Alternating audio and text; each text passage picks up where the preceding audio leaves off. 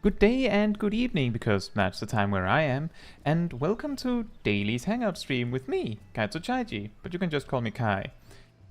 Hey Chester, hey Gazel, hey Siren, hey Rust, hey Matthew, hey Tristan, hey Rada, hey Yubia, and hey Wolm. Hope you're all doing very well. So just to go over as usual, we just go through Aham and Gleaming. I hope you're both doing very well as well. And Mayor Clanger. And Sharo. We have an army waiting in the wings. Hey, Aradel. You're all doing super well. Right, so we just go through most of the daily roulettes. So we do Expert, 90, 5, 6, 7, 8, Leveling Trials, Alliance Raid, and Normal Raids.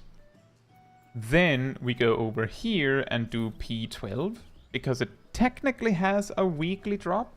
And then we also do Thalea, because it has a weekly drop. And then we see what time it is. And usually, it's past the time where I plan to stop for the evening. But, we'll see. Hey Cranberry, hope you're doing well.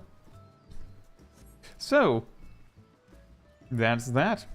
What's the weekly for P12? There are these, I think I have them on one of my retainers. Let me just find it. Hey, me, who else? Hope you're doing well. These unsung blades of Anabasias.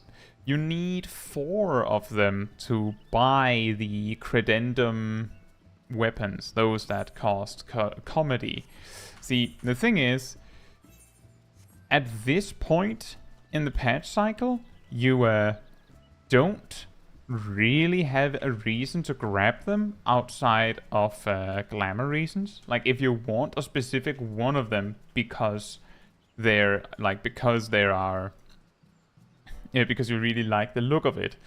But for any other reason, it's like for the most part, the augmented crafted weapons are better if you're not upgrading them. And you probably are not upgrading them because if you had the material to upgrade them, you're probably savage raiding. And if you're savage raiding right now, then you would probably be more interested in, like, either you would have the slightly superior savage weapon drops, or you would have already upgraded your credendum weapon to the extra augmented version from the Criterion dungeon. So, but if you don't do that, then you would probably be more interested in just collecting relic weapons. So there isn't that much reason to farm the knives, or the unsung blades of Anabasias, but the reason why we do them is, technically, there is a weekly reason to do them, and they're fun to do. That's kind of the reason. Hey Hoshi and hey Jacob, hope you're both doing well. And get well soon, Hoshi, speaking of which.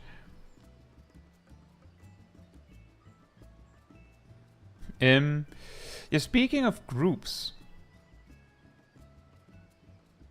the way that I usually do it is, of course, I step over to a spot and then I say what we're doing, and then you come over to me if you want to join for that. You don't have to care about how many is already in the group, or how many have already walked over to me. We'll make a group of those people. And then, like, if there's a lot of people, then maybe you can make a second group, or a third group, or whatever happens. So, if you're interested, you just come over to me.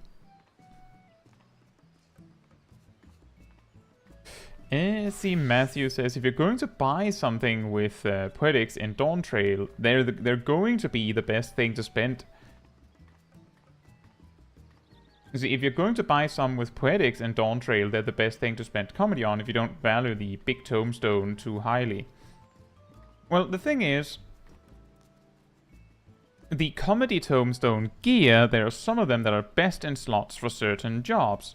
So you might be interested in that. If you've already collected all of the best in slot tombstone pieces for all roles, then there's less incentive there. But if you're a casual player, then the credendum armor and accessories will be your only way to get 660 gear combined with upgrading materials you get elsewhere.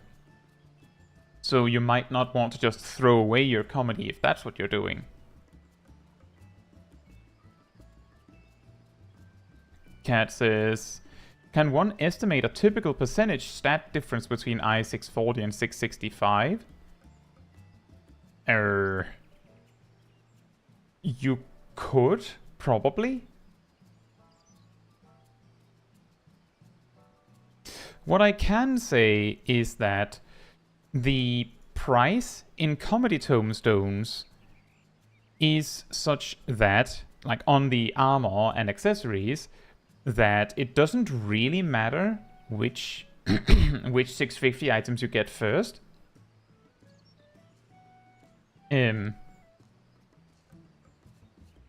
Because the price in tomestones actually makes it relatively the same. Sure, the armor will have defense as well, so that also plays a factor for some jobs. But it can be complicated to determine the actual value of stats, because you have to remember that if you switch a 640 weapon for a 665 weapon, you're also gaining multiple points of weapon damage, which is far more impactful than the main stat.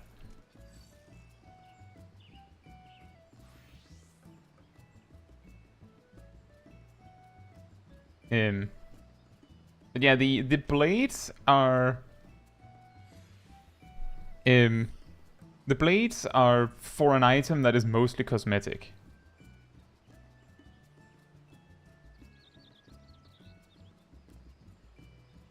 Also, hey Eleven and Traverse, hope you're doing well. On the topic of gear, when should I really start melting? When I get the 640 crafted set at level 90, or wait until 650? Well, the question is actually two things.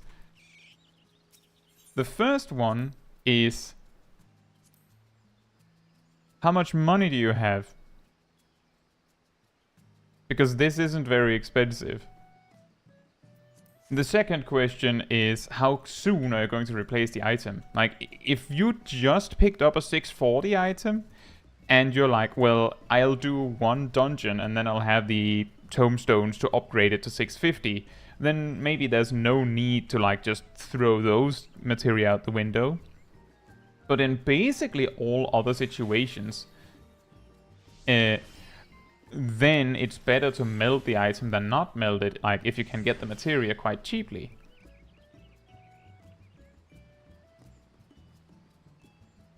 So I would recommend that you melt. Of course, if you're playing mostly casual content, or not savage raiding and stuff like that, then technically melting your gears, chiefly it's entirely optional, you don't have to do it. But you'll do more damage. Hey Neflarion, hope you're doing well. We're talking about melding your gear with materia. It's a common question when you're gearing up, because it goes rather fast at first. Like, when should I bother melding? And yeah, with some gear, you'll buy a 640 item, like your crafted set, and then you'll almost immediately start augmenting it or replacing some of them with credendum pieces, what have you. So you might not sit with those items for very long, but given that the price for materia right now especially isn't like super high, and it's probably only going to fall further, you have like not that much.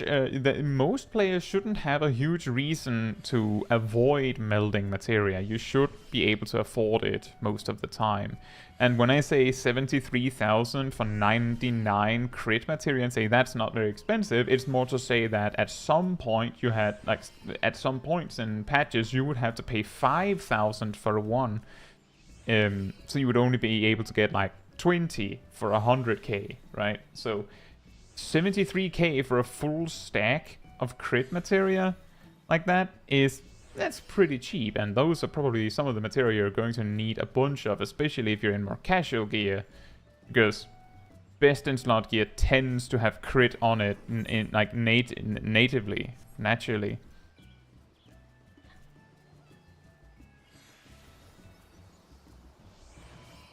And that's also the thing, Neflarian. If you're leveling, like if you're actually leveling up, then there's basically no reason to meld your gear. And that also goes over to something that isn't very well explained in Final Fantasy XIV. When you get synced down in a dungeon, so like your item level is reduced, the things that happen with your gear when you do that is, this is a good example, your item level, the item's item level is reduced, which reduces these numbers. So the cap of crit, determination, spell speed, and piety, for example, are getting reduced. Not the actual amount on the piece, which means that if you get synced far enough down, your determination will just be capped at however much can be on it. But the second thing that happens is that the materia that might be on your gear is turned off, which is the reason why you sometimes see ultimate best in slot sets where they're using like legitimately gear from the expansion, which thus meets the highest possible item level allowed in the ultimate, so that that piece does not get synced so that it loses its materia, while other times they just use a really high item level item because it happens to like cap the stats you care about anyway without materia. But because of that, while you're leveling, it is very common that you'll land in content where it gets synced down, and because you get synced down, your materia do nothing. Like, unless you're explicitly leveling the job by spamming the highest level dungeon you have access to all the time, which might happen if you're like a tank or a healer, then your gear is probably going to get synced down in some capacity. On the other hand, maybe you're stuck with gear as you level for a while so that the materia might be helpful. Like, for example, if you're spamming dungeons, like if you're spamming Siren Song C, you're probably in level 60 gear. And the gear from Siren Song C is not going to replace that if it's the Poetics gear. So Shisui of Divided Tides will not either. Bottom's Metal will, but depending on how many times you end up running that dungeon, you might not replace your entire set. It's like, if you're like working your way upwards in item level, then that's a completely different story. But the general idea is you don't need to meld while leveling, although you could if you think it's fun and you have the money to spare. Right. So with that said, if you would like to join me for Expert Roulette, come on over to me. And we'll see how many we have. Maybe we'll have multiple groups. I think we do. Let's see. We're 7, yeah? Jake, we're 8. Okay, we can make 2 groups. Right. Well, how about I just invite, like, I know that we're going to be a lot of people, so I'm like, we'll just have to rotate people as we do content. That's how it'll be. Can you four, Nev, Graham, Cat Damon, and Gazel, you could form an additional team and do Expert Roulette as well? How does that sound?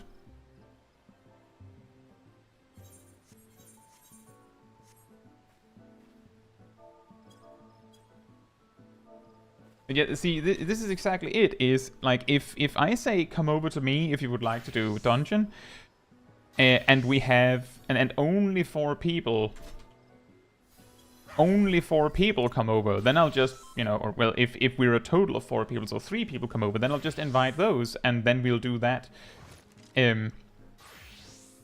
But if like more people come over, then I'll, you know, say, oh, well, these people were in the last group, these people were not, and things like that. So if you want to come along, you just come along.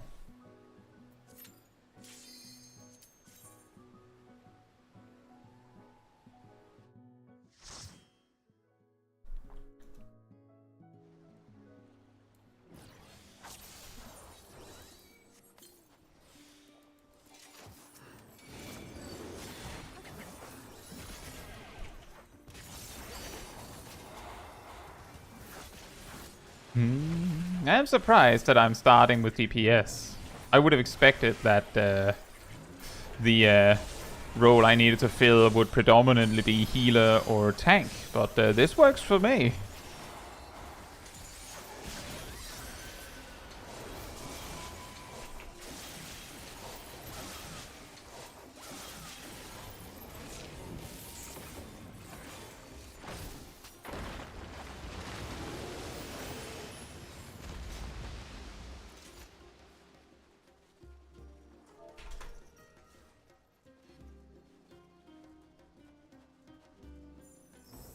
Good luck with your journey, Travis.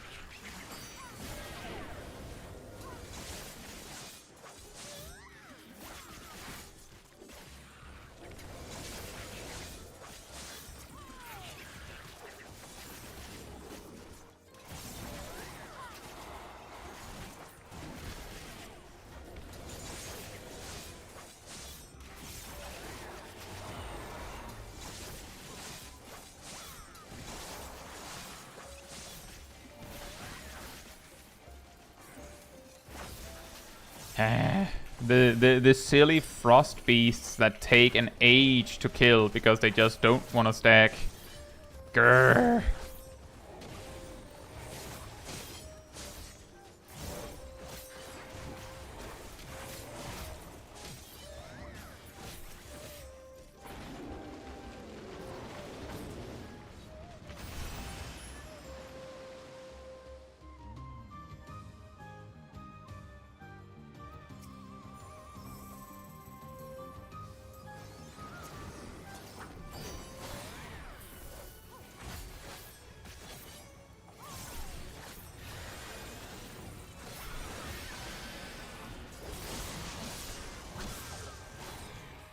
Hey Malice, thank you so much for the month as a cultist of the pink. Thank you so much.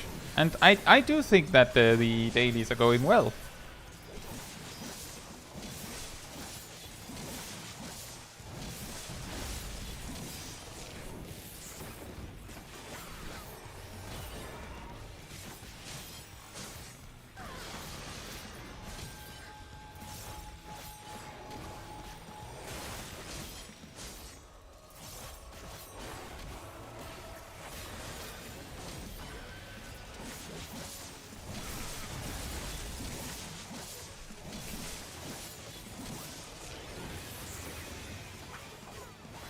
Yeah.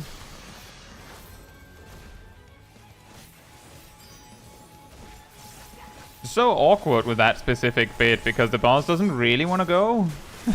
Not really.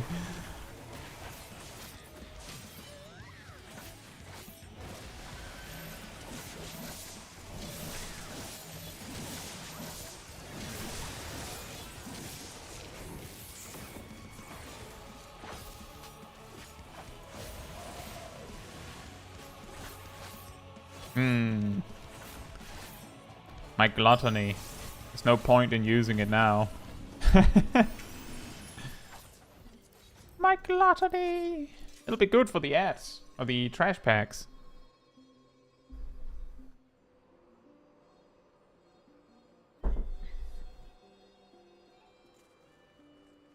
Yeah, that's true, 11. What was it you said last week? That it feels like every single time that you're watching these daily streams, I'm fighting the weird fish with legs, right? Hey Ryan, hope you're doing well from work.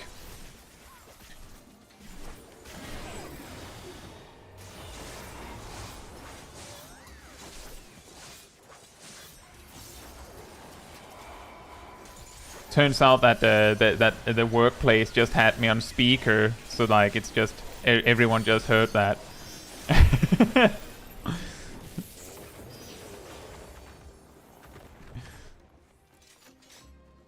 Wouldn't that be something?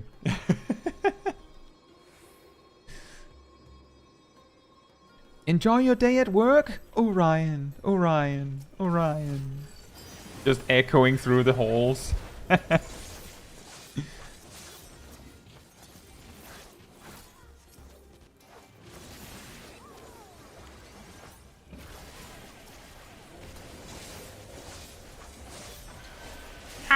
should have waited.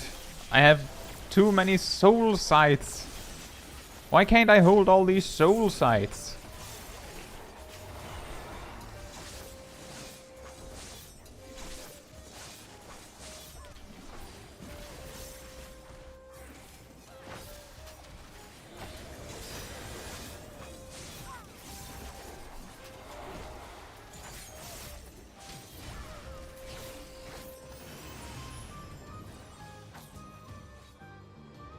Yeah, yeah, exactly, Ryan. You're just sitting there in their big room with it on speakers. You're like, oh, maybe no one will notice, and then just me calling you out right then and there.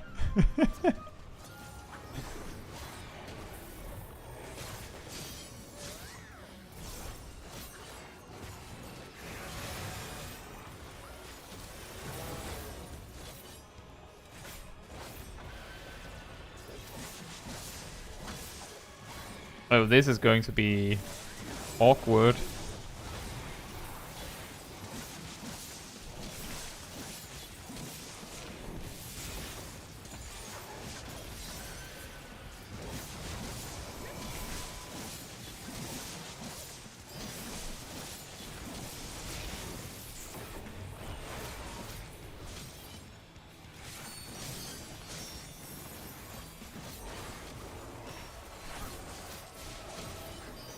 Oh, Devilment! Well, I have another shroud.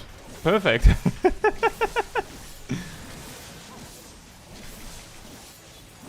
Ow.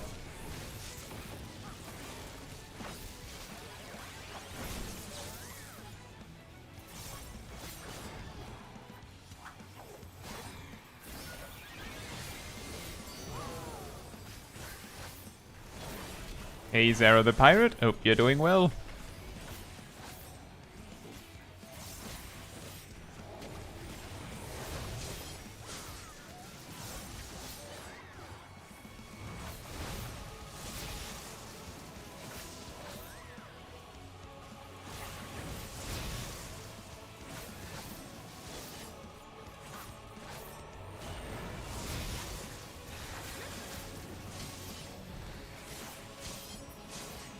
Nice.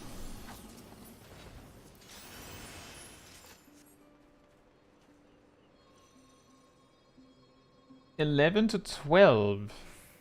I mean, yeah, I would say, isn't that just before lunch? Isn't that just... that is almost worse. What was it I remember? I can't remember who said it, but I feel like I've heard it multiple times. The joke, almost, that if you were to be on trial, the best time to be on trial would be right after lunch, not before lunch. To have to deal with angry judge. Whoops. Or hangry judge, even. Hey, Bob. Hope you're doing well.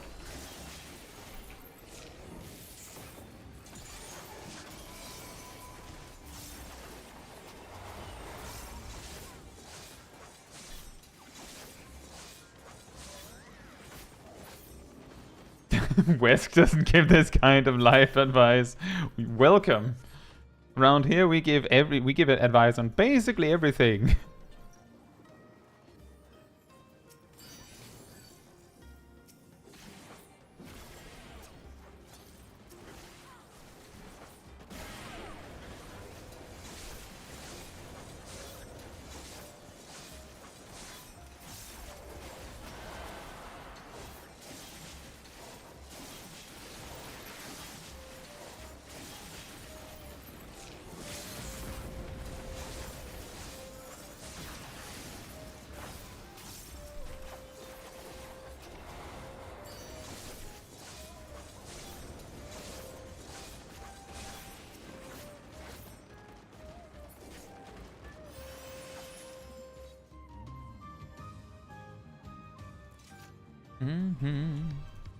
It is a little awkward when planning meetings around lunchtime, right?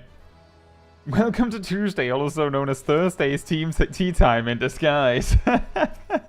Yeah, it turns into tea time if you present me with an interesting enough subject that I get completely sidetracked discussing that.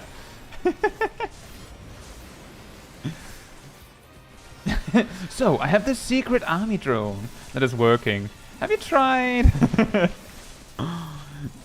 That's pretty good.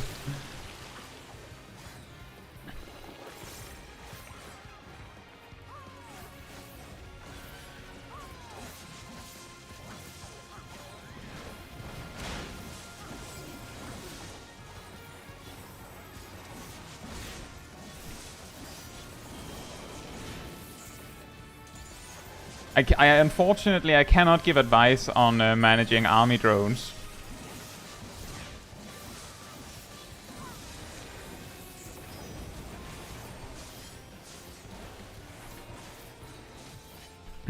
Are we doing live advice? Yes, it is. Have you never in your life been in the weird situation of having problems with your secret army drone?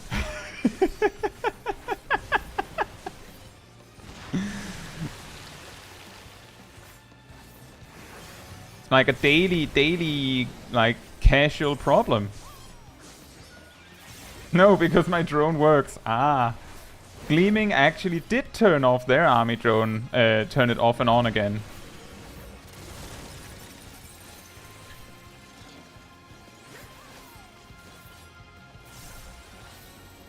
Heh.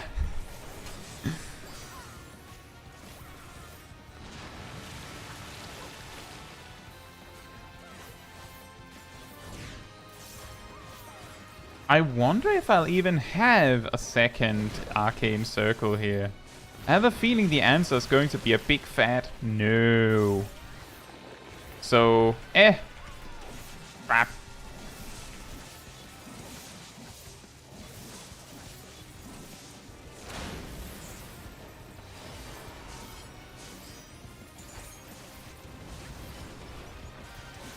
I don't even know if we'll actually get the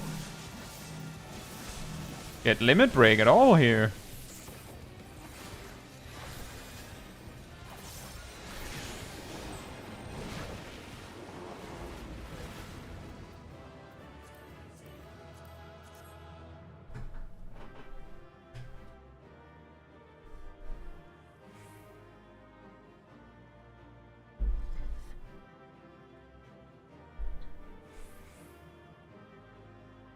Any advice if a prospective employer sends the hiring paperwork without a contract and keeps saying they'll send it soon and they want me to start ASAP, but it's been a week?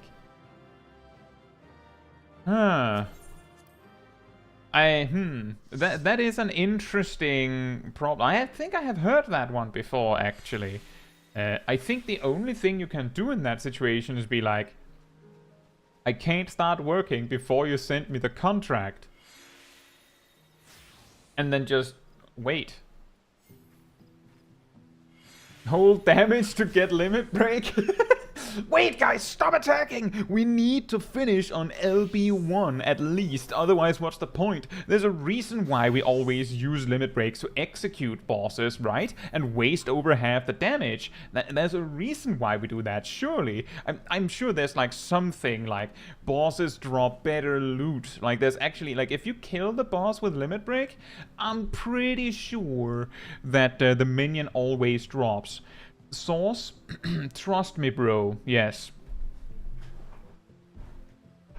I'm still using my manned airplane. Trevor says this is reminding me that I'm still chasing a ghost bug in my web app. Hate those only happen sometimes issues. Oh man. I had one of those ages ago at previous work. It turned out, in my case, that the reason why there was this ghost bug that only happened sometimes was because the way they tested something in the test suite was that they used a website, like and basically a public use testing website that would just, respond with a specific respond code every time was the idea. But sometimes it just didn't. So obviously the solution was don't do that. Like don't make calls out to some random public website to test your test suite like that. But that took a long time to discover. Because it wasn't obvious that the problem was the website. Bob says, I'm currently trying to level Astrologian below level 50. How do I deal with MP management? I already used Draw Lucid Dreaming on cooldown and try to use Benefic as little as possible to still almost run out of MP. Remember that, now you said below level 50. Remember, like, if you need to heal a lot, do consider setting up things like Aspected Benefic while you have time, because it's way more cost effective than spamming Benefic 2. If you make sure to use Essential Dignity effectively, like when your tank is dropping low, you use it then, because then it's over twice as powerful. You said below level 50, so I'm assuming what you're trying to say is I don't have Astrodyne. But if you're having MP troubles, that's better than if you're having your tank is dying troubles. So I'm guessing what's happening is that you're giving it all you can to make sure that your tanks are not dying. That can happen. But my best recommendation is try to rely on Aspected Benefic more and see how low you can get away with having the tank. At least try to get as close to 30% as possible, because that's where it peaks, and then use Essential Dignity. There's not much else you can do. Hey Firefly, hope you're doing well.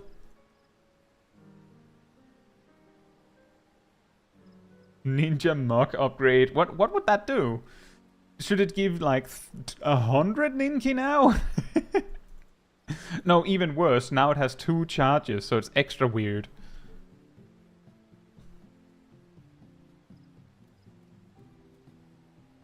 Yes, Jacob says a good way to go about it as well is, try and use Benefic 1 or 2 on your tank early in the dungeon and see how much does it heal, so you don't, spam Benefic 2 more than you have to.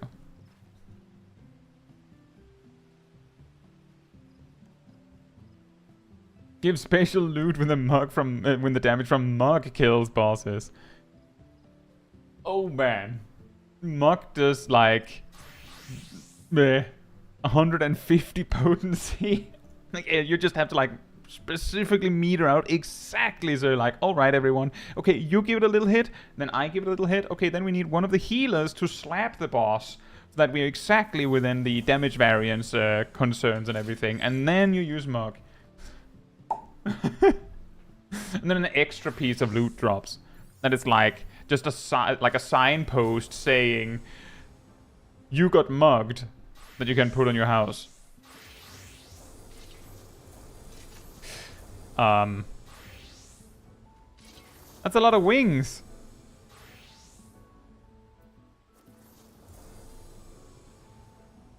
Extra gil.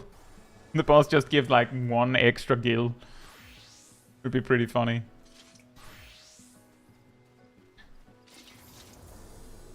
Right.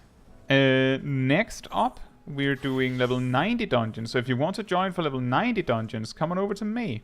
And once again, you just come over if you also want to be in the party, and then we'll rearrange. Right, we are... Wait, are we 9 now? Did we get an additional person? What happened? Right, in that case, I will leave the party and grab 3 people, so that, like, we have a lot of people that want to do dungeons, so I don't know, do you still have your party going?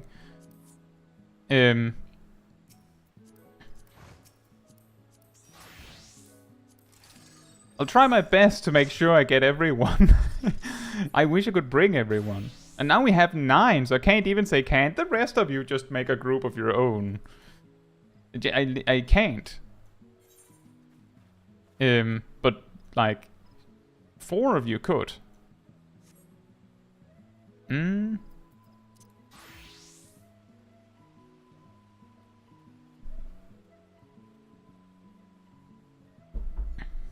Hey, hiya, Ben. Hope you're doing well.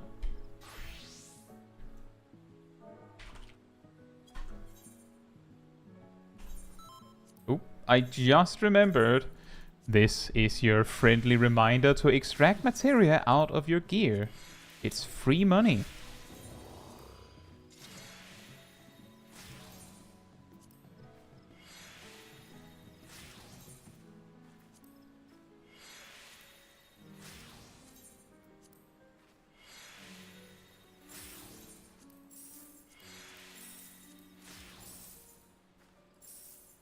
Right. It seems like... I don't know if you're making a group there, but there are at least 5, so you could make a secondary group. It's my next relic target? Ooh, I don't know, actually.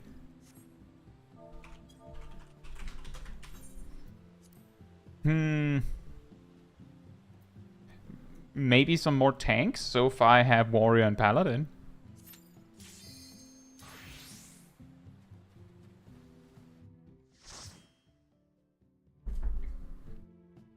A-Man says, which melee DPS do you recommend for a new player? That depends. If it's like starting from completely new, then, I mean, I think Dragoon is easier to start with, but Monk is probably more interesting because it's more front-loaded with its mechanics. Like, it depends on the person. And I don't think either of them are super great as your first melee DPS, which is a little silly, actually.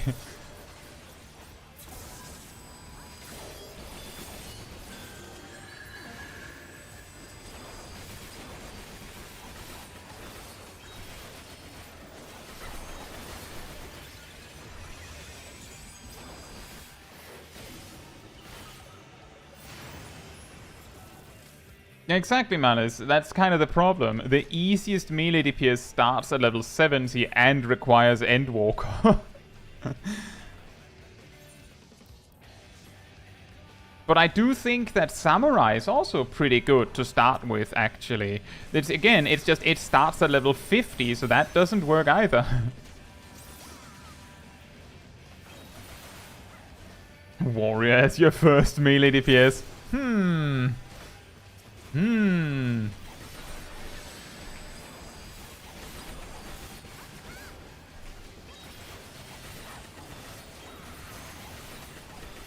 Yeah, I think if you want a really, really, like, simple start, where you don't have to deal too much with all sorts of complicated mechanics, then I think Dragoon is better, because most of its difficulty actually is loaded after level 50 and so on. Like, you just have Lance Charge, like that, and Life Surge. Those are like the complicated parts of your toolkit.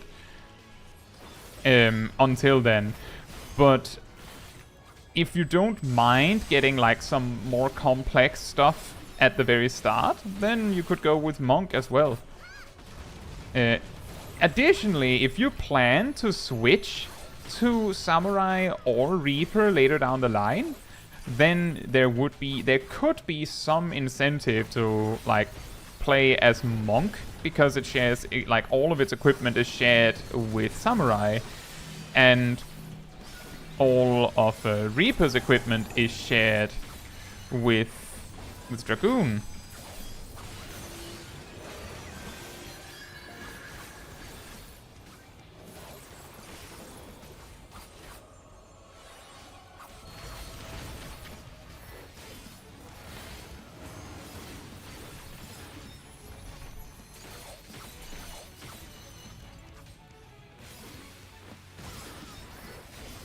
Me sneaking around the missile while getting my positionals. And they confirmed that Viper will share gear with Ninja. I'm pretty sure they did. Pretty sure they did.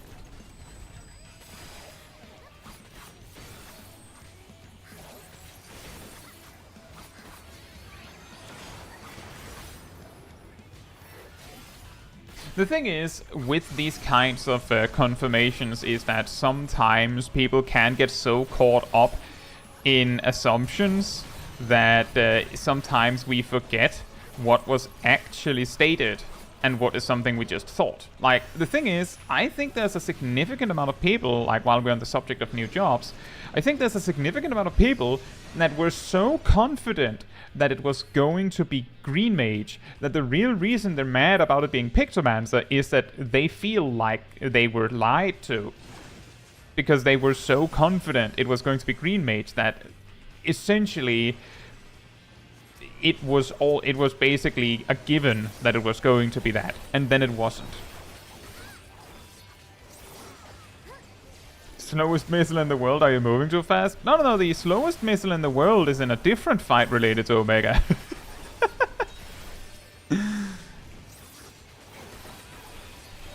I do believe that so as well, Firefly. I'm not saying that it's not true. I was just saying that the reason why I said I can't remember is because I can't remember if it is something that we assumed was true or not. But it sounds like there's multiple people that can confirm that it was indeed something that was confirmed.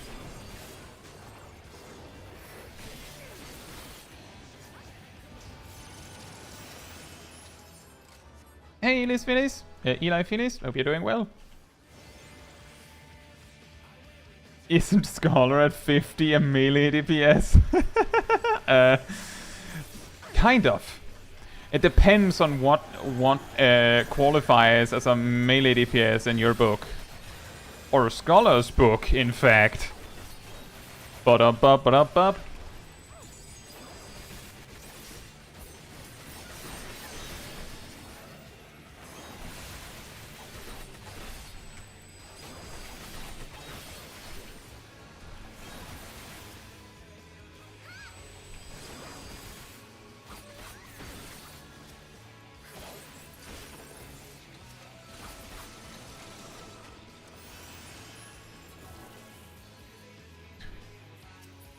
I mean, Neflarian, the key thing that people latched onto and said, guaranteed it's going to be Green Mage, is that there was an object that looks like the icon for Green Mage, like from other games that Green Mage were in. The reason why I think that was like maybe a little bit excessive to assume that meant Green Mage outright is that Green Mage isn't in very many Final Fantasy games, so it's not like White Mage, where like if they had put straight up the White Mage outfit somewhere and then gone, psych, it's not White Mage, like I know White Mage is in the game, but you get what I mean, surely, then like it would have been a little bit more unfair to like do that like mix up, so to speak. But specifically Green Mage, to my understanding, is like that's like an ultra rare job in the Final Fantasy franchise. And yeah, I feel the same, Eli Phillies. Like, for me, as I said, my perspective on the Pictomancer reveal was, well, I mean, I was already suspicious that they wouldn't be able to, make a satisfying Green Mage, given that they don't really want to do dots and stuff.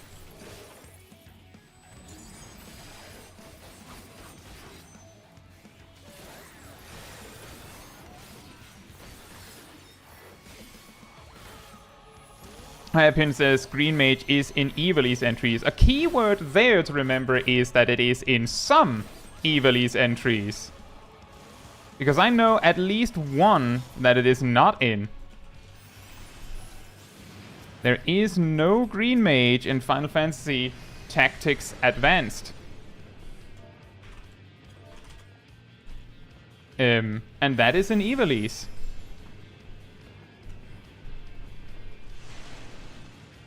So it's like, it's not even like all of them. And yet Pixelmancer, like, if I recall correctly, Pictomancer specifically wasn't exactly in 6. It was more like this particular character paints. Like, it wasn't a job so much as it was just this particular character has this quirk. Like, it would be as it would be like it could be comparable to like going, what job is Cloud Strife from Final Fantasy VII? Can we have that as a job? What would that do?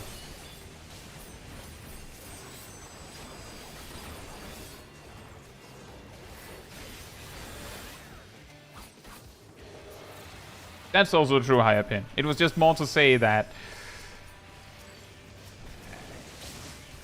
in both, like, I'm just saying that the reason that the reason what job is Cloud indeed.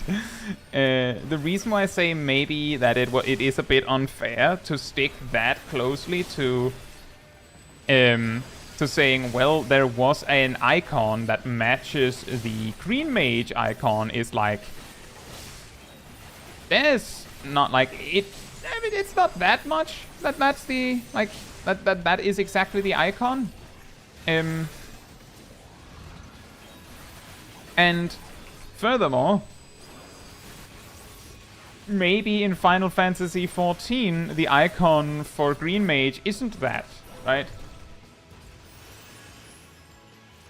Yeah, that's true, Niflarian. Like, for example, with Sage, if they had said you're getting, like, if they had announced you're getting Sage and then, like, half a year later had, like, a presentation and shown the Sage that we got, then I'm pretty confident that some people would have been mad about it. Specifically because it's not Sage. Like, it's not Sage as we know it. So, that is also part of what I was thinking when I said I'm actually not mad about, I'm not disappointed in it being Pictomancer, because I would rather have a fun Pictomancer to play than like not really a green mage. Alternatively, since they haven't given us green mage yet, there's still the possibility of us getting it later.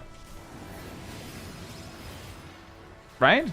Like, there's a positive to this.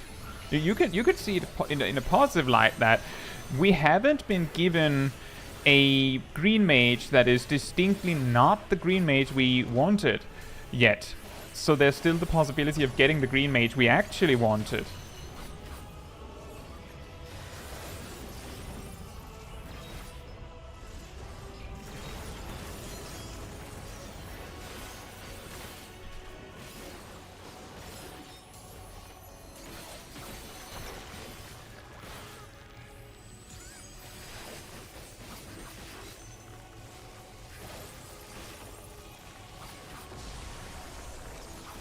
Yeah. See, the thing is, Hairpin, that with regards to Beastmaster, we can also still manage to get disappointed, hypothetically. Because as Traverse says, it appears that getting dot-centric jobs might be a pretty big ask, given that dots have been strongly removed over and over again. Incidentally, we've lost pet jobs, right? So the hypothesis that I've heard from some people is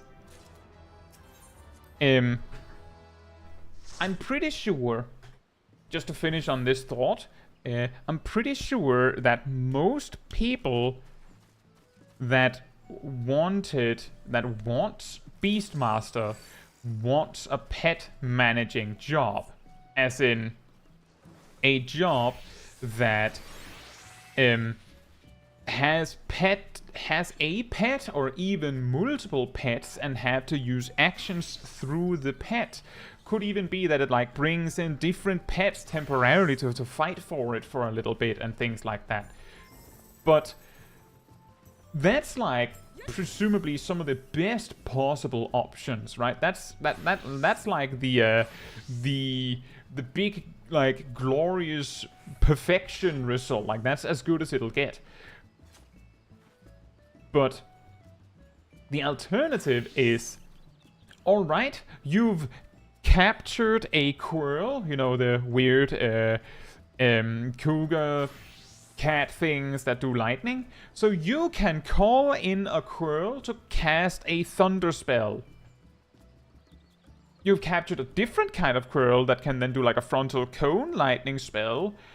But ultimately all of your attacks is just do thing, and then an attack appears, and then you say do thing, and then an attack appears, and then like all of your summons are basically just single attacks, a little bit like Summoner. I'm pretty sure that's like the worst case scenario, because then it's basically Blue Mage with a different colored paint, right? But I mean, they could do something similar to Summoner without it being too bland or boring. Because let's say you summon that Quirl, it comes in and does like, I don't know, like a circle AoE, and then it stays around, and when you use attacks, you're like doing an animation alongside the Quirl, like doing some sort of like duo attack that you can do for a few GCDs because you specifically summoned it. You know, a little bit like Gemshine and Precious Brilliance, you know, the summoner attacks.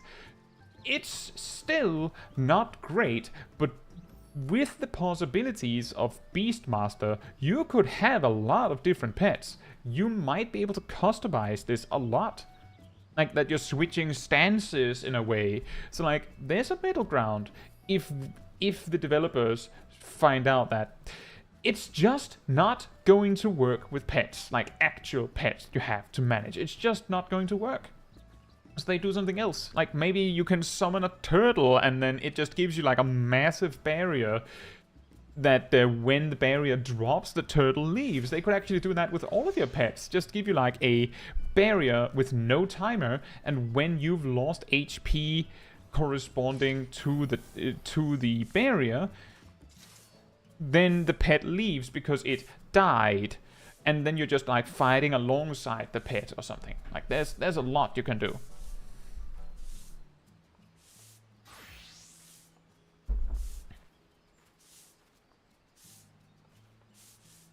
How have they nerfed Blue Mage several times, Neflarian? I know they've nerfed it by making it so that you can only self-destruct once every 10 minutes. Is there anything else?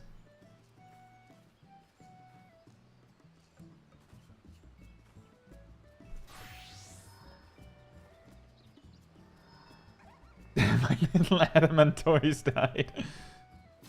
They also made it so Doom doesn't work on most Fate mobs. Doom specifically? Unless that's a recent change? I'm assuming you mean like kill spells in general, like Ultra Vibration, because I haven't noticed that, but then again I haven't done Fates with Blue Mage since like mid Shadowbringers. Yeah, I can kind of see why they would do that. Blue Mage has gotten so many crazy kill spells that it is a little bit insane. You just see like a Blue Mage come to the area, they just do a whirlpool, suck in every single Fate mob in the area, Ram's Voice, Ultra Vibration, and they're dead. Unless they're immune, right?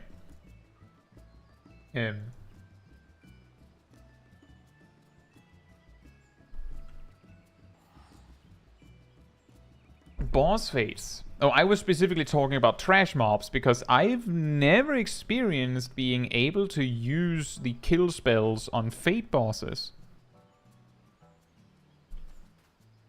Right, if you want to come along for 5, 6, 7, 8, come on over to me here at the vacant tables.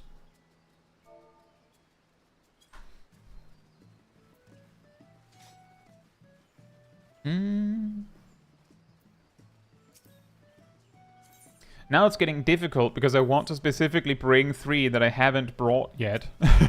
But I also don't want to skip someone who has lined up 3 times now.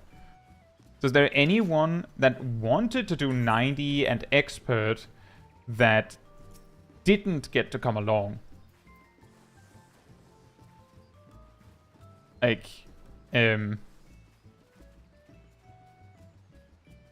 because I'm pretty sure there is one. I, however, can't remember who it was. Was it Gazel?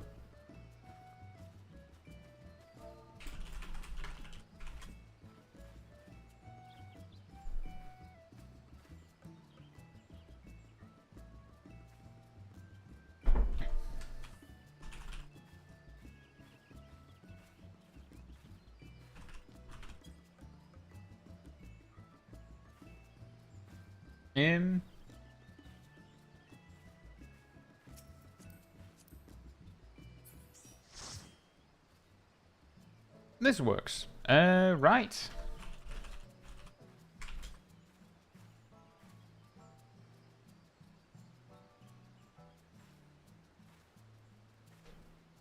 It is an excellent new emote. Enjoy your D&D, Siren.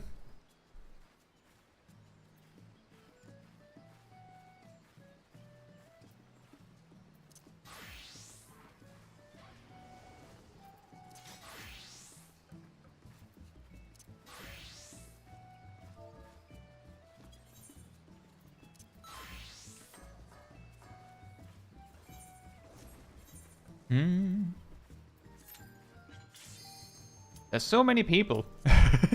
We could almost make 3 groups.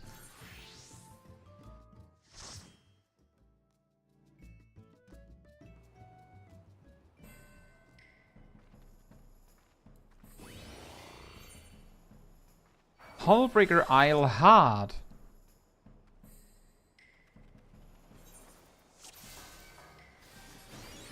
When did I last do this dungeon? I think I forgot it existed.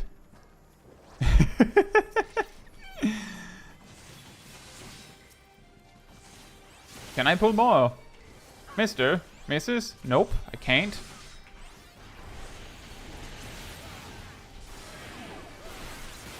Exactly, what? Where is this?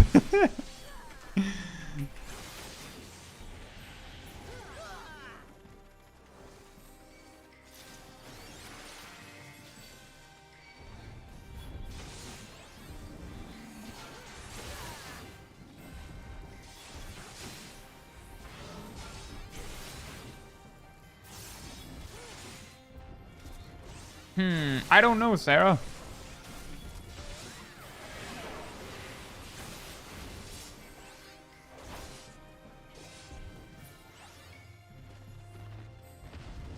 Enjoy the meeting, Traverse, if you can.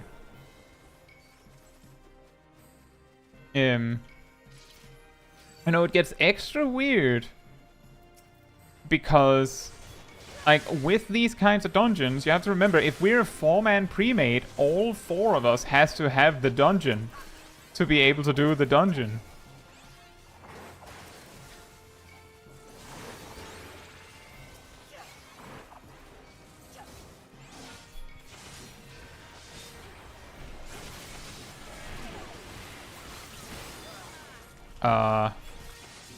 What happens if I do this?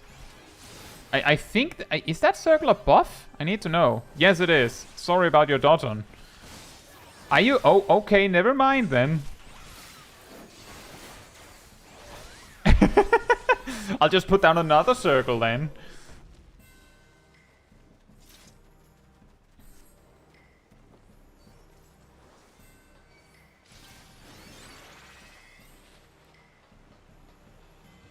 Can't even remember. Yeah, maybe I've been in this dungeon once, ever, actually. Wait, was that fireworks?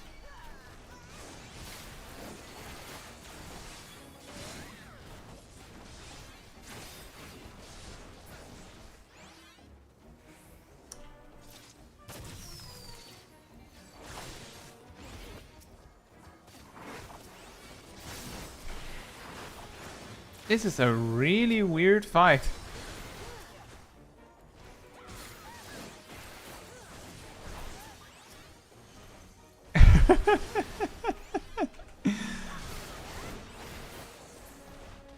But wait, there's more. Hey Coconut, hope you're doing well.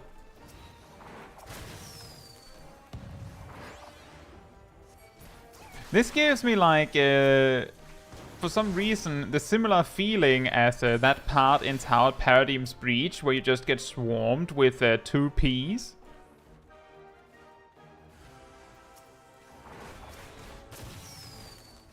It's a certified Heaven's Ward dungeon.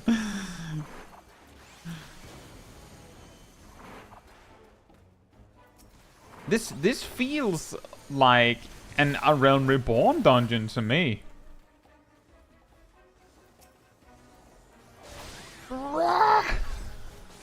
You know, the weirdest part about all this is that because they just keep sending in more dudes, I have no idea when this fight is ending. Which makes it feel even more tedious.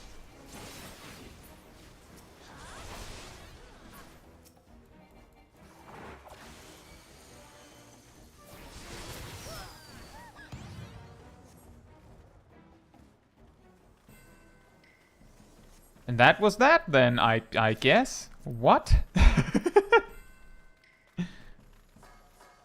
Five Places is an AR patch content dungeon. That can't be, because I'm level 60. But I see what you mean. It certainly feels like that. Hullbreaker Isle Normal is a patch content or Realm Reborn dungeon. And I've done that one many times. This one? I have no idea what this is. I can't remember ever doing this dungeon. I might have done this once. Like, ever.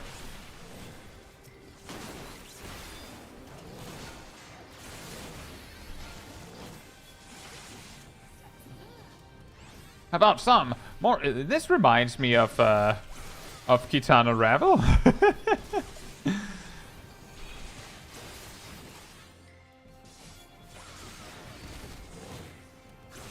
A lot? Ow. Ow.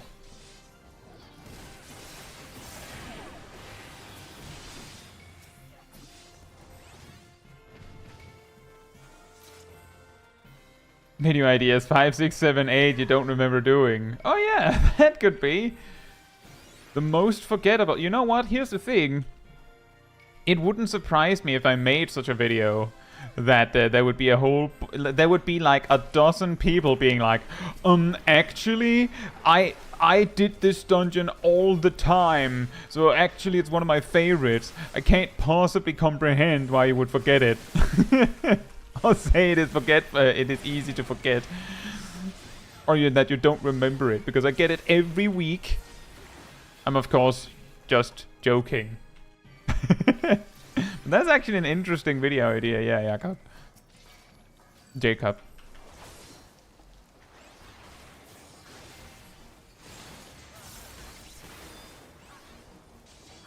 They're kind of similar to one-off mechanics, yeah. Speaking of which... What are you... Hey! Hey, Ymir, we're fighting you! Apparently.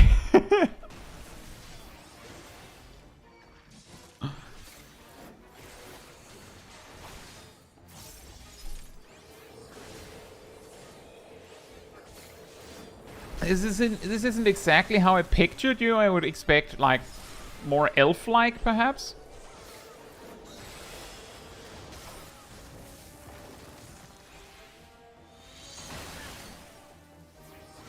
Ow!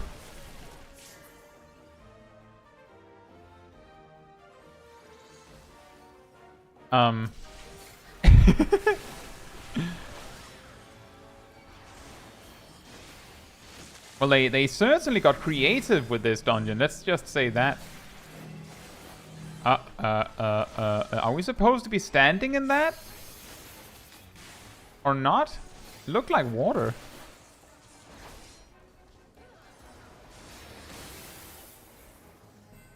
If Flarian says Matoya's Relict is something you forgot about. See, the thing is, Matoya's Relict, to me, was memorable because of something really weird. It is possibly the easiest expert roulette dungeon I've ever had. Like, it's so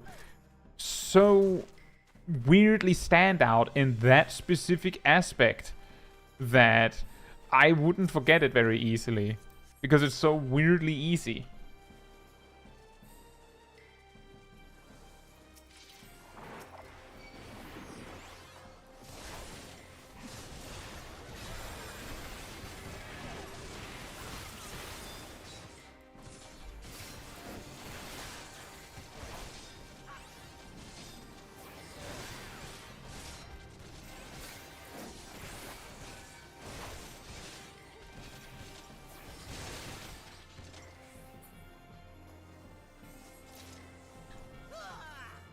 Imagine all the comments. Yeah, exactly.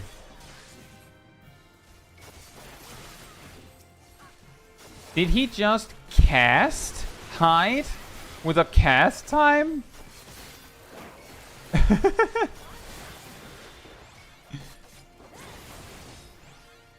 I think it's for the best that we got ninja and not whatever these guys are cooking.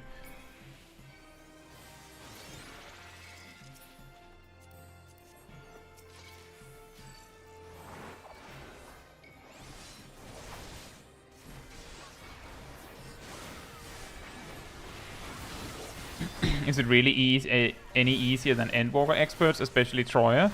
Let me put it like this. There are trash pulls in Fell Court of Troya where you kinda have to heal a little bit. Remember, in Shadowbringers, warriors didn't have the insanely overpowered raw intuition that they have now.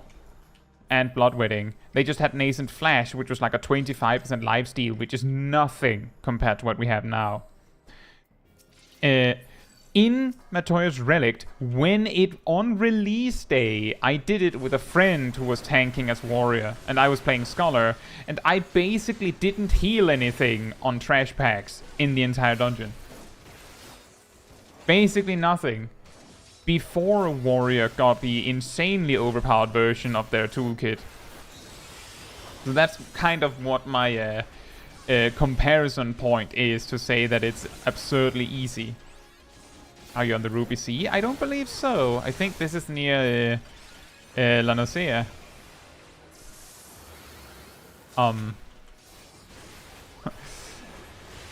He put on his mask. Oh, nice. Should we go this way then?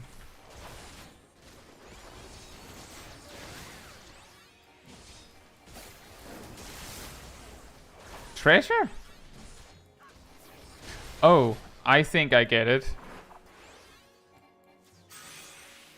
Or maybe not. Nope. I don't get it. It also didn't matter because the attack basically did no damage.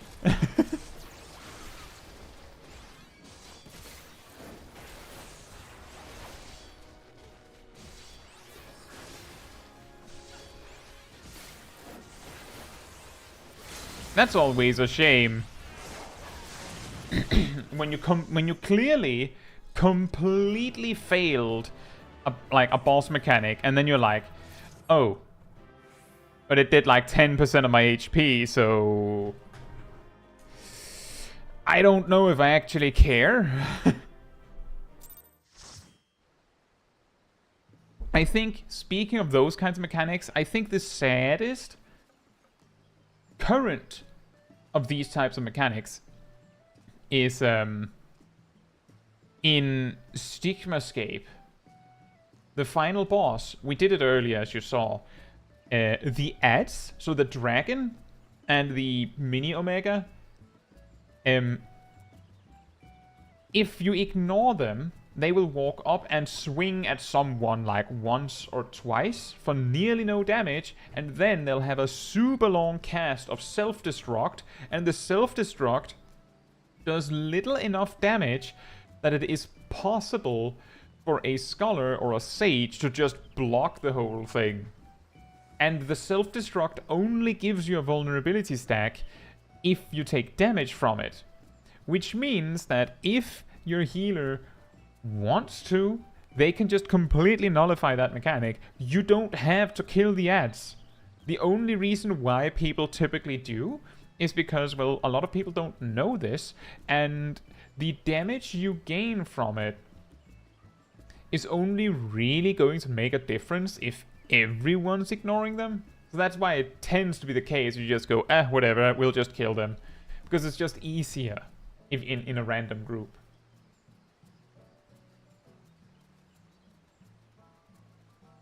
Gleaming says, I've definitely finished the Alexander raids before, but I got a cutscene on Brute Justice the other day anyway.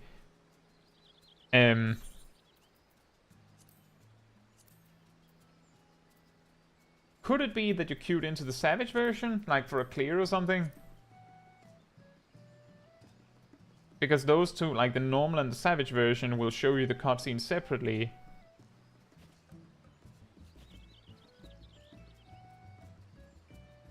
Want to. Well, I mean, the thing is, the Scholar or the Sage might have to go, you know, Eucrasian Prognosis or Soccer, which is technically a DPS loss for the healer, and the even dumber part is you could, you know, just take the hit. Because the even dumber part about that mechanic is that these ads come down like one at a time, and then no more ads come until the vulnerability debuff that the dragon would have applied to you is gone. So if you just don't fail any other mechanics, those vulnerability stacks basically don't do anything. So even the healer can just look at it and go, don't really feel like it. Really, really silly.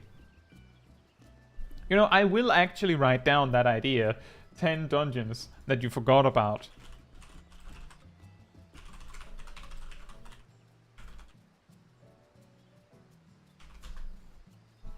That's really funny. The worst part is that that video will probably include the 10 dungeons that I can remember vaguely, but will not include dungeons that is so forgettable that I didn't even remember them when I was thinking of dungeons to remember. Right. Next, we do leveling. If you want to come along, come on over to me.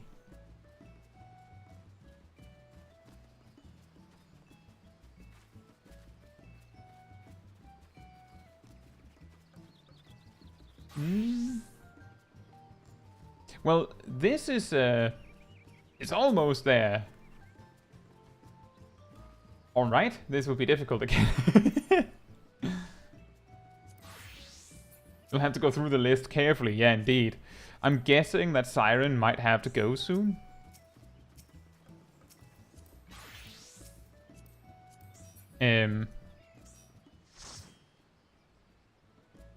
Something like this. I think this works. I just want to remind everyone that I'm not trying to pick around anyone specific. I want to bring you all. It's just a little hard to remember, like, how long it has been since I brought a specific person. And I want to bring everyone. And I'm trying my best to make sure to bring everyone. Right, we're doing leveling roulette next. And remember, for any secondary or tertiary groups, remember to put on limited leveling roulette.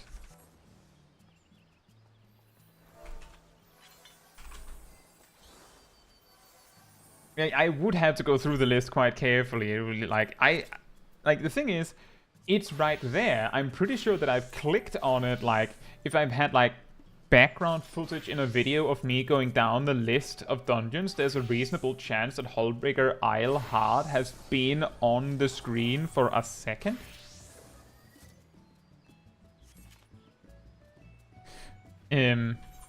But it's been so long since I did it. Like, when I saw the last boss with the chests and things, I can't actually remember. I might have done it one other time in, like, Shadowbringers. Like, I might have done it in Shadowbringers. Gleaming says, it's like how I say Finian is the most forgettable Pokemon, but it's actually the most forgettable Pokemon that I can remember forgetting. Let's see. What's a good one? It's kind of funny, because I'm pretty sure the most forgettable Pokemon are more likely to reside in Generation 2, because many of them kinda sucked. Like, power-wise, they were really bad.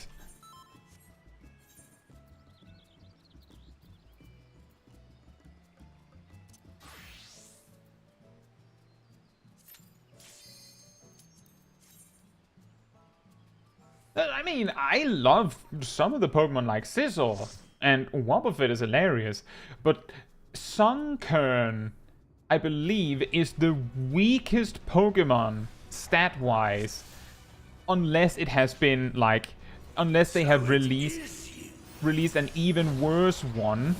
Sunkern has always been, like, the poster child of garbage. in terms of power, like in terms of raw stats. It's hilarious because it is like that, but there's no getting around it. Sunkern is bad. Standler as well is kind of quite forgettable. I have no trouble remembering Standler, especially because it got an evolution recently. And I also know that it's actually some people's favorite Pokemon. Weirdly. I sure hope whoever's getting all that aggro is ready for it, because I can't reach those mobs. Like, I can't. Like, no chance. And there's still far to go.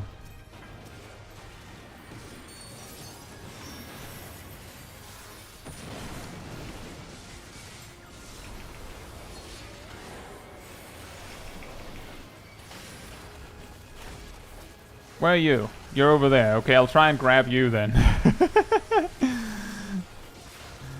I can't see anything.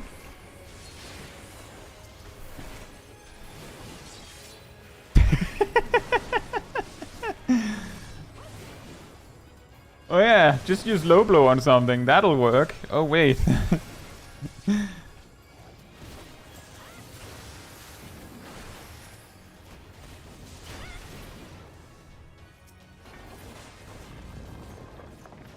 Hey Jack, hope you're doing well.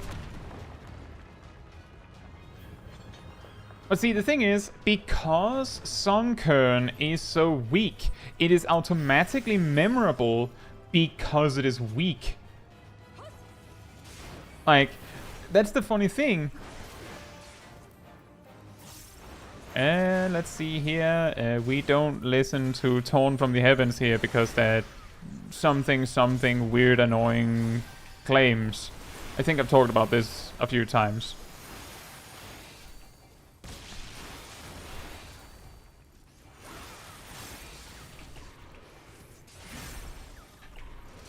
The long and the short of it is, I don't know if it's changed. It's been a while, but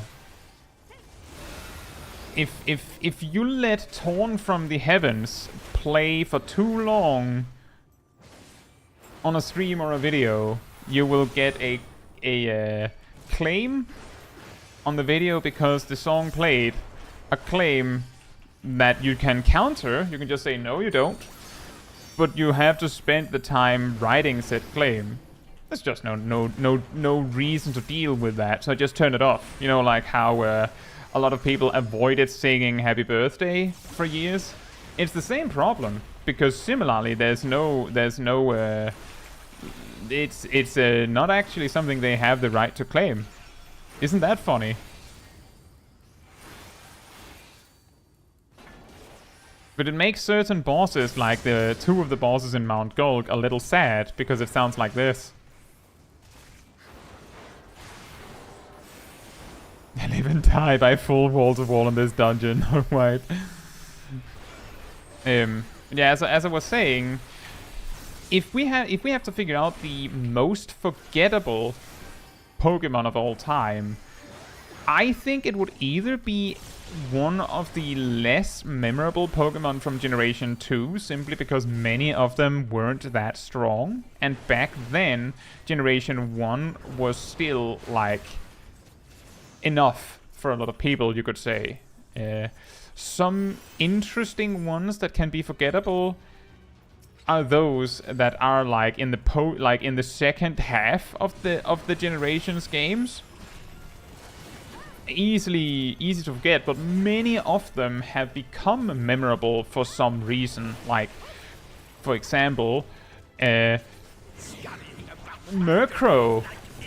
But it's memorable because it has an evolution, and also Murkrow has been competitively relevant somewhat recently. Meanwhile, I don't know, something like Ladybug?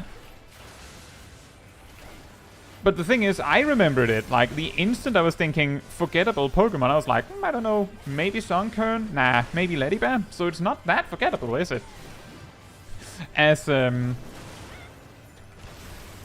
Matthew said, we would probably have to go thoroughly through the list. No one's talking about Shuckle. I don't know, people always talk about, like, Shuckle is actually pretty memorable, specifically because it is that chonky thing. Like, I'm not talking about it because it's not forgettable. It's like one of the ultimate gimmick Pokemon. Like, yeah, exactly, as Jacob says, Shuckle has a meme.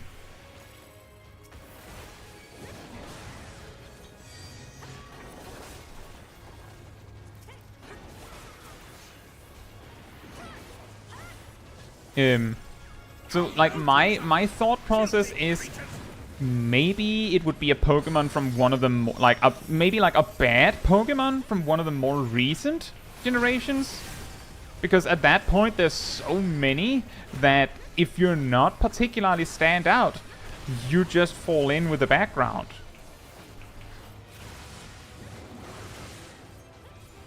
And yeah, also that, Neflarian. The thing is, the best way to know for sure whether something would be forgettable or not, I think, is like if you go through a huge amount of people and go, like, you would have to ask a lot of people, I think, and then see which one just never comes up.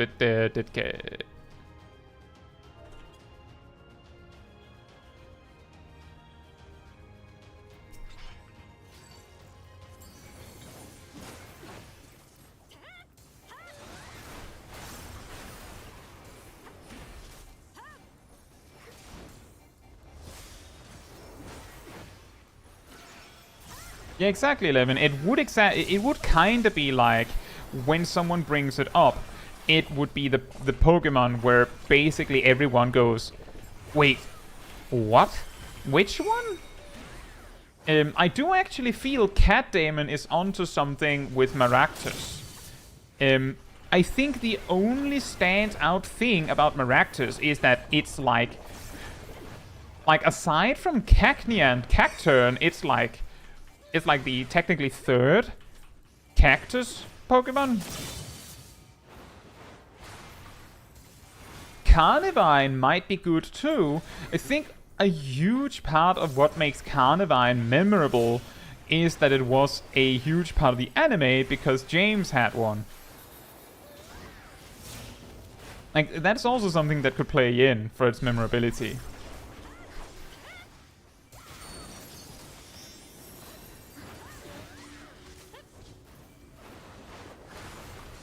And yeah, exactly, Viek. As I said, it would probably be something from one of the more recent generations, because there's so many Pokemon at that point that instead of just being, well, I mean, this Pokemon has this particular standout thing about it, it becomes, no, there's like 3 other Pokemon that can do that. So it's not special. By that point. Like, for example, with Cacnea and Cacturne, those could be memorable simply because they were the first cactus Pokemon. Then Maractus comes around, it's like, I mean, we've already kind of seen the cactus Pokemon.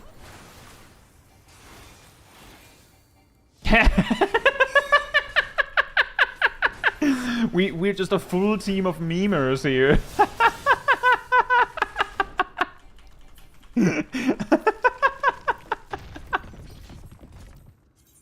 Excellent. Everyone just to the edge. Righteousness will prevail. Of course we're doing the Giga pull. Of course we are, Jacob. I'm sure Siren can take it. Someone take the chest or something if you want it.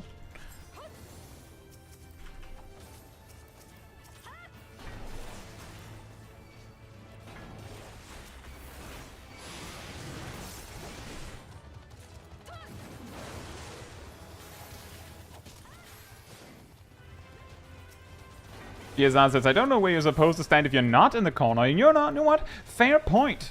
Because I can't remember. I don't know either.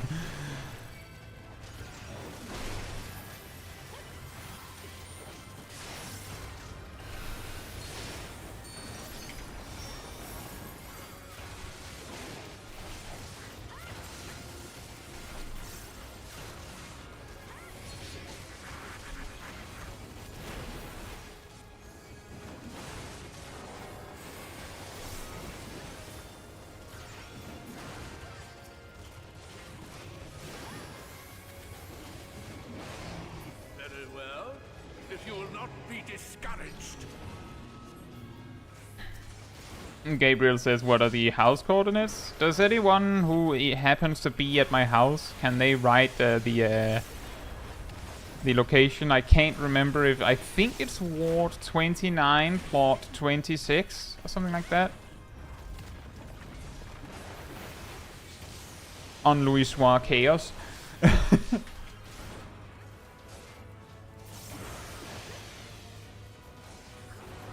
But yeah, also Viek, that's also a thing for me, is that while I can say... Yeah, right, Ward 29, Plot 36. Thank you. While I could say, oh, the least memorable Pokemon would probably be one of the newer generations, I would have the same problem as Viek in that, like, while I know some of the newer Pokemon, as far as I know, a Pokemon is not memorable for me at all if it wasn't memorable enough for people to, like, actively talk about it. So some random, like, filler Pokemon in a generation, in a newer generation, would just go completely under the radar for me because, well, I never saw people talk about it, so I didn't even know it existed. And I think, in fairness, that we can't call a Pokemon forgettable if you never knew it existed in the first place. Like, you know? That doesn't count.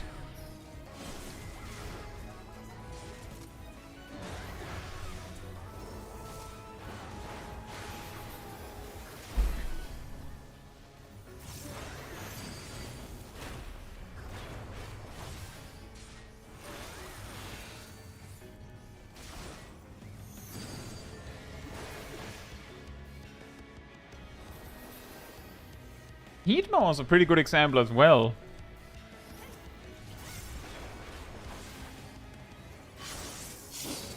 Yeah, that is exactly the thing, is that because I haven't, like, played a mainline Pokemon game in quite a while, it would be unfair for me to be like, oh yeah, this Pokemon in Generation 9, I've never heard about that one. I'm sure that one is forgettable.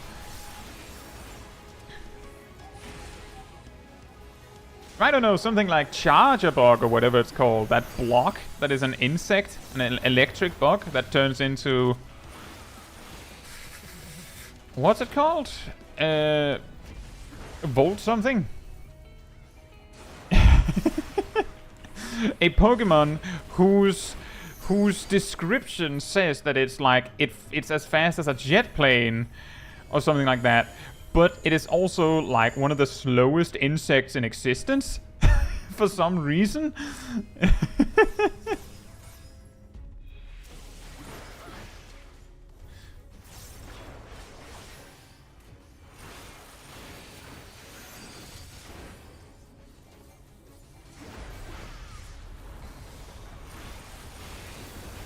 Voltron. Ah, yes. The well-known Pokemon Voltron. I'm pretty sure that's not a Pokemon, but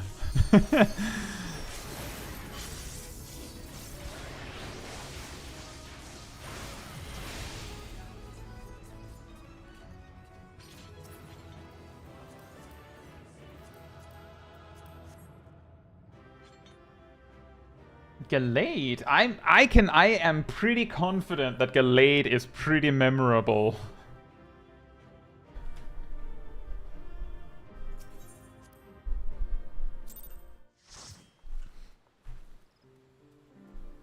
At least, like, if nothing else, Gallade is memorable because it's the male counterpart to Gardevoir, which is absolutely memorable. To some people, at least.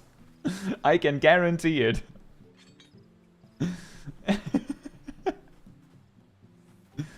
Like, that's the thing, really, is that, like, the reason why I go, like, how about Charger Bug? Is, like, Vikavolt is, like, kinda cool, but not super memorable. So being related to Vikavolt isn't, like, super big anyway.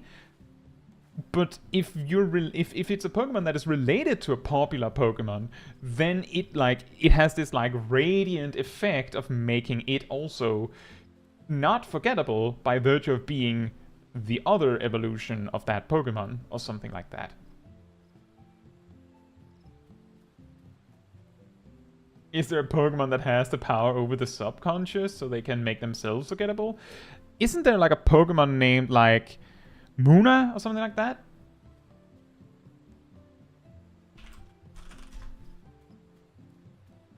Muna with 2 N's.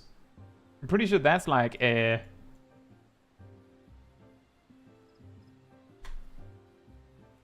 Yeah, and it evolves into Mashana. Right? That one has something with dreams.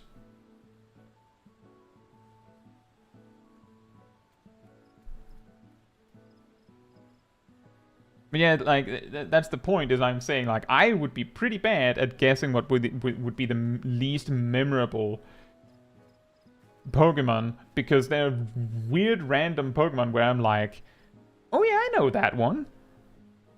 And then there's other Pokemon that I should be knowing, and I'm like, who? And then, because I haven't played a main series game in a long time, there are Pokemon that are like right there that you might not forget, like the Zubat of the generation, you could say, that no one really talks about because it's basically Zubat again. We'll just talk about Zubat. So it isn't not memorable, but people just don't talk about it.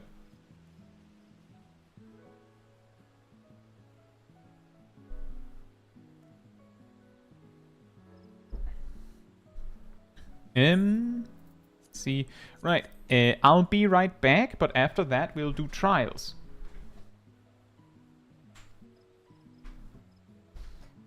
In the meantime, sanity restored. Can you hold on, Mr. Watcher?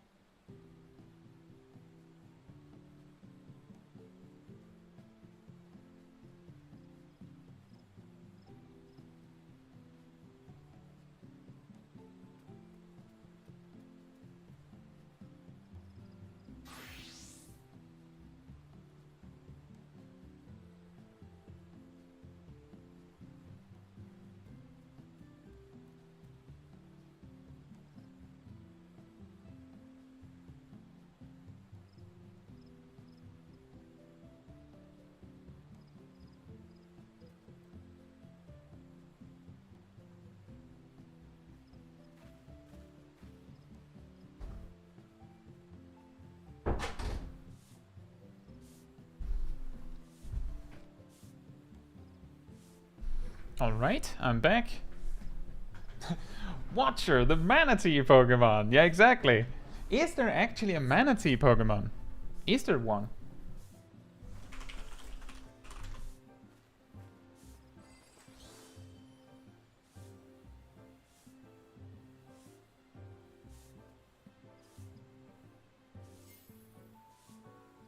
I think Dugong is a seal, right?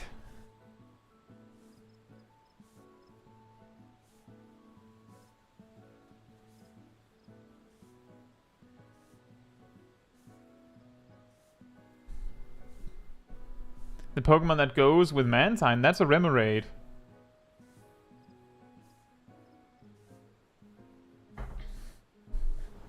Even my nephew, who hasn't even started in school yet, knows that.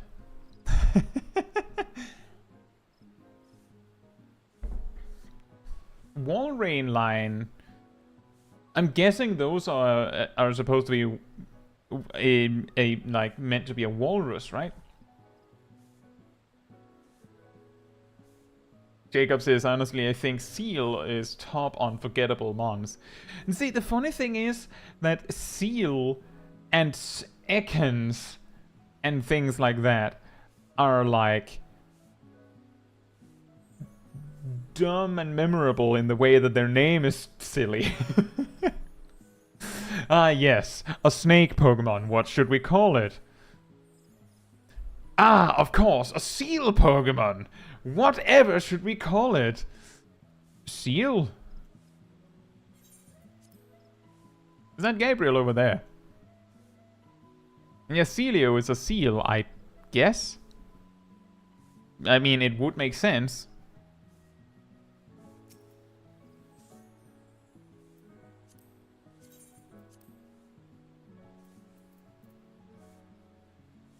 No, definitely not me.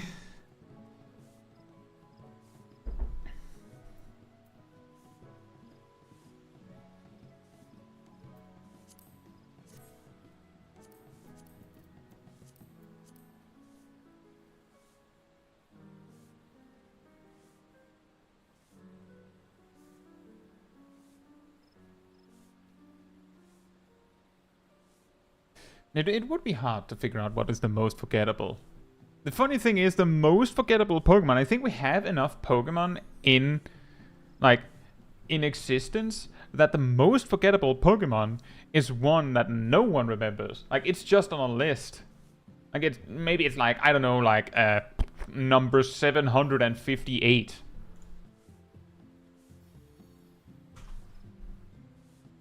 No, that one is definitely memorable. Yup. Yup. Pretty sure people remember that one. Mm-hmm.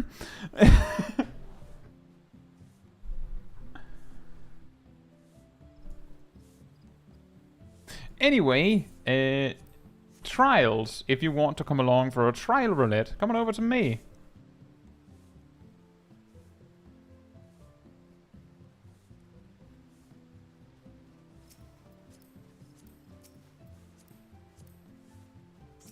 How many people do we have?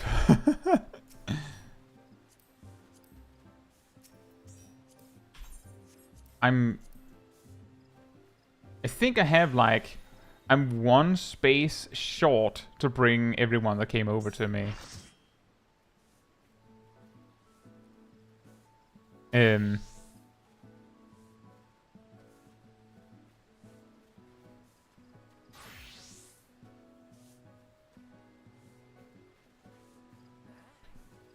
Let's see. Siren says, if it helps, this will be my last one before I bounce, so there will be one less in the future. That's true.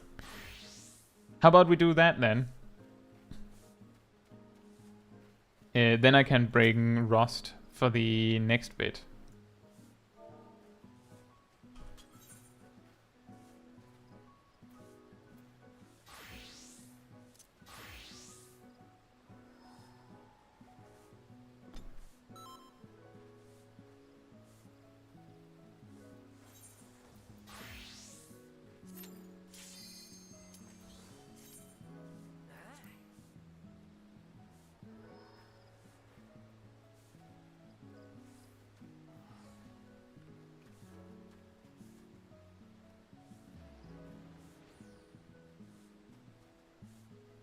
I will be reviewing Pokemon battles in the next tea time.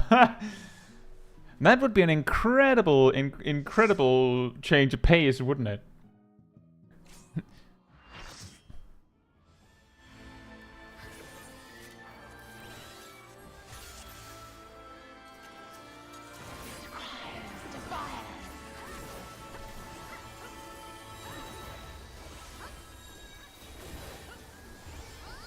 Open your heart to me.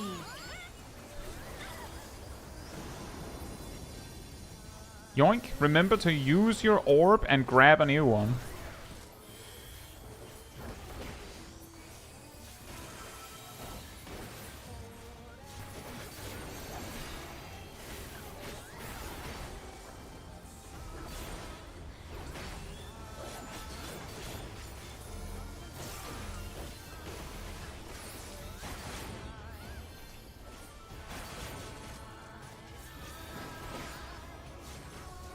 The reason why I think it would be so funny if I was suddenly reviewing Pokemon battles.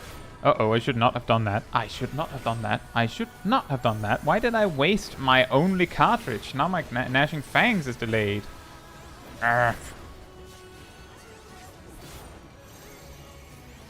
It's because many years ago I did play competitive Pokemon battles in Diamond and Pearl.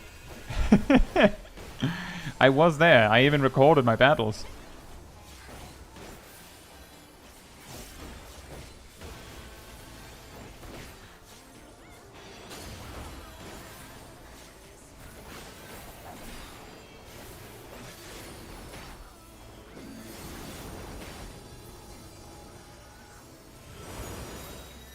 Use your button and grab an orb. Use your button and grab an orb. Use your button and grab an orb.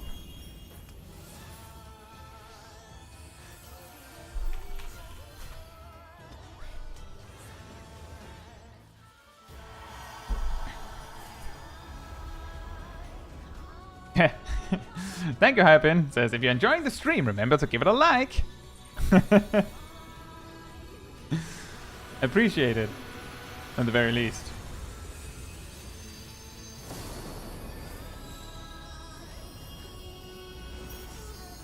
I shall free you from your hate.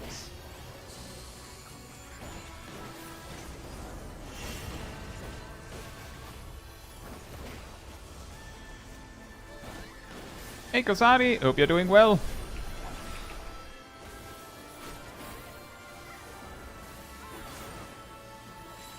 Grab an orb. Use your button and grab an orb. Bah.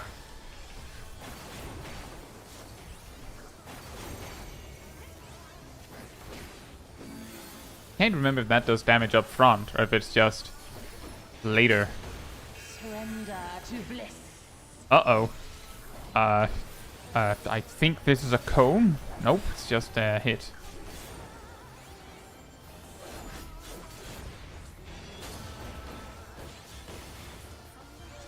Do not your souls weigh heavy?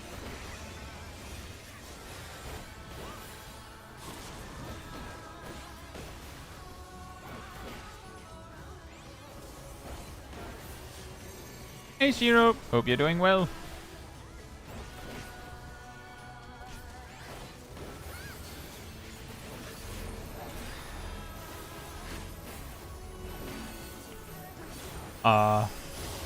Okay, there was enough people in the stack.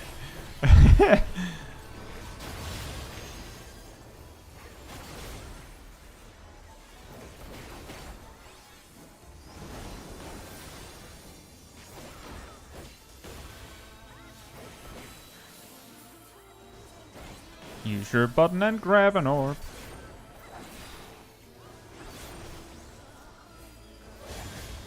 Your souls are stained.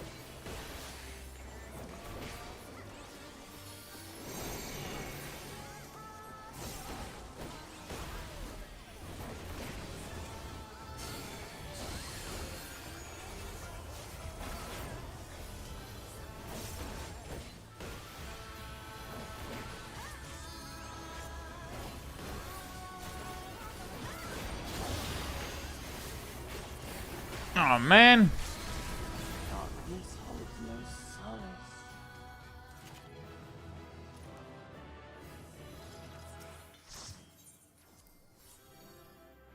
We didn't even get to spend our limit break.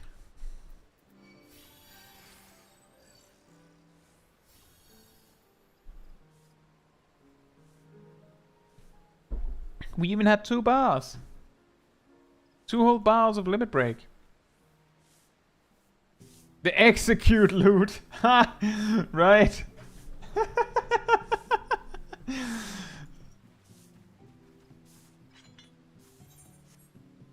Right. So the next one we'll be doing is normal raids.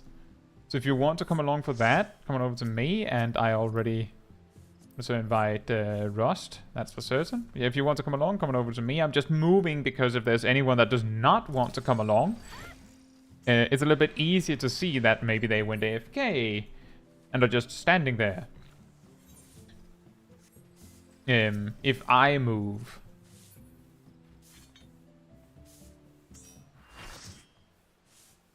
Shira says, curious if Sri Lakshmi falls under voicing generally improves the boss. I mean, yes. I'm pretty sure that Sri Lakshmi would be less memorable if she didn't say anything. I think the fight would be a lot weirder somehow if she didn't say anything. Like, come to think of it. Also, hey Kylan, hope you're doing well. I guess we're getting an Alexander fight.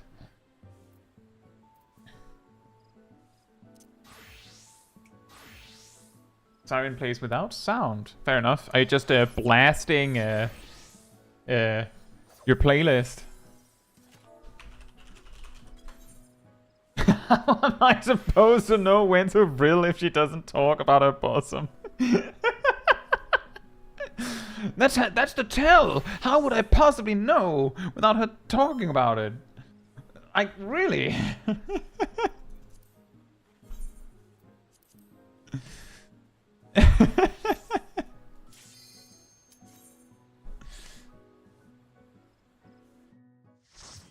To be fair, I do the same thing with bosses that have like a specific, very, very obvious voice cue to a specific mechanic.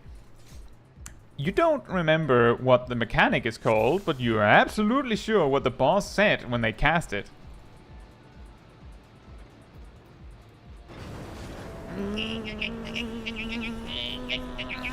Almost.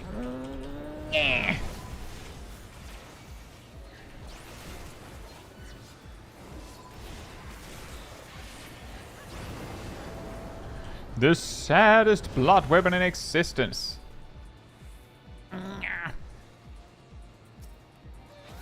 Aha! I got one more attack in. Two more attacks in. Yes! And we can... Anyway, bye. Ow! Ow.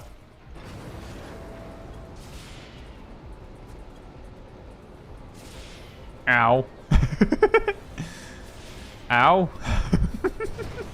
It's ridiculous that you can do that. You can just leave. And the mob's just up there like, are you not going to fight us? Nah. Nope. And it just lets you. They even like stop trying after a while. I hope. I think.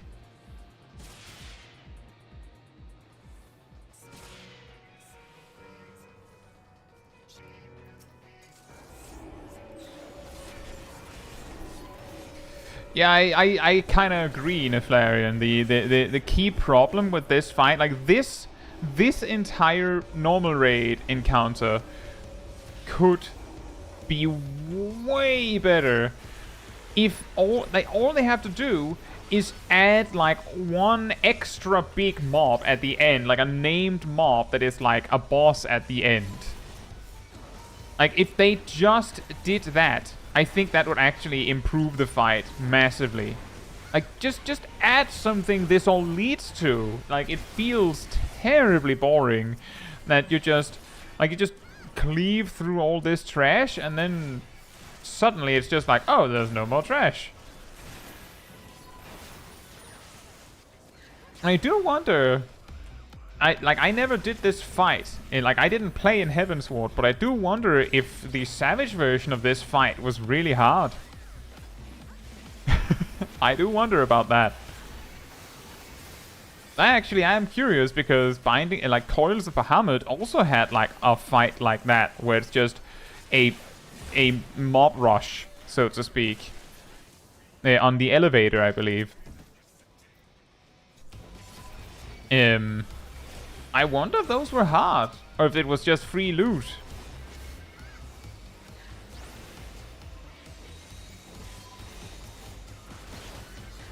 You know what I mean? Like, the thing is, if, like, with trash packs, as we know in dungeons, they tend to just beat over you with numbers. So, if you have savage difficulty trash packs,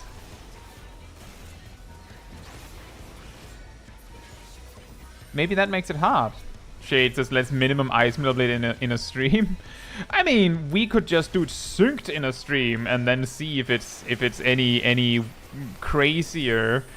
Like, if it's too easy, then we could do minimum item level. But even still, even if we did that, something that is worth remembering is that in actual Heavensward, remember, there was a hit chance stat. Like, the game was so different that if it turns out that the fight is really, really easy, there's a reasonable chance that the reason why it's really, really easy is because many of the weird gimmicks and mechanics of the game that made it difficult don't exist anymore. So that could be an interesting stream one day. Yeah, Niflarian, I started in, like, early Stormblood as well.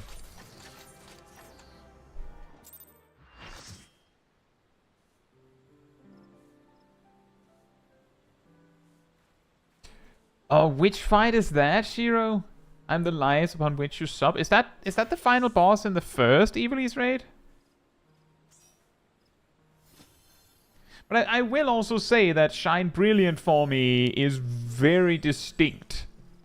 Just in defense of Athena.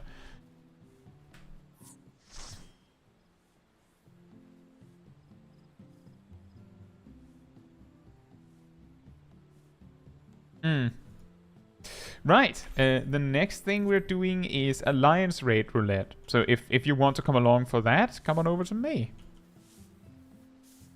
Also, if there's anyone else who wants to play tank, I'm not trying to, like, I'm not dipsing the being a tank. It's just that I'm not changing job if no one else wants the spot.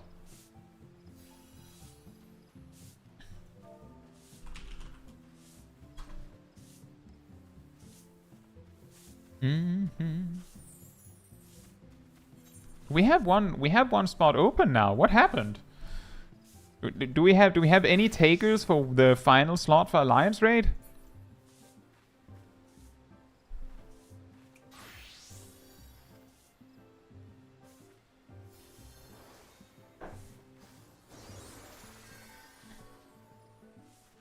See, the thing is, Causality, is that there's something magical about a voice line that is extremely clear and unmistakable.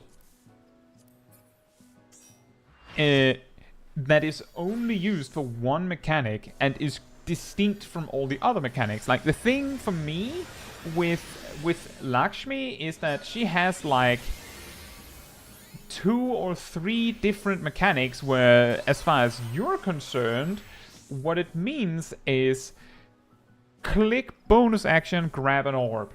Which means that all of those voice lines just kind of merge together. That's why it didn't even occur to me that she was talking about her bosom when that happened. I was just like, oh right, she's doing the thing where she's talking like that, I guess. How much chaos did I miss? Well, we just did A2.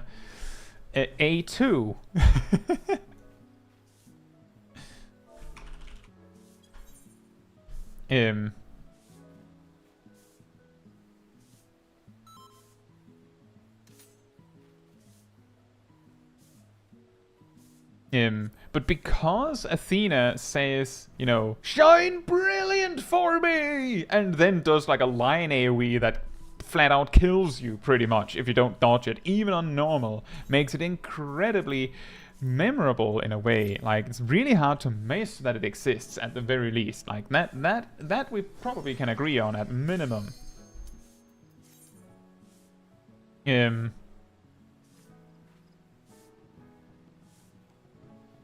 There's also the, today, my theory will be proven as fact.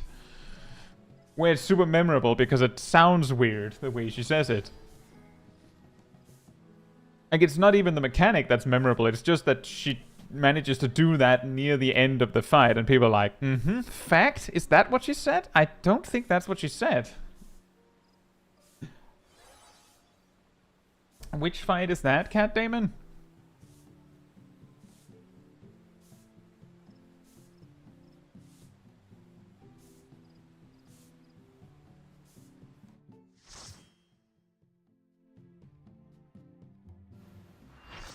Oh boy, Crystal Tower. Thunder God. Ah, right. To live by the sword is to die by the sword. There's time enough for regret in the flames of hell. Ham says the voice lines are the reason why a Bond Monastery is my favorite alliance raid. And see, that is actually a really good point and says a lot about why we need content in Final Fantasy XIV to be voiced more. Like, just in general. I'm pretty sure that that Praetorium and Castrum would be just a little less meh if all the talking was voiced. Rejoice in the glory of combat. That is an excellent quote.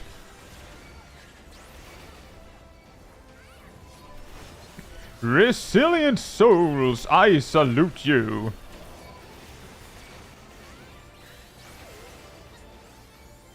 It was a memorable dance indeed. Ah.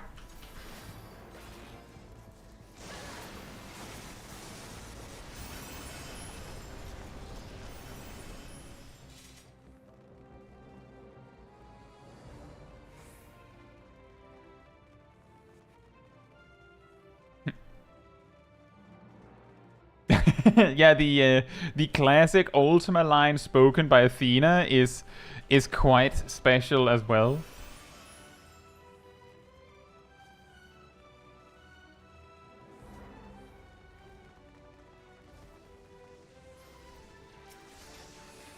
I'm pulling the boss! Blap! Wild and pure and forever free! Susano's just epic. He just is. Rise to the occasion.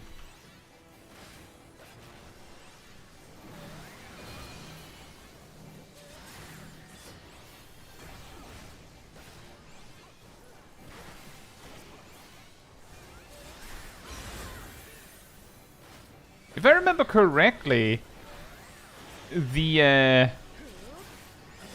I think maybe Gazel can correct me on that, but I'm pretty sure there's something about the Japanese version of the Susano fight. Instead of saying that wild and pure and forever free or something like that, maybe it's actually when he says rejoice. I think in the Japanese version he says something like ka, ka, ka, or something like that. I can't actually remember, but I remember it's distinctly different. And I just read about it randomly when I was looking for something. Because I was actually, when I was making the my video about what makes a fight memorable, I was hoping that maybe there was like, I could just download the voice files somewhere, like just flat out, like someone else had recorded them or something. That would make it way easier for me to like get a really clean recording of it.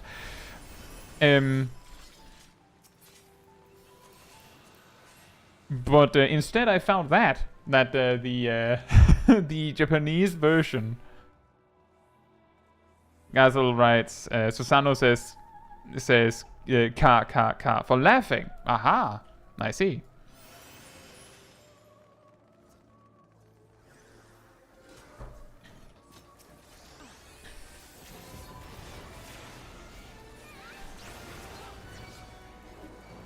Is there someone in our alliance raid called Strawberry Milk?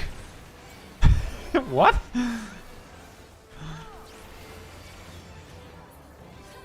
And then look there! We have Strawberry Milk. The hero, the warrior of light. Strawberry Milk.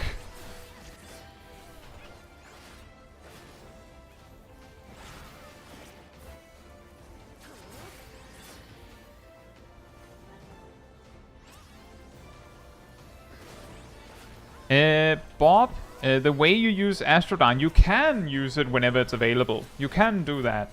If you want to optimize, which is of course optional in nearly all content, basically, if not even all content, these days, you want to use Astrodyne in the time frame where you're using Divination.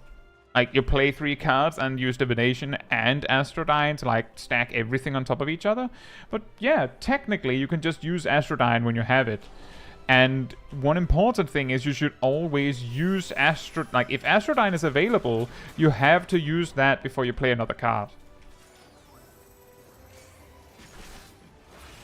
Like, at the very least. Partly because it's a damage bonus, but also because it actually gives you MP.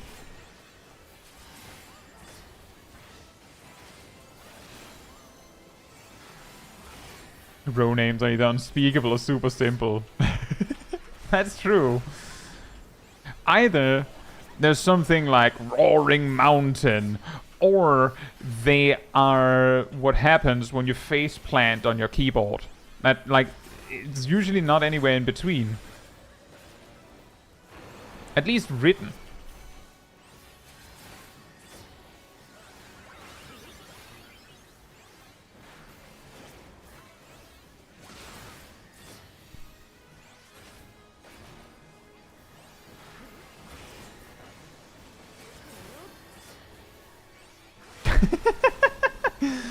Trevor says, yesterday I had a tank and healer named Hopeless Tank and Useless Healer. Well, you know, the only thing missing on that is that the healer was actually named Useless Tank, or Hopeless Tank, and the tank was named Useless Healer.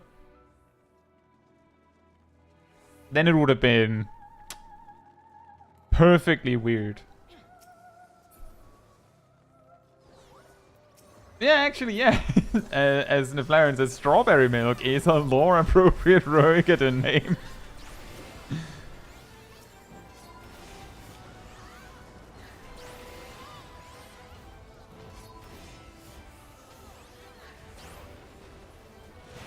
Ah.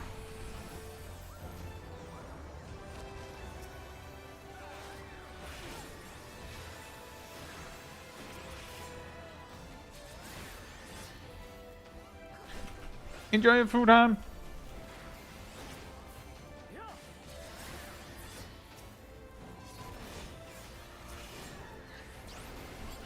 What do you mean, 11? Where the name's appropriate or where they actually good?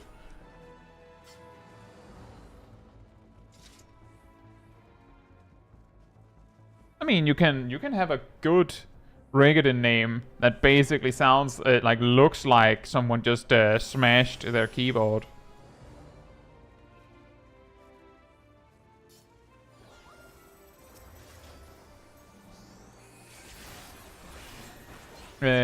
Bob, the simple answer is when you're playing your card, you should redraw if the sign over the card is one you already have.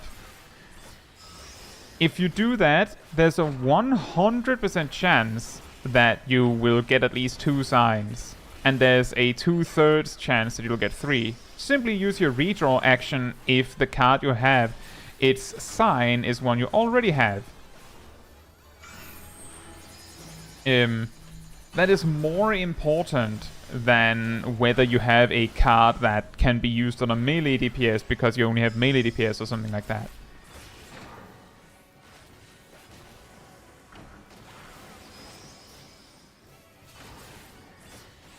I can show you after the Alliance raid if you want.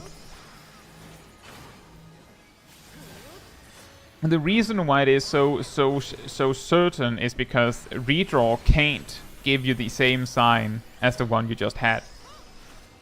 So if you have the solar sign and you redraw, you will not get the solar sign.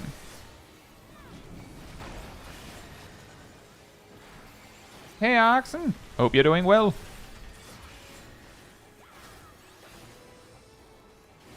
Oh, that's what you meant, 11. Thank you for thank you also for that, Gleaming. Were they appropriate?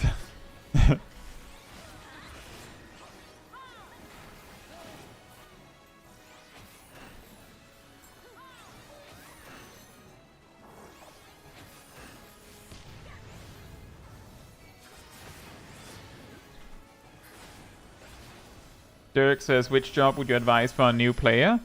If you want to tank, then like just taking it from the top. If you want to tank, then warrior is a pretty good pick. It doesn't get too complicated. It's very good defensively. If you want to heal, then well, you kind of have to start with white mage in that regard. If you want to be a DPS, if you want something really simple, like something where you just sit down and just click the buttons that you get and stuff happens, then summoner is a pretty good choice. If you want something more complicated, then it can be difficult for me to give advice, but most of the jobs should work. If you can be more specific about what you want, then I can give a better suggestion.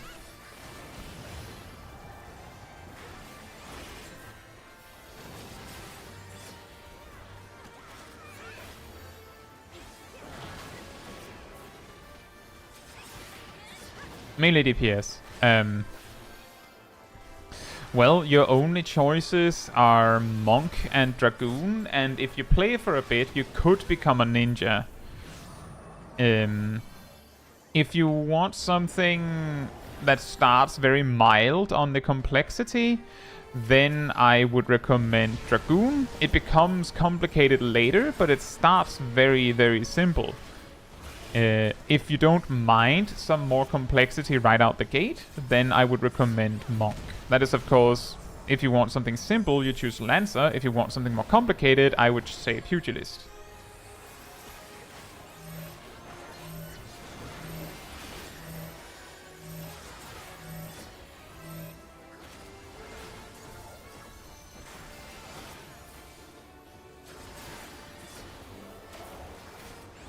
I will actually say, Neflarian, that Paladin is also a very new player-friendly tank because its rotation is way more basic than Warriors.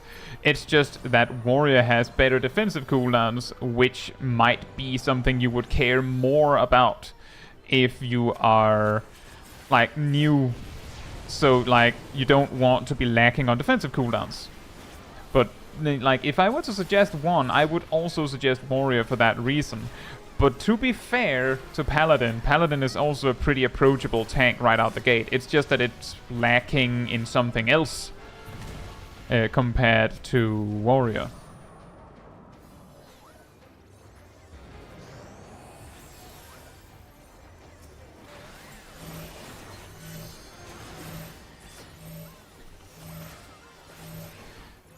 I don't know, Neflarian. I think that there is a case of is more about what you're used to, because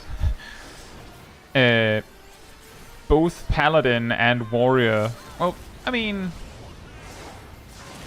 I would say yes. Warrior is slightly simpler at max level than Paladin, but Paladin follows a very, very quote-unquote strict priority list. And if you just do as it says, then it's fine.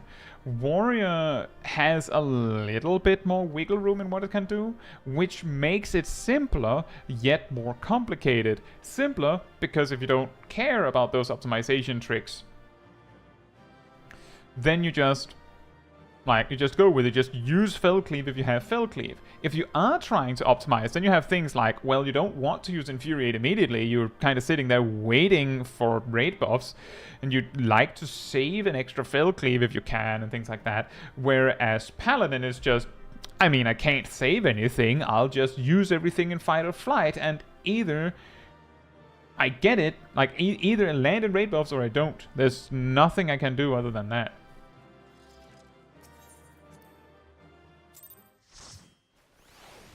Yeah, my house is at Ward 29, plot 36, Mayor Clanger.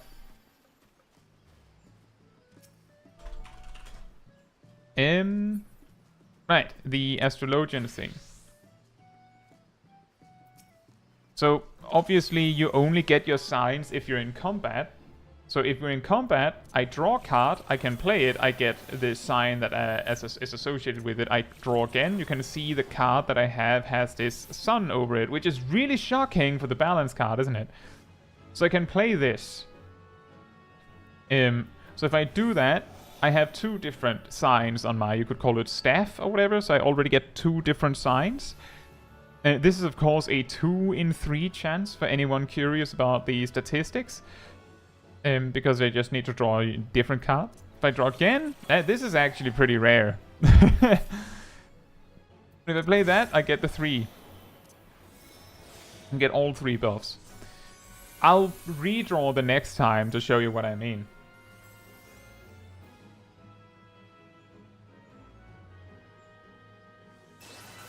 Dun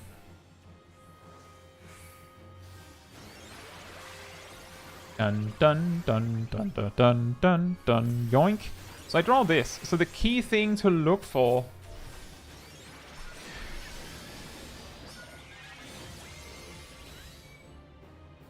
is that I have the spear sign.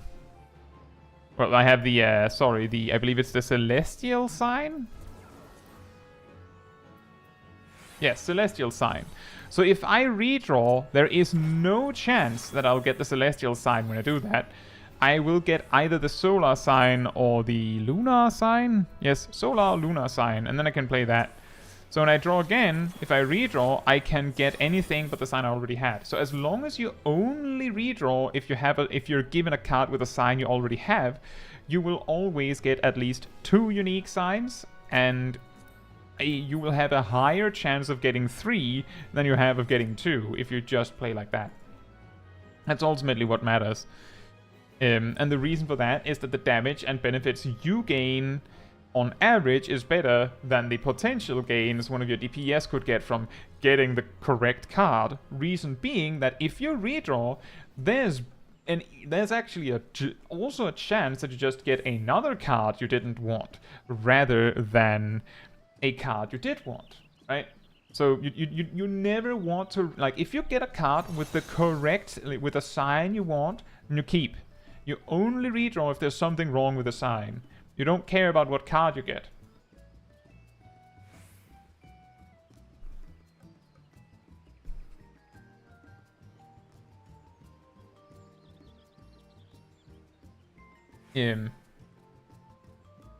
Yeah, the problem with when people ask what is a good starter job for a new player is, if you want a tank, then we have 2 different flavors, because Paladin has a way easier rotation for the first many levels. Like, they basically don't get anything significant added to their rotation until level 54, and that's Scoring Blade. And then the next thing is at level 64, which is Holy Spirit. And then they get like requiesced at level 68. It's like, you have a lot of levels to get acquainted with the basics of Paladin before they start adding anything. But it is kind of bleh on the defensive side compared to Warrior, who, like, they get Thrill of Battle and stuff like that.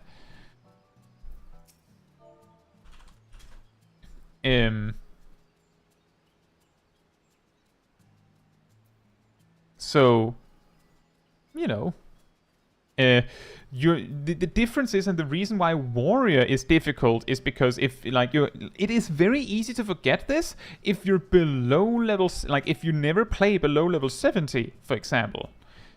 Because Warrior at level 69, nice, is way harder to play, like, optimally, than Warrior at level 70. Like, it just is.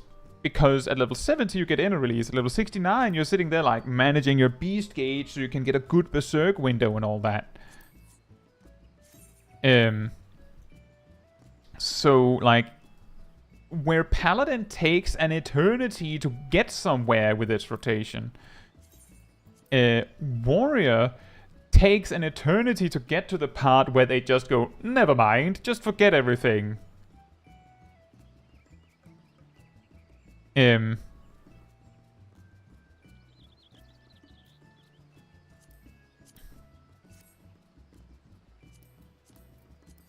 Like, that's really the key difference. And then Paladin then is lacking more in the defensive and the healing department, and then Warriors more lacking in having simple attack rotation department.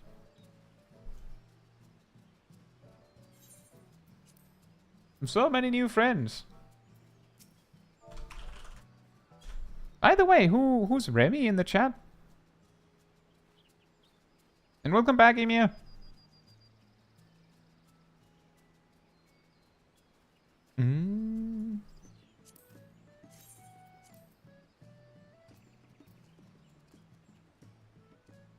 We have P12 and Thalea left. Also, that's of course assuming that, now that I'm asking, that's of course assuming both that Remy and Grove are in the chat. That's me a clanger, right?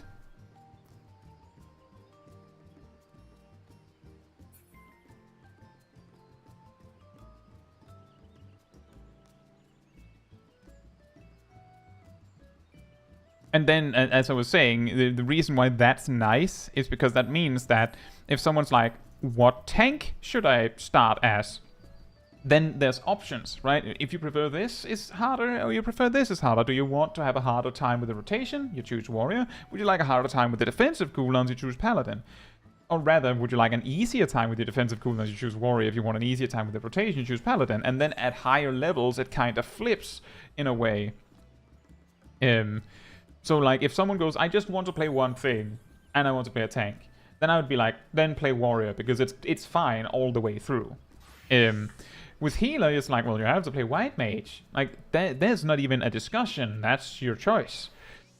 And with mages, you have summoner as super easy, and then you have black mage as super hard as your starters. And ranged physical, you just have bard, and melee. That's where the problems arise, because both Dragoon and Monk are kinda complicated in each their own way. It's just that they're a little slow to get going.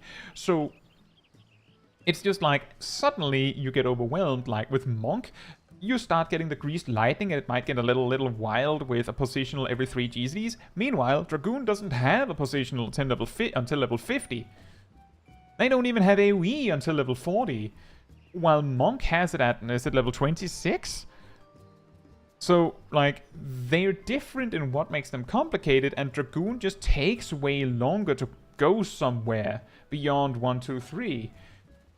Whereas Monk already has, like, basically most of their filler rotation by level 30. Like, at level 30, they have both of their finishers, both of their step 2s, and boot shine. So, like, they can almost get their level, like, they have most of their rotation down. Like, their filler rotation is there. Dragoon doesn't have half of it. Like, actually, they have exactly half of it. They have, well, actually, they have more than half of it, because it's just 3 buttons adding the other half. But you get my point.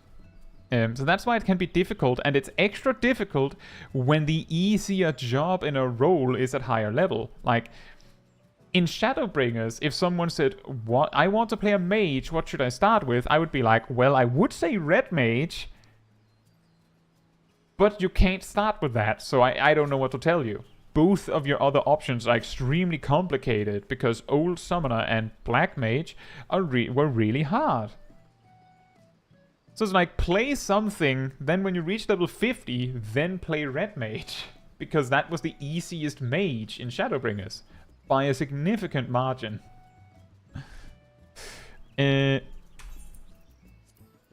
Anyway, next we are doing P12N. If you want to come along for P12N, then come over to me. And that is correct, Neflarian. Dragoon and Astrologian are both getting a rework in 7.0.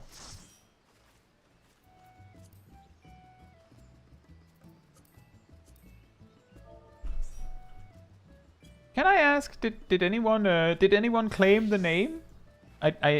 Who is Grau? Are you in the chat? Just out of curiosity.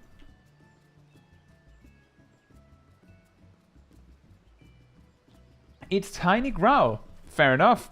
That name matches. Makes sense. I'm just saying, it's not that you weren't allowed to come along without making yourself known. It's just, it's nice to know who we have. Right. Oh, Sip said he could come as well.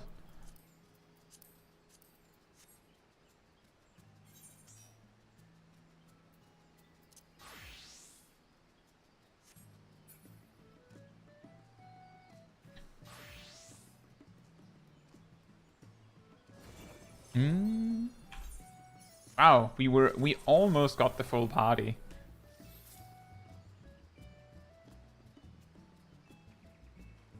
But yeah, so the thing is, with the Dragoon and, like, the supposed Dragoon and Astrologian reworks, is that I typically don't bring it up when people ask what jobs to play, or where, like if they ask what job should I play, I typically don't even mention it.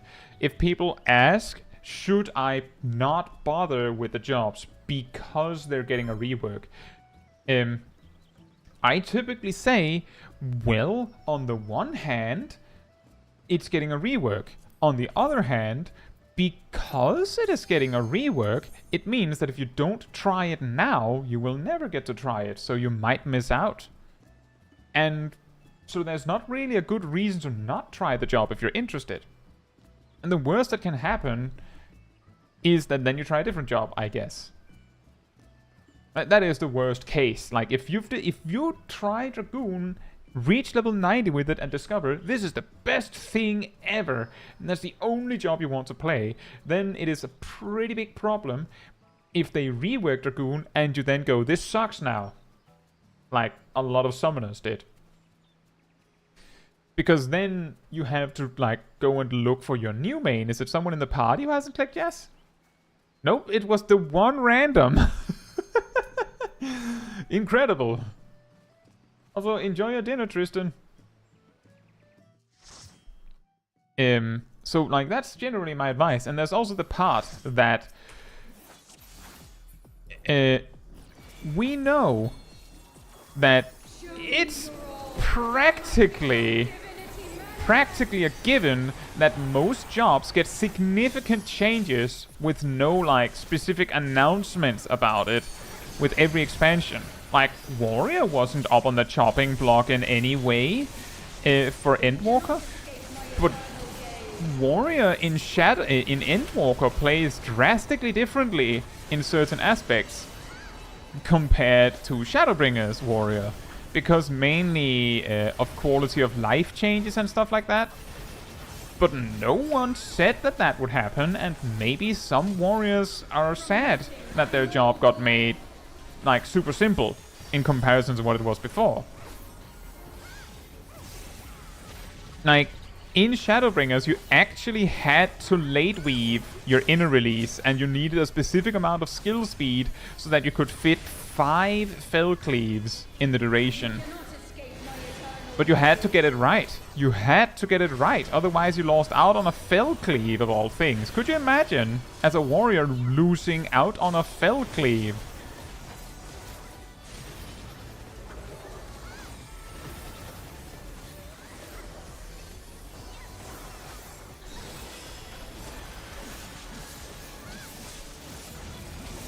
The Stormblood and Shadowbringer's Bard were also somewhat different, that's true. But I would actually argue that Shadowbringer's Bard and Endwalker Bard might actually be more different. And exactly, in neither of those cases did we get an announcement that, ooh, Bard is getting a major rework. Might as well play Dark Knight at that point.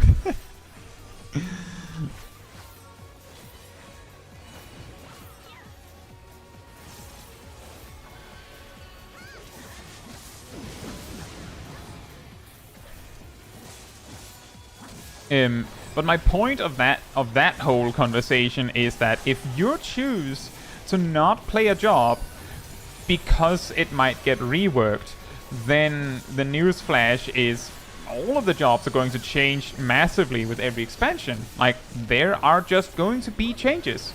There just will be changes. Some just get less changes than others. Oh, look, it's the line AoE that knocks you back.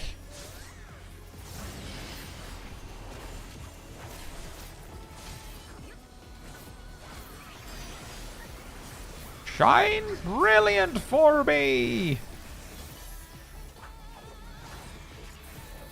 Yeah, exactly, Neflarian. Just play everything.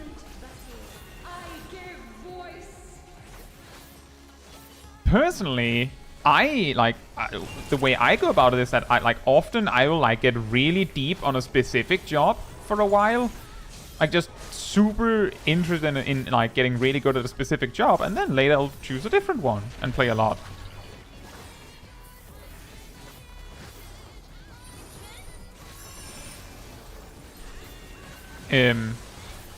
I could imagine that playing Final Fantasy XIV, playing one and only one job all the time might get really boring eventually. In other MMOs, the big benefit is that, well, you can customize your class or your job a lot. But in Final Fantasy XIV, oh, right, sorry. Your customization option is that you can switch to a different job if you don't like it. That's what you have to work with.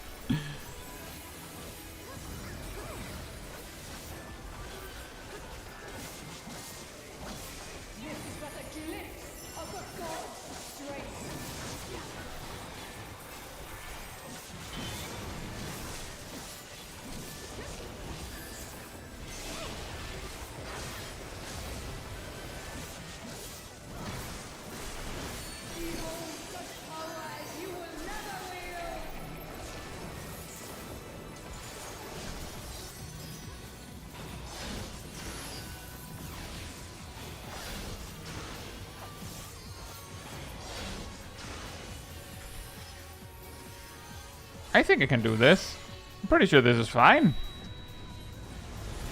It is not fine. Alright. I forgot when exactly the floor disappears.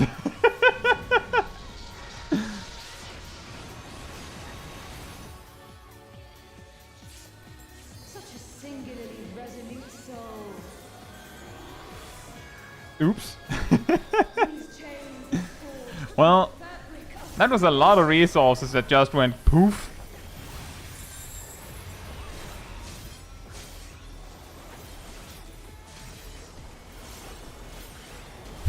Nah, I'd win.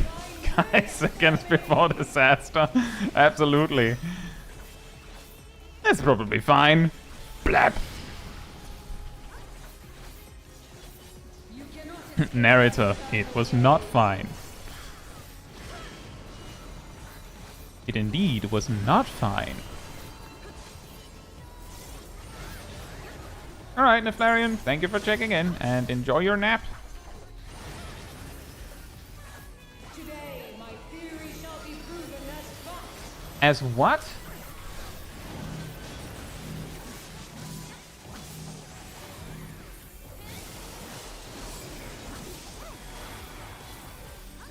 Oh, right. I'm the only melee DPS. I'll get to the limit break after this shroud.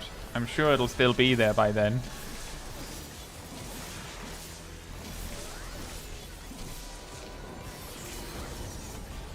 These chains are forged from the fabric of creation.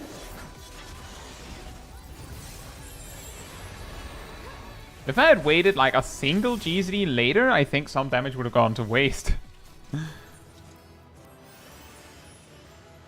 Something about a fat theory?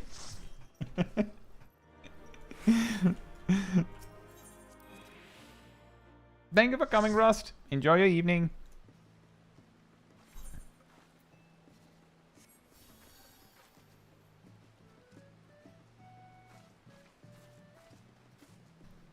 Traverse says this is bringing me back to when you had to play other classes to unlock jobs.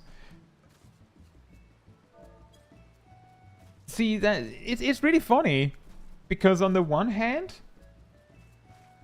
a huge positive to the old system where you had to play different jobs or different classes to actually unlock your job of choice, was that now you can just go, I want to play a paladin, just make a gladiator, level up, become a paladin, and just never touch anything. Like, you could genuinely, and like I kind of talk about these things sometimes, the fact that you can reach a super high level in the game, like you can progress through a huge amount of content without ever touching multiple different aspects of the game. You could complete the Omega Protocol, the newest Ultimate, without having glamours unlocked.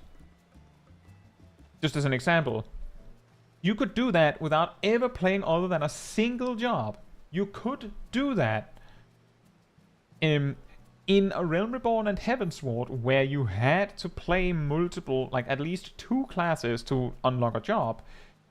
You had to, at the very least, have touched the system where you can change class at will. But as it is right now, there's a very realistic possibility that someone could actually, quote-unquote, complete the game, like do everything they want to do in the game without ever playing more than a single job. They could do that. I don't know, if you buy a level skip, can you buy a level skip for a job you don't have?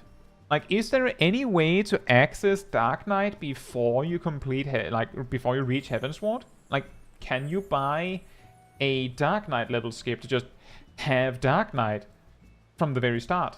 Can you do that? I don't know. Like, I'm asking, just to be clear, I'm asking. Because if you could do that, then you can basically play any job in the game, and only that job, without it. Like, the only reason you would have to touch any other job is because, I mean, if you have to make the character, right? So you'd have to be a level 1 something else. Buy the skip, and there you go. You can be whatever you want.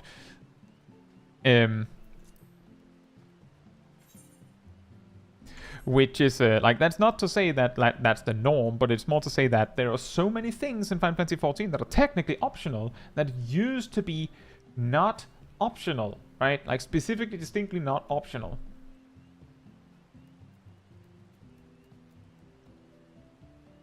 You had Dark Knight before Heavensward. It was hard because of job quests. I could imagine. Thank you for coming, BSR. And I'm guessing you might have raid or something. Is that right? Given the time. Right. But I'm not saying that it's like the most amazing thing in the world. Oh, Criterion Dungeon. Fair enough. The most amazing discovery in the world. But I do think it is quite funny that you can do, like, that so many things in Final Fantasy XIV that people kind of assume that people touch on are optional. Like, one of the weirdest things is that if you only played a tank, in fact, if you only played, like, warrior, only warrior, forever, then the only cast times you would see would be on your teleport and a potential bonus action. And what do you mean, positionals? I don't know what that is. Surely all tanks have like a crazy button that just makes them heal a ridiculous amount on AoE. It can't be that hard. I don't know how healers work. They just, like, they're just there. I heal myself. I don't even know why they're here.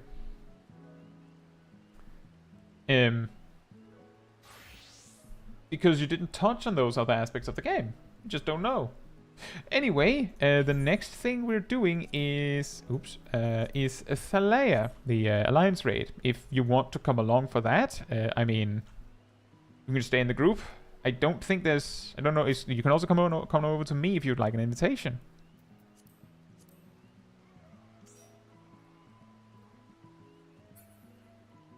Right.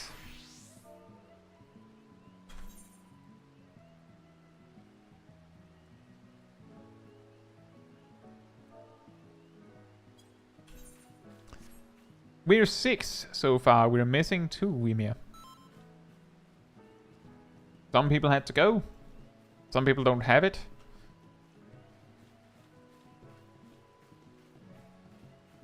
Kidnap someone. I don't have anyone. No, Gazel doesn't want to.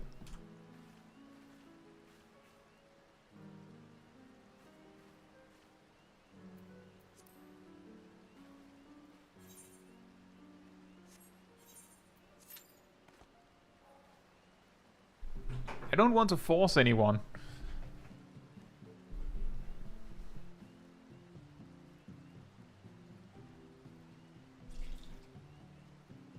Shiro says, we should adopt Thaliak as the mascot for the Mythbuster episode so he can say, not all knowledge is wisdom. Sarah asks, if you want to come along, you can. You just have to, are you then coming? If you are on Chaos, I'm pretty sure I can also invite you across worlds. Do I have your character on my friends list? I might not. I'm pretty sure Sarah is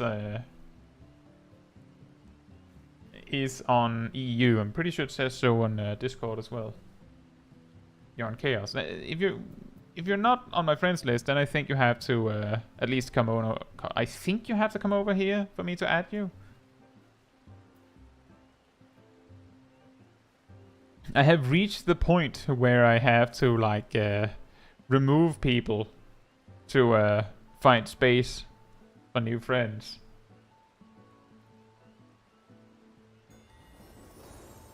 What world is it again? It is Louis Soir. Louis Soir. Removes. I could do that. Do you not play on her anymore?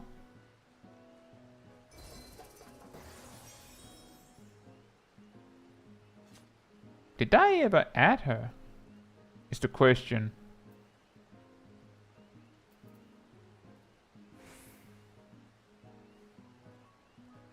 I have a feeling that there's a reasonable chance that I didn't add her because it's like, well, I already have Yumia's main, so.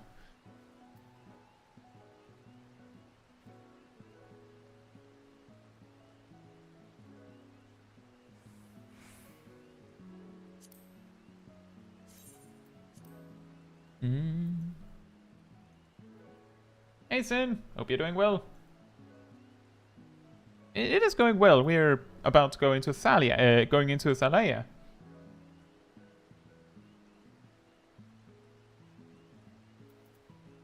Poor Val. Well, if I remember correctly, I added Val in connection with if you watched my Savage raiding streams back in the second raid tier, I'm pretty sure I added them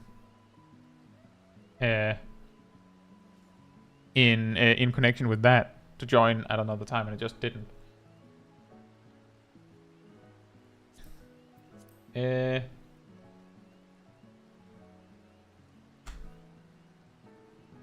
Says I can't travel to another world right now. What? That's weird.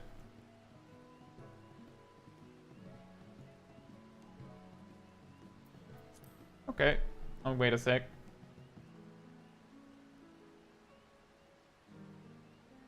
Rescues Castle closer. I guess we wanted to come after all.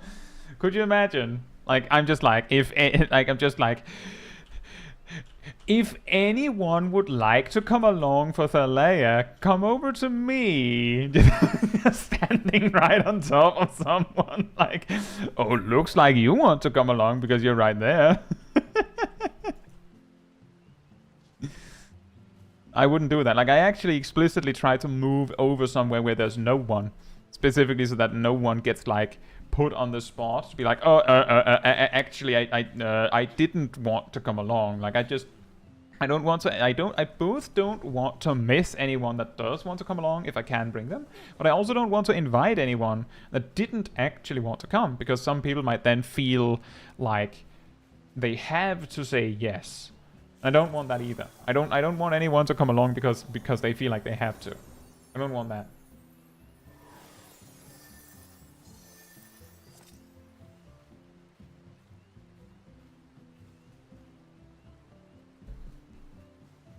It's time to run the layer with a burlap sack. Right then. I've brought an extra healer, everyone. Help!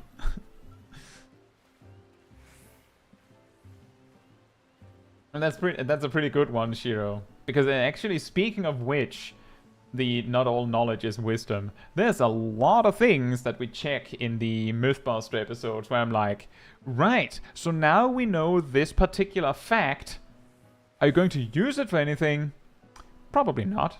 Like, for example, you can queue up an action on your pet and have it run in circles for 30 seconds and then it'll cast a thing.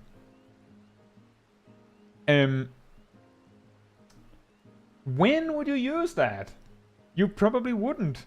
Like, basically, there's nearly no scenario where you would. But it's pretty funny. I actually learned today. Someone said in the comments that back in the day, and I never noticed this, but I trust them because it would make sense. Back in the day, with like the Eggy Assaults, at least at first, when you used Eggy Assaults in Shadowbringers, it actually gave your pet a buff similar to something like Further Ruin that you have now that enables you to use an action, you know, Ogina Mikiri ready, or Tilana ready, or whatever. Things like that. It actually gave one of those to the pet, and the way the pet worked was that it would simply use the next action that it had gotten enabled. It would just imagine that it was just spamming the attack for the ready button, and then it would use it. Which had the effect of doing exactly that. But those buffs only lasted 30 seconds. So if it didn't get to use them, then it would lose access to the action and then just not do it. But because those buffs have since been made invisible, we can't exactly see how it works, but it's probably for the best. Wouldn't it be weird if when you ordered Whispering Dawn, you see your pet first get a buff called Whispering Dawn ready, then it casts it, and then it loses the buff. Saraz, we are here, Ward 29, plot 36. But if you have a character name, I can just add you. Just have to write me what your character name is. Cat Damon says, after learning Earthly Star was a pet, I adjusted my rotation. And that's actually pretty smart. If you use Earthly Star too, like, quote-unquote, too late, then your Earthly Star might naturally explode.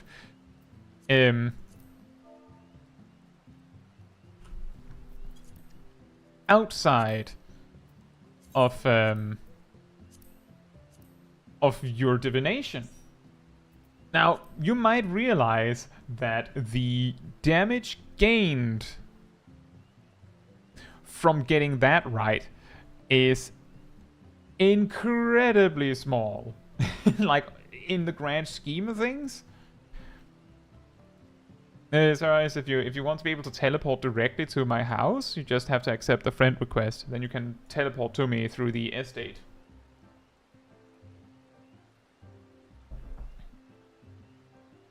Tristan says, speaking of weird interactions, I recently saw somewhere that using arm's length during vengeance won't apply the slow.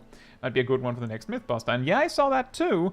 And I tested it by accident yesterday in an expert red.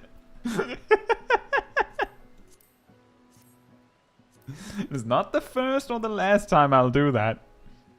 You might be wondering how I tested it. Recently, so I see Ymir at DC, so we'll wait with queuing. Recently, I've started experimenting with front-loading some of the defensive cooldowns that normally you would use late. Like if you're using defensive cooldown cycling, as I tend to teach, you'd do something like, if you're on a warrior, you'd be like Bloodwetting, then Vengeance, then Bloodwetting, then like the mobs are dead. But if they're not, then I don't know, Reprisal or Arm's Length, and then Bloodwetting again at some point. But usually the mobs are dead by that point. So like, if you follow a strategy specifically like that, what's going to happen? Apparently Gazel DC'd as well. Weird.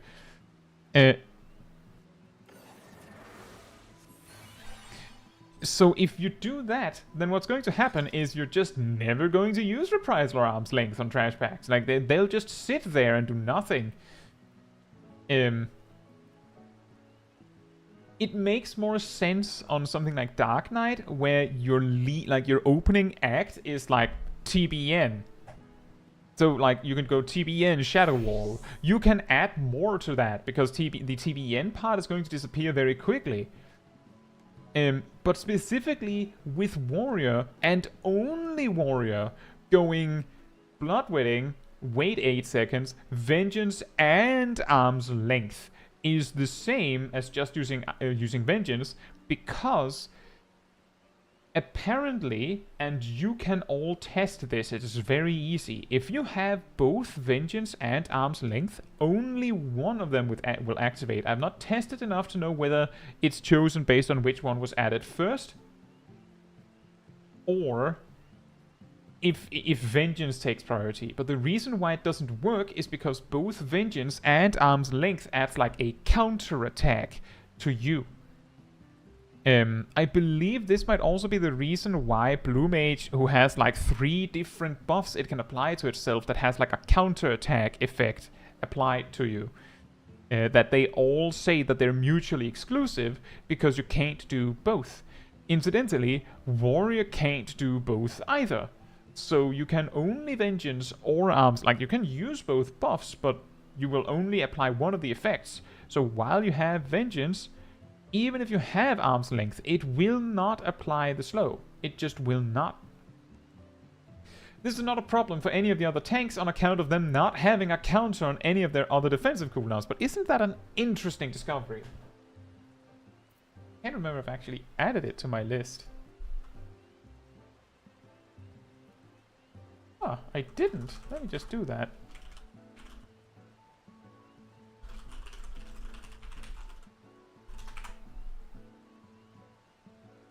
Are you stuck in the loading screen here? Oh, stuck in queue. That's a whole different story. That's a lot more manageable than being stuck in the loading screen.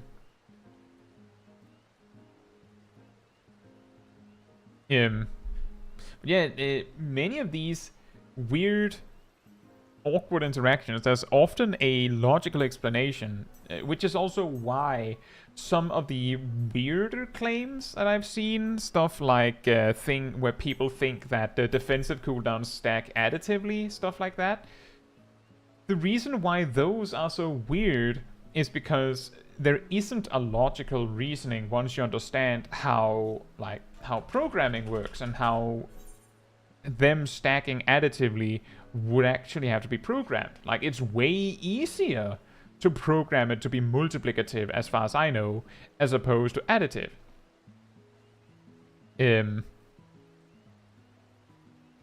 So like you can argue it that way. The thing is, it being easier to do doesn't mean that it is true, but it does mean that it is a lot harder of a sell to just blindly assume that it is additive, because there's no, like, from the development side of things, it makes things way more complicated.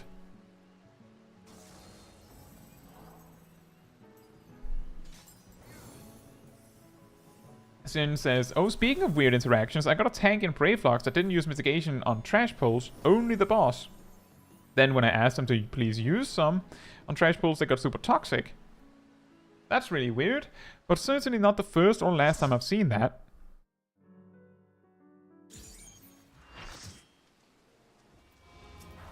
It is actually a weirdly, shockingly common, like, tank misconception.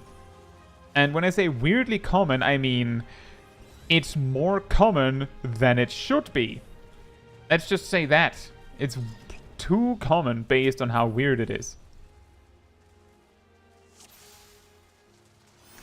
Come, mortal. Make your way through Because our sanctum. how do you come to the conclusion that you don't need to use defensive cooldowns on trash packs? Let us see how How do you reason that? If you're taking a huge amount of damage, why are you not using any defensive cooldowns? The best argument I've ever heard for that, and a big asterisk to that because it's not a good argument, the best one I've heard is, I don't want to do your job for you. Set the tank to the healer. If I use defensive cooldowns, then you have to heal less. Therefore, I don't use them so that I don't do your job for you. Which is I'm sure you can all hear how absurd that sounds. Just from that alone.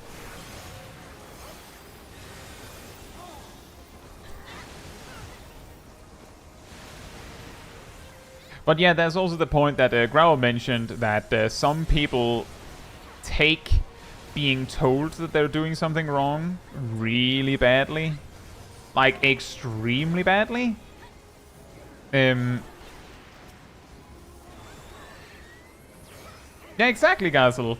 I don't want to do the tank's job and cover that amount of damage as a healer.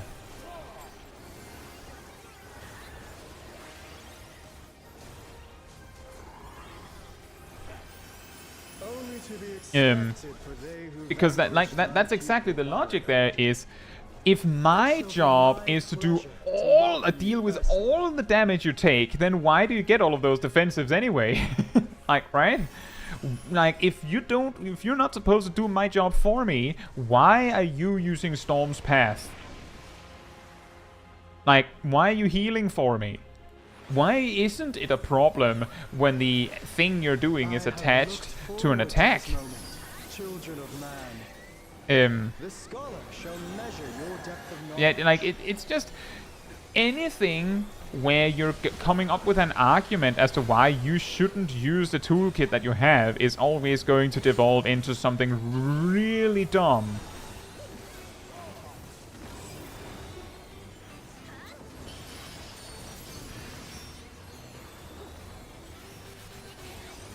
Because ultimately what you're saying is, I don't want to use my toolkit.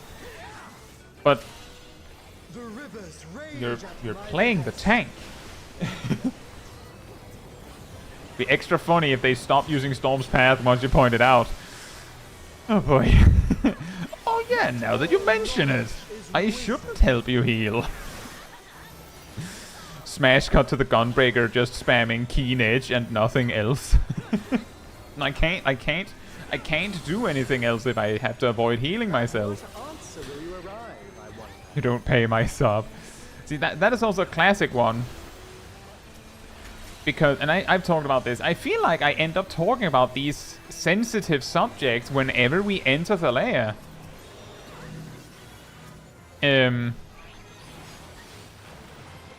What? What happened to Aradel? Of ignorance be cleansed. The overlap?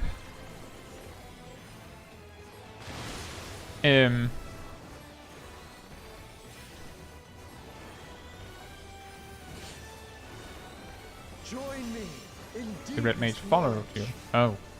Yeah, exactly, Travis. Precisely. Like, you got it. Let flow Perfect. the waters of your mind.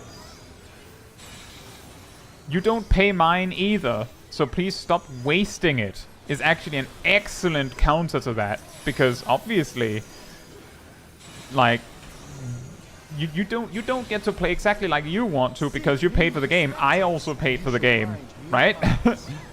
You don't pay my sub doesn't work when you instantly once you realize that I paid for my sub and you paid for yours. So you don't get to ruin my experience just because you paid. That's not how this works.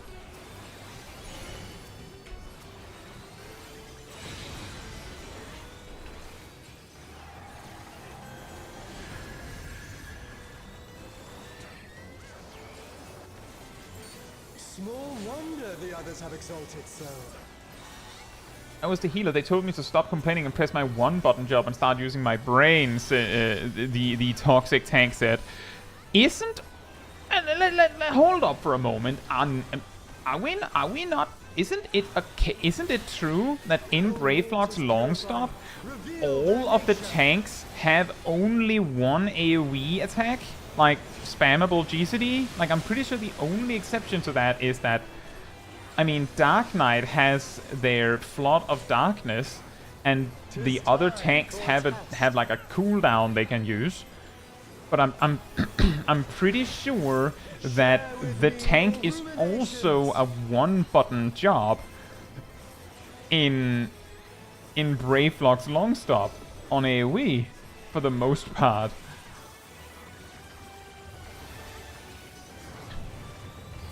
Yeah, it sounds like, Sin. It sounds like what they were going for was the "I don't want to do your job for you, healer" argument, which is Not yeah. all answers can be obtained through might.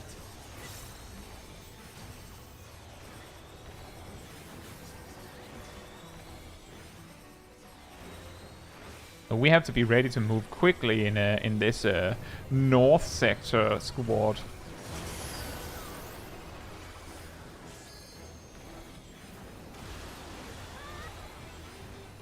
I've been playing MMOs for 15 years. Prove to me the wisdom Here's of an man. interesting thing. This is no offense to anyone who has played Final Fantasy XIV for over a decade, which is possible by now. I'm pretty sure, like, almost. Actually, it is possible if you played 1.0, I'm pretty sure. But the people that I've seen come up with completely absurd claims and assumptions about how the game works, I've seen a lot of those among players that have played for way longer. Because they're just more likely to be like, well, I mean, this thing that I'm claiming is true was true in 2.0. Come then, mortal. Like, it was true in 2.0, and then they just never checked again. Like, they just never bothered to check again. Like, and some of the things are also just completely, like, absurd things where they're like, well, I discovered this thing on my own, and at some point there has been times, allegedly, where the tooltips were less accurate. So sometimes you discovered that an action worked differently than listed. So people started, like, just observing what they saw and just made assumptions about how things worked. Like, a particular one I heard was that, your the magic part of the Red Mage Burst does more damage after the backflip specifically. It doesn't. It does in PvP. It does in PvP, but it doesn't work in PvE. But the reason why it does in PvP is because it gives you a buff that does precisely that. Hey, good guesswork. Thank you so much, and welcome to Eorzea. I hope you enjoy your journey.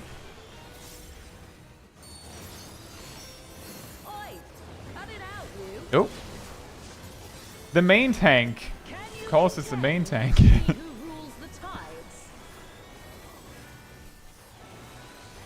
It's okay, Ymir. Just try your best to come back. I'm just hoping you come back in time to get your coin.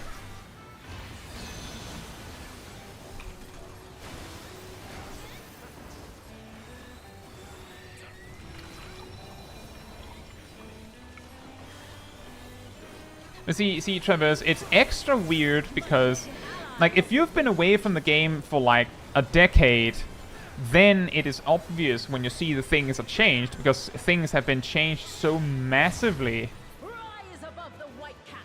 that it is obvious that there are changes. But if you played since 2014 and continued playing, then all of these changes have been much lesser and less sudden. So, like, things have just gradually changed, so it feels less obvious, which leads to like observations such as people going like, back in A Realm Reborn, And up to... Oh, the tank did it again. From A Realm Reborn to Stormblood, it was a genuine concern if, like, the healer put their regen on the tank while the tank was still pulling, because the healing that the regen effect applied over the duration was likely to pull aggro, and that could be a problem. But when Shadowbringers massively boosted the amount of enmity tanks generate, while it still happened, like, while it still was a thing, regen didn't generate nearly enough enmity for that to actually be a problem. As long as the tank hit everything once, regen couldn't actually cause this problem. Like, that wouldn't be enough. It was more likely that a DPS would grab aggro from you, right? But because people still see that regen can sometimes lead to the healer stealing aggro if the tank didn't hit something, some players that have played for long enough might still think it still works like that, and it's bad to put regen on people. And I can't begin to explain to you that this is still a problem that people think that. Which is why I do things like mention these things in my Test Your Claims videos. And the funny thing is that people then go, well, actually that wasn't the problem. The problem was that if you cast regen exactly at this specific time, then it works like this. Which is true. You can steal aggro from the tank if the tank didn't do anything to the mobs. Or if you cast regen the moment the tank casts Tomahawk or something, you can. But that's not a problem, is it? It's not a problem, surely. Such a minor detail. And these kinds of problems then get expanded to people thinking that the game hasn't changed, even though it has changed drastically.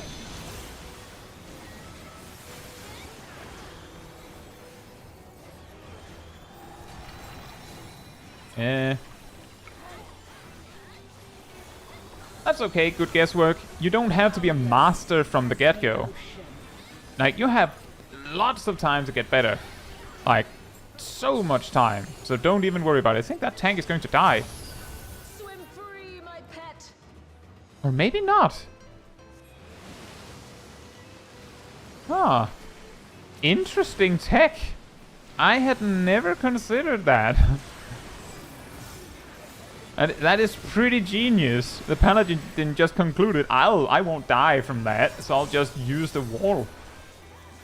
I should try that as a tank. You can surely do better than that.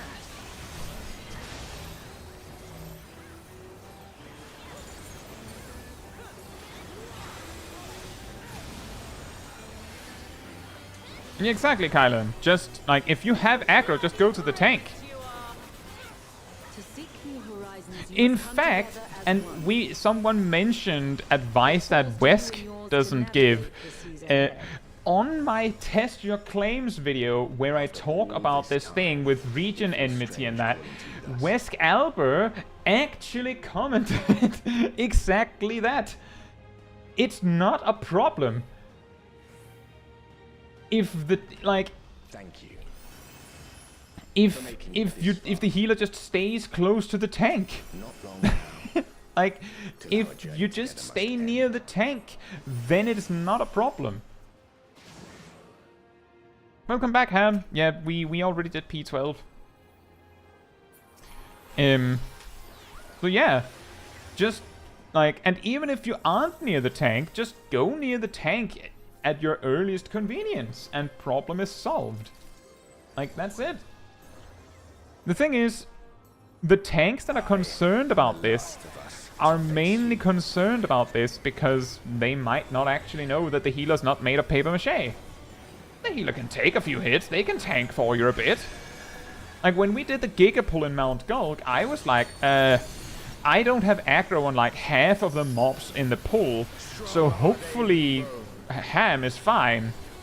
And I see Ham on Monk just drop to half HP in an instant. I'm like, well, I'm sure they're fine. I'm sure Siren has a heal for them. And they did.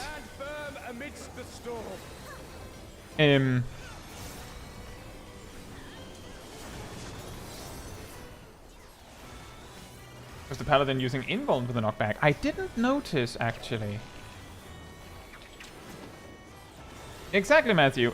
The healer having a few mobs on them is mitigation. In fact, speaking of... This isn't exactly the healer part, but in my video about tips for melee DPS and ranged physical, if I recall correctly, I say something to the effect of, I mean, if you get a few mobs on you, as long as you don't die, it's fine. Like, you could even use arm's length, like, tank a little bit.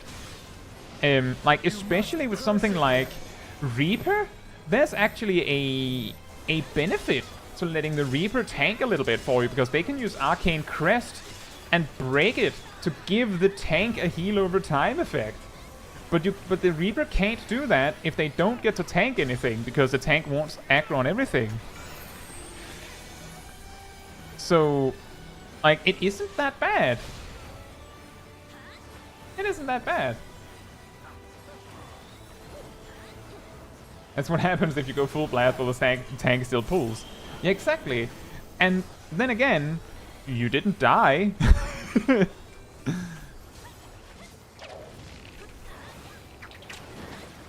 Wind, guide my arrow. Yeah, that is true, Gazel. I did notice that as well, and I kind of just assumed that maybe the dot is just really slow. Because I'm pretty sure you don't actually take damage from touching the edge in Limb Lane's arena. Also, good guesswork. Red Mage is a pretty good job. Just like all around, it teaches you a lot of things, and it can deal with a lot of things if needed. Like, they have a little bit of everything, so that's not a bad job if you want something like that. So absolutely go for it. This. I know you can. Arise! It will be a lot different from Ninja, of course.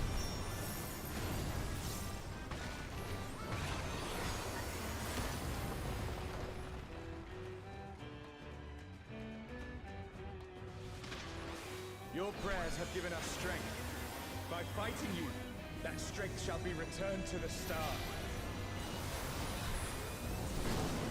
Come, grant us our heart's desire. Stay not your steps. The good old slide cast. Oh.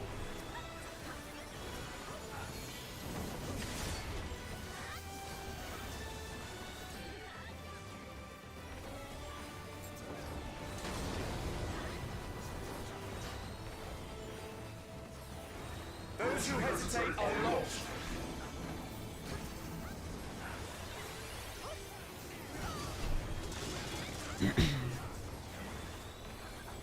But yeah, exactly. Having someone else take a few hits is fine. Like, for the tank. Like, as long as people don't die, then technically their HP is mitigation.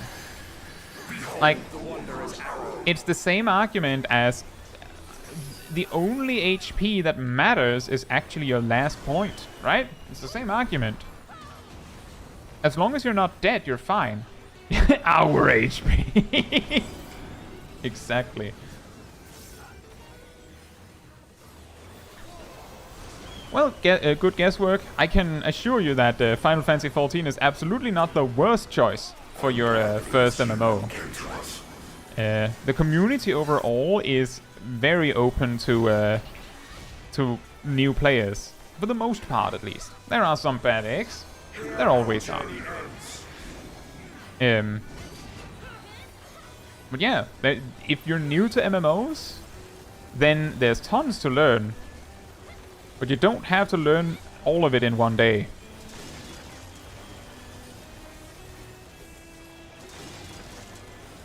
Oop. Blessings be upon you on the road ahead.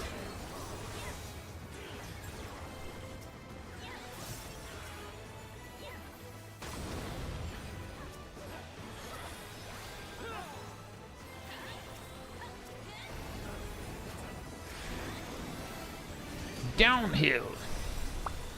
May the wind ever be at your back. Yeah, like using... I think part of the reason why these kinds of things happen might be related to the insane power level of warrior. Which might sound a little weird. But the reason why I think that is if you have a tank, specifically warrior of course, if you have a tank that is so insanely overpowered in dungeons that it doesn't need a healer... Oh, someone died. It doesn't really need anyone to help it. As long as they do damage, nothing else matters. If you have a tank like that, it is very possible to get used to never letting anyone else take damage.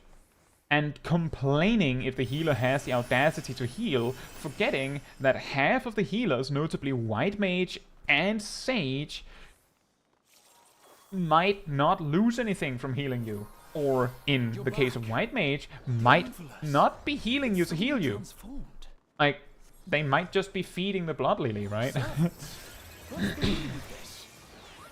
The weirdest part is probably the two weird opposing factions of players, where there is one half that is so lazy that they don't want to do your job, like the tank that Sin had to deal with.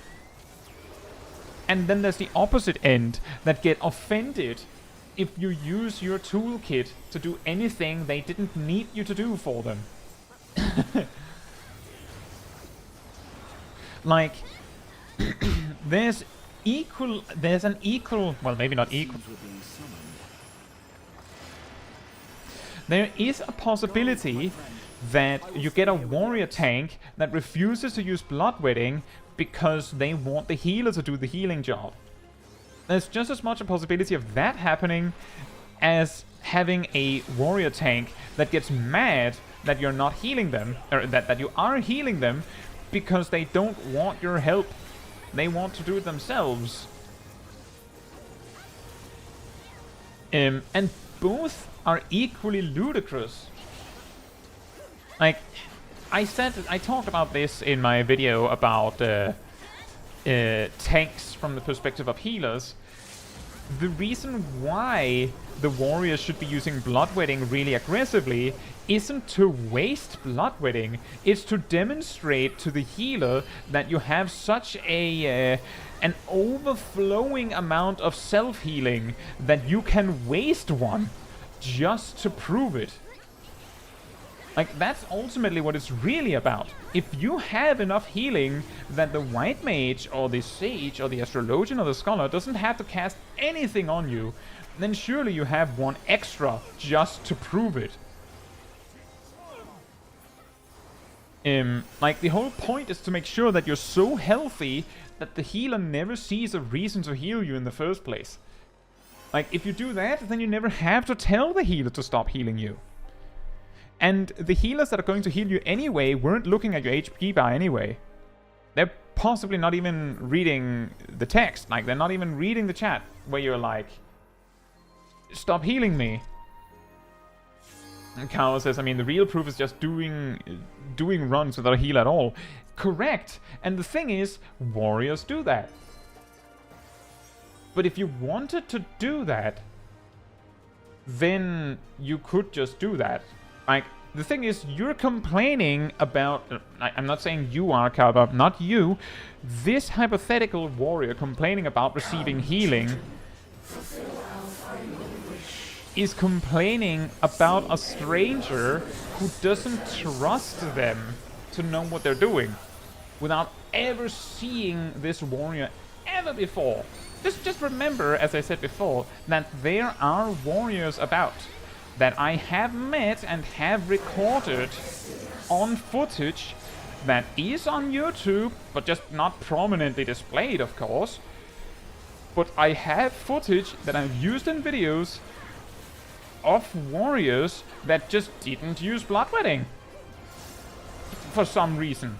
Which means that you can't trust this random person that you just met in a dungeon just now, that they know what they're doing, because some of the warriors genuinely don't know what they're doing.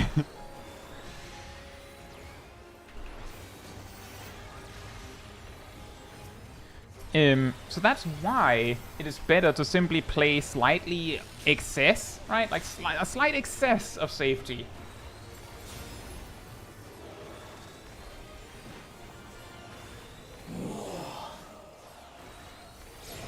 And you know what, Calva? That's fine, right? That is actually perfectly fine. The problem was with people that actually did complain in a dungeon where it doesn't really matter.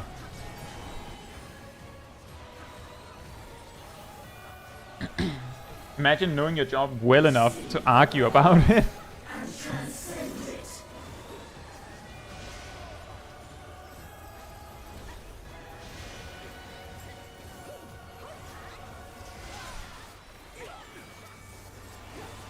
Your case in point, 11. There was one of the players that, one of the warriors that commented that thou shouldn't use bloodwetting immediately because of the argumentation you've heard, it's waste and stuff. That they explained that they just tell the healer to not heal them. Okay, that solves that problem. But then in their entire spiel about that subject, they called it nascent flash and not bloodwetting.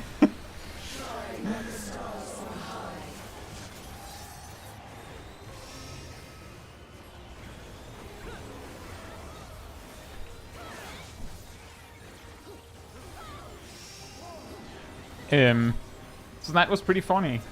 Like, they were basically saying, don't waste bloodweighting by using it immediately. What you should do is tell the healer that you're going to do that. Like, that you're going to drop low intentionally.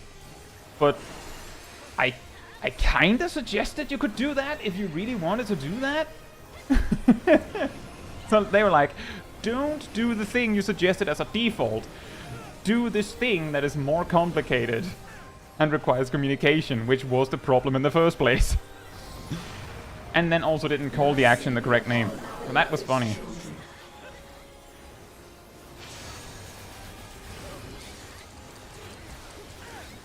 And see, that also makes sense, Gala. That also makes sense to, like, wait a sec. But there's a hugely massive difference between using, like, waiting until you're near dead before you use bloodwetting and waiting until you've taken, like, a hit. But some players need the specificity of saying, look, just use it immediately. Like, as you said, I like to take a hit or two. That's going to take like 2 seconds. Like, basically, the difference between using bloodwetting immediately and using it once you've taken a hit is typically like 2 seconds. It's not going to change very much.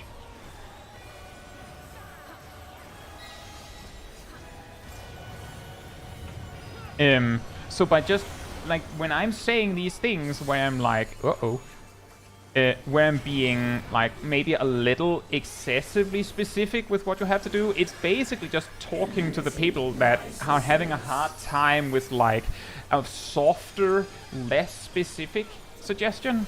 Like, you can just use a cooldown when you need one. Like, that was always on the table, that you could just use one when it makes sense to use one. But less experienced players might appreciate being told, just do X, exactly X. It's always right to do X, so just do that. So that's the kind of things that I suggest. They might not be perfectly accurate, but they're like 99% accurate most of the time.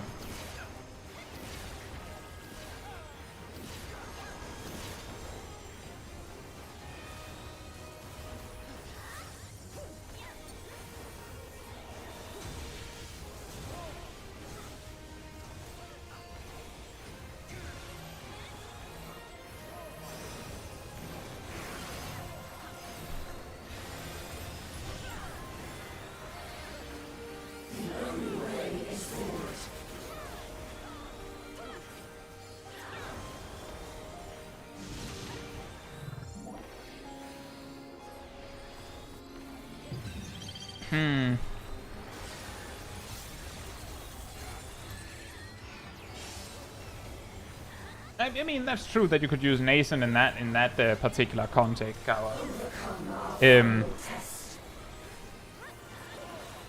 But it is just a little weird of a nuance to add in the discussion when the discussion was about bloodwetting.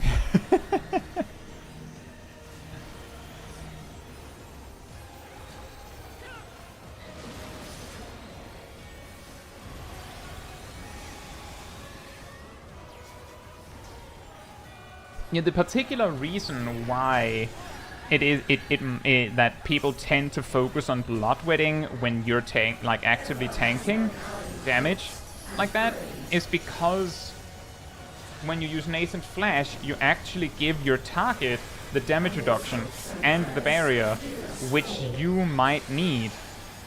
And if you're using bloodwetting when you're almost dead, then the thing that makes it possible for you to actually use the GCD before you get killed is usually the fact that you had a little bit of barrier and a little bit of a damage reduction from bloodwetting in the first place.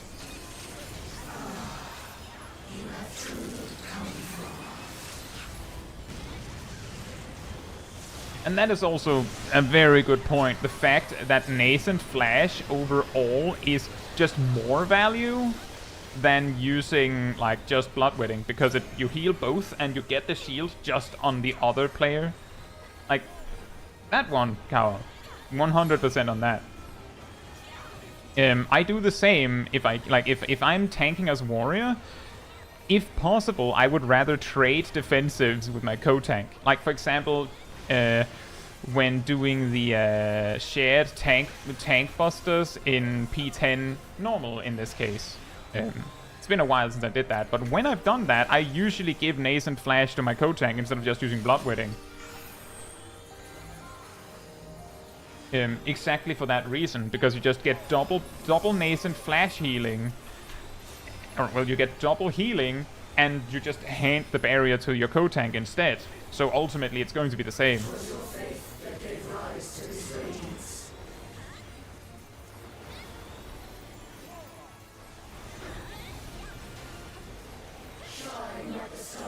Wait, what? Sid, did you try to pull someone?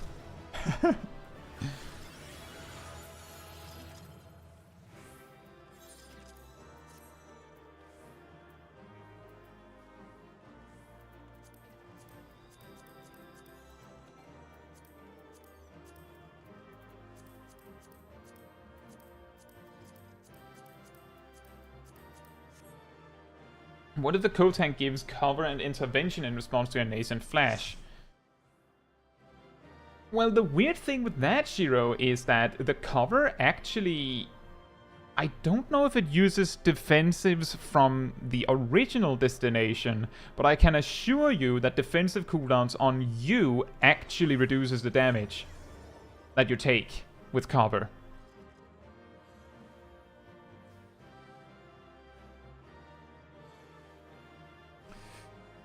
See, Yarps says, I'm like 100% sure most horror stories from dungeons are from NA servers. In EU, everything is always so normal in my experience.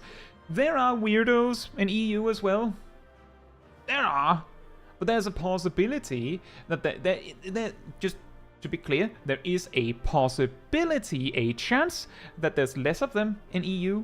There's also a possibility that people simply don't talk about it as much in EU, so it gives the illusion that there's less in EU.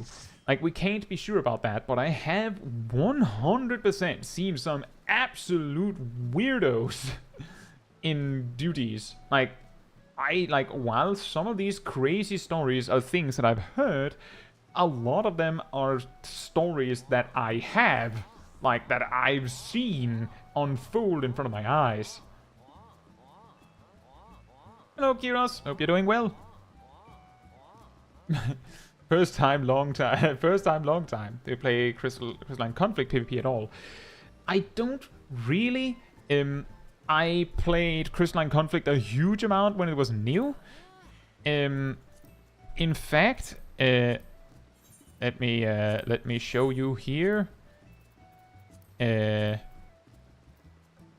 You can see I have the crystal rank portrait stuff from the first season, but then I just kinda stopped. The thing is, when I did it, I actually found it really stressful because it felt like I had to keep playing until I reached crystal, which meant every time I lost, it meant I had to play more. And at some point, just stop enjoying. You might not, I stopped not having that much fun. Like, it was okay, but it did get stressful for me rather than just fun. But then, you know, too much time invested to give up. But I have played Crystalline Conflict. In fact, I have a video tutorial on PvP that I've made when Crystalline Conflict was new. It's just not been seen by very many. But it is there. And I do know how to play Crystalline Conflict. I have, like, long time ago, I did streams where I did Crystalline Conflict, like, every week. It was just not nearly as, like, there was not that many people that were interested, unfortunately. That is an unfortunate part of the problem with PvP in Final Fantasy XIV, is that it's a very small community of players that really care about it, which means that it can be difficult to get a lot of coverage on PvP. Which then means that because a lot of content creators say it's difficult, it's difficult to find like a quote-unquote a point in making content on it. I'm not saying that there isn't, but that's like generally the problem. That then like drives the interest lower, so less people are interested, and it's just difficult. I think it's because Final Fantasy is such a PvE-centric franchise that most people are not like PvPers in the game. But I do enjoy PvP every so often. I just don't do it too much, because then I end up getting bored of it, and we do have to get our series level, right? Hey, you know, hope you're doing well. Coffee and Kai, a lovely time to be alive. I'm glad to hear that. Yeah, what we were talking about is, right,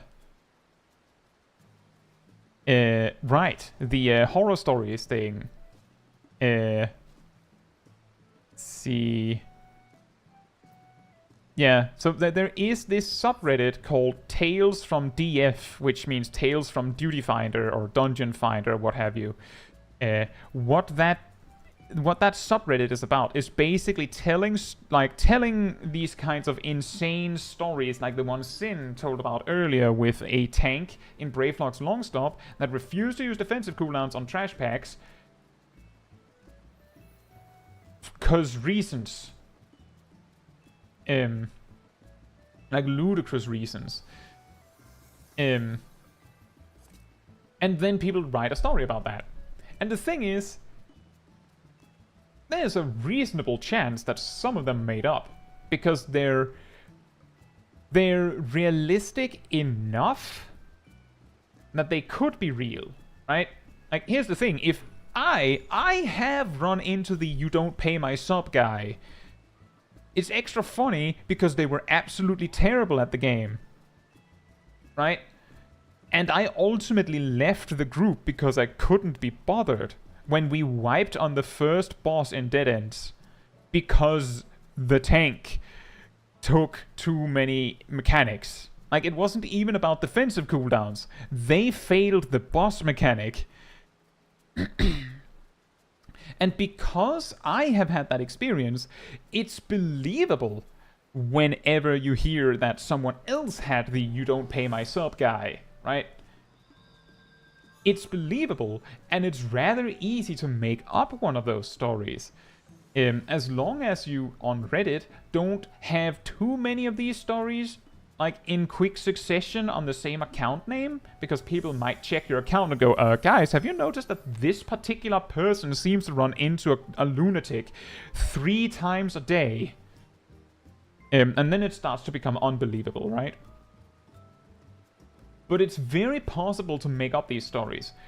But at the same time, as I think it was Carver that said it, there's also a very high chance that some of these people were part of the problem. It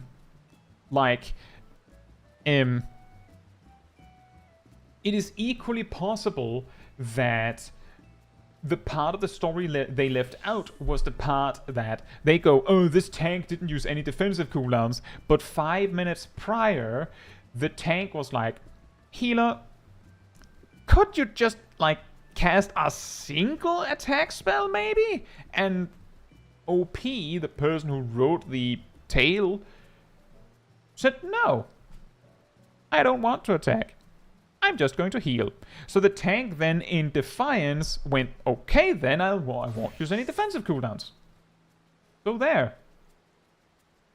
And then the healer goes and complains and writes this Tales from Duty Finder, and just conveniently leaves out the part where they started. Because we're always the heroes in our own stories, right? I don't read on Tales from Duty Finder. I don't. Sometimes I I notice posts from FFXIV, you know the one, which are sometimes concerning, because the thing with making a subreddit that focuses on sarcastically making fun of others is that at some point it might stop being sarcastic. Ymir says, I don't know the one. Good. You know what? That's good. You don't even want to know it, Ymir. It's basically a meme subreddit whose whole gimmick is that they complain about things. They basically complain about the weird things that people sometimes complain about on the main subreddit. You know, Final Fantasy XIV subreddit, the FFXIV one. And they often make like joke versions of like weird posts on the original FFXIV. Like, for example, it's pretty common to see somewhat overly hot imagery on the FFXIV subreddit. So sometimes the meme subreddit will post like some stickman doodle with a huge bosom and say like, and make a similar post to something that might be written on the main sub. And they might, like, sometimes you see people that are like, I finally decided to get into Final Fantasy XIV, and then they post a character that is like level 40 or something, standing somewhere in the game. Which, I mean, on the one hand, that's a really random post, and it doesn't like add very much conversation to talk about other than welcome to the game, right? On the other hand, so what? A lot of people like to interact with that and go, welcome to the game. I hope you enjoy it. Remember, you can ask me or him or her if you have any questions about the game. So is it a problem? Not really, but when you've seen 300 of those, it starts to get a little old. The problem is that because every one of these people making this kind of post are new to the game, they don't know that this happens multiple times a week, for example. If it happens multiple times a week. So it will never stop, unless there's like a rule against it.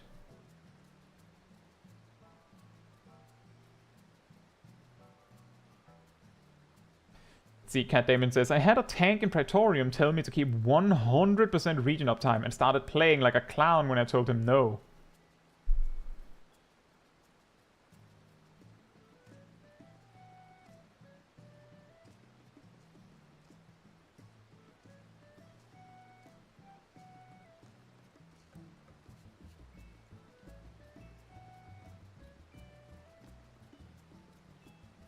See, it's not surprising that people learn these kinds of weird habits when they're almost ordered to do it. I just want to be clear, for anyone who's curious about that one, there's nothing wrong with keeping like 100% regen uptime. The problem is keeping 100% regen uptime blindly. Regen doesn't do anything if you're at full HP. So it's actually usually like, if you can do nothing else, like there's no attackable target, or you have to move, then like regen isn't the worst thing to cast because it's instant, right? You could just throw it on the tank. If there's really nothing to attack, you could even like put up a Medica 2, just if you're feeling fancy. But otherwise, regen, like in a max level context, in Praetorium, you only have Benediction to like heal OGCD as a white mage, but at max level, regen you typically use before the fighting begins. And then once the fighting begins, the primary reason you're using regen is to save other cooldowns. Like if the tank is taking a ridiculous amount of damage, you're using regen because it means you will save cooldowns later. Because regen is insanely efficient. Like, that's 1,500 potency right there. Like, you use Afflatus Solus and Tetragrammaton, that's regen. Bam bam! Or just regen over 18 seconds. Like, it's insanely good. It's just, there's just the little problem that regen costs a glare. Right? It costs an attack, whereas Afflatus Solus is damage neutral and Tetragrammaton is free. So usually you use regen if you know that the healing from regen does not go to waste. For the most part. Like the thing is, it doesn't have to be all the potency, but most of it.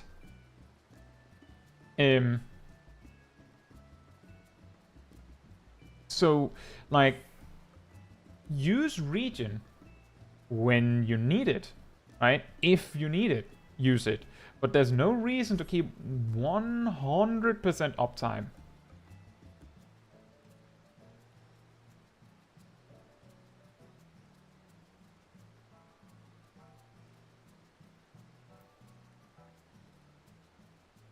Cal says the other one that bothers me, the other subreddit, is FFXIV discussion. It's so doomer and so overwhelmingly negative that it becomes frustrating to read. Yeah, I want to be clear because I make quite a few videos giving advice and discussing some of these more social aspects, especially about duty roulette, especially about dungeon roulettes, right? I'm talking about those to try and approach the problem in a positive way and say, don't do this, like, don't be toxic. It doesn't help you. Like, if you're toxic, you just give the rest of your group less motivation to play, and then they'll play worse, right?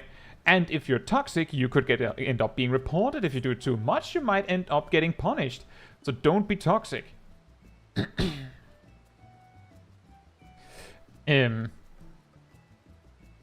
says, this is my first encounter with your channel, so I haven't watched the videos yet. Well, you might be very interested to learn that tomorrow I'm putting out a video on the subject of, among other things, you pull it, you tank it, and why it is dumb.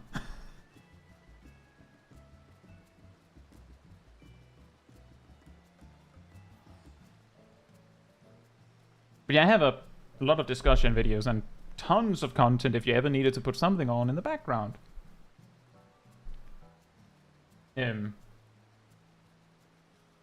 Cat Damon says in Praetorium as well, mobs hit like a stationary freight train.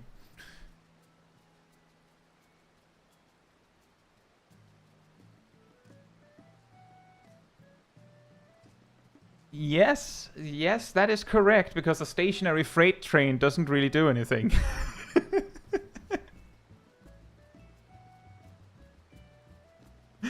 Yeah, exactly, yeah. So nothing.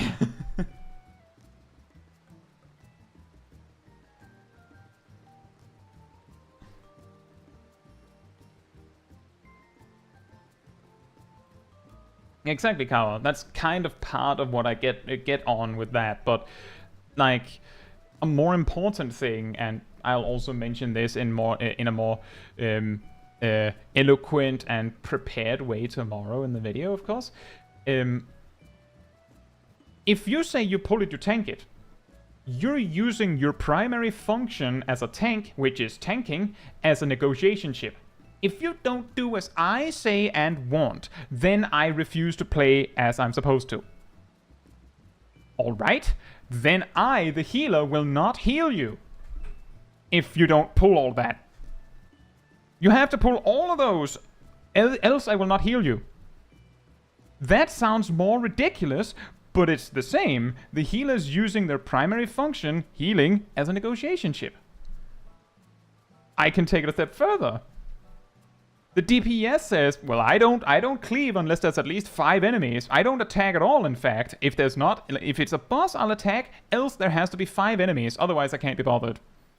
You pull a pack with only 3 mobs, DPS just sitting there twiddling their thumbs, just waiting for you to pull more.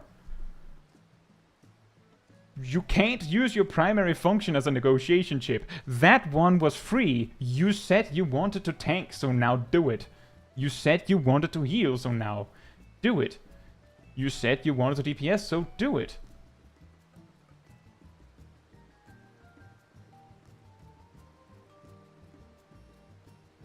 I pull as a DP, I pull all as DPS. I'm insane, you can't stop me. I mean, see, that's also one that can be problematic. Like, ninja pulling is something that can become problematic.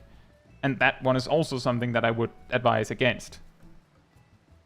But the thing is, the reason why all of these things are advised against is because you can resolve all of these problems by talking, right? Like, the reason the DPS is or the healer is ninja pulling is because they want the tank to pull more and they're not for some reason.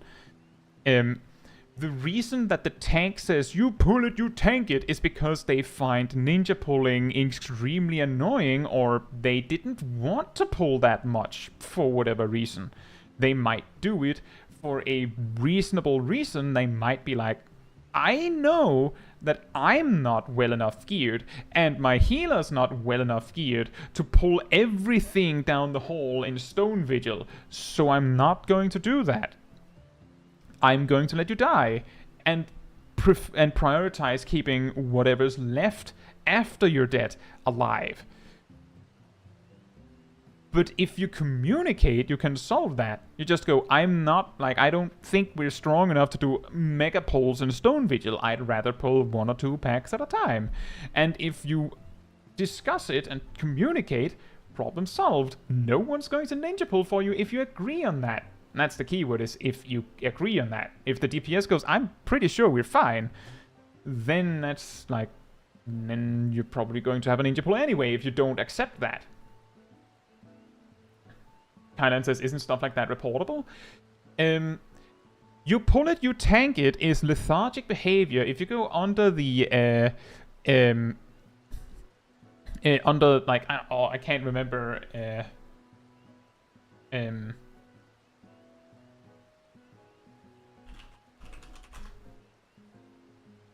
there's a page called Prohibited Activities in Final Fantasy XIV. It looks like this. And on this page, they go over everything that basically everything that they don't want to do, and still say it's not an exhaustive list. And give examples of what is and isn't okay. To give you a clear example, it's somewhere in here. You can have a free company where everyone's okay with extremely rude profanity, right? You swear like sailors. And then you invite a new person into the FC and they're not okay with it. You might say, shouldn't they just leave the FC? Yes, probably. But But you have to use human words to communicate that. If they say, I'm not comfortable with you acting like that, and you don't come to the conclusion they should maybe leave the FC, then you have come to the conclusion that you want them to stay. And they want you to stop doing that, so they are in their right to report you for that profanity. And you can get punished for that, yes. Which is insane, and I can't imagine it happening because it's so specific. You have to join an FC, realize that you don't jive with the FC the way they speak, and then instead of leaving, choose to report them. Which now makes you not a good friend. And specifically, you pull it, you tank it, and I call it healer god complex. Where the healer chooses to not do anything. Like, I don't want to heal, I don't want to attack. Doesn't really matter, but if they choose to not to attack because reasons, or they choose to not heal you because you crossed them, then that's also lethargic behavior. Other things that go under lethargic behavior is going AFK without saying anything. Or just leaving, like stopping play without saying anything. So you can probably see why this is a problem. The reason why it is lethargic behavior is because you're being lazy intentionally. You're choosing to not do what you're supposed to do intentionally. Enjoy your dinner, 11. And the ninja pulling perspective instead is a little more complicated because the ninja puller is actually just more like annoying. And yes, you can technically be reported for playing in an annoying way, which is to say, rescuing someone to like yank them back for no good reason is also annoying. Just to give a more clear example. So the key thing with all of these, this is reportable, that is reportable, is the prohibited activities page also says, and also the support in-game says, typically they recommend communicating. Talking with each other. Now, what is a ninja puller when you say it like that? Ninja pulling is the concept of pulling out of turn. We all know that it is generally the tank who pulls. That doesn't mean that other people can't pull, but we generally have a understanding that it's the tank who pulls. So if you start running ahead and pulling for people, that is called ninja pulling. It has been called ninja pulling in World of Warcraft since like 2005. In Final Fantasy XIV, ninja pulling is rarely a thing, so it's perhaps a less used word. But that is what it means, is pulling out a turn. When you're basically, by the argument that the tank is the person who pulls, if you pull and you're not the tank, you're ninja pulling. But communication can resolve that. If the tank is okay with it, then there's no problem.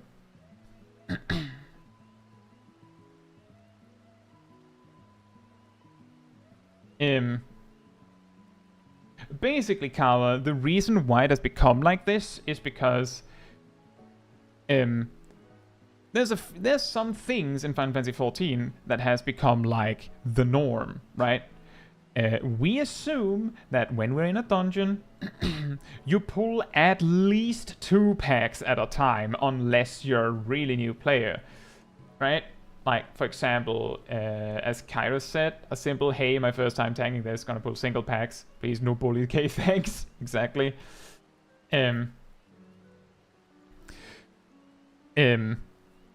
But generally, we assume that you pull big, right? So if you don't pull big, that is weird. So what's usually going to happen is if the tank doesn't pull the things we normally pull, then one of the DPS or maybe even the healer goes, oh, I think you forgot something, and then pulls more, right? But the general idea of ninja pulling is if the group as a whole has agreed we pull 1 pack at a time, for example. but someone doesn't agree to that, so they pull more, then they're pulling out of turn and pulling more than expected. And usually we can determine whether someone is ninja pulling based on the fact that you see the tank pull one pack and they stop. And the healer might run ahead, turn around, and then come back. One of the DPS runs ahead, turns around, and then comes back. That is kind of their agreement to pulling one pack at a time, right? That they didn't continue forward.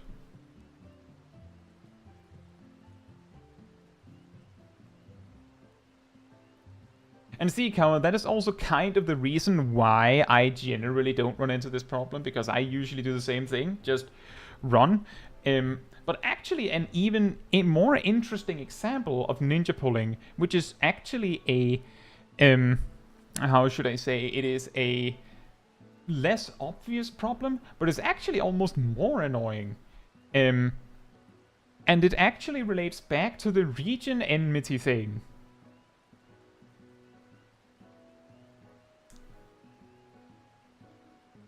There are these players that sometimes do this thing where they wait for you to like start attacking, right?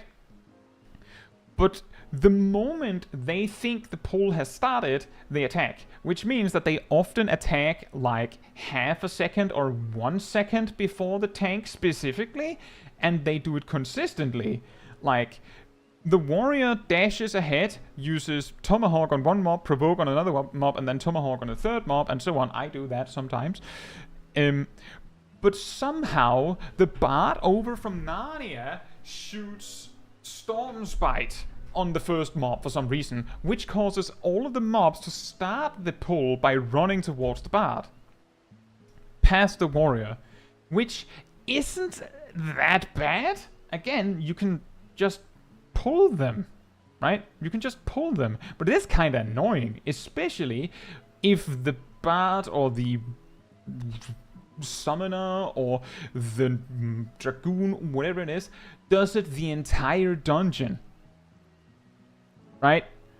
And it starts to get a little bit annoying. Like, that's actually the thing with that region enmity thing, is that the primary reason some tanks complain about it still, some of them, is because they find it incredibly annoying if they pull one mob, and in that very same moment as they enter combat, the healer places a buff on the tank, which causes enmity on all of the mobs, which causes all of the mobs the tank didn't hit to run for the healer. And because Final Fantasy XIV code jank, the mobs can often run pretty far before they, like, even though the tank hit them, before they go, wait a minute, I'm pretty sure I'm not aggro to the healer. And then they turn around and they're 40 miles behind, and then they start chasing the tank.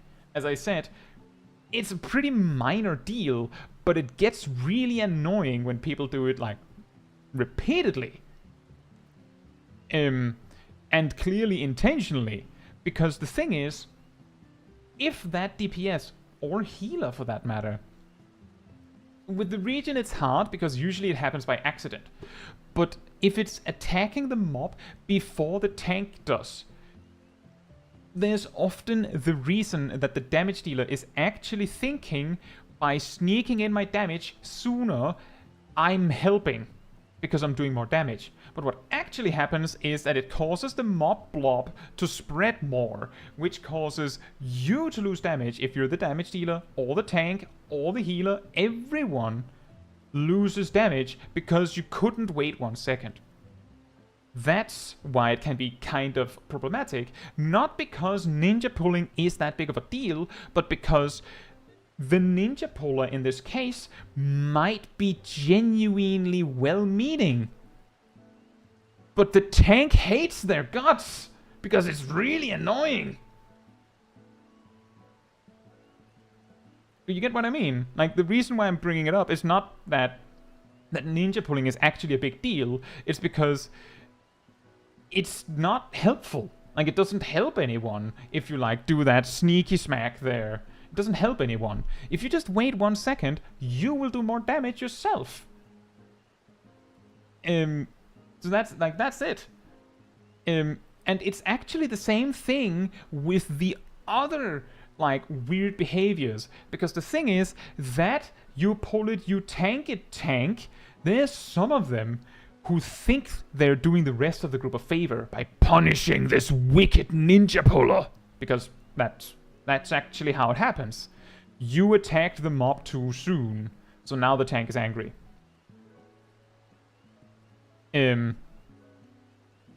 The healer who punishes that player because they did something, but they ninja pulled for the tank, so I'm not healing them anymore, even though the tank doesn't seem to mind.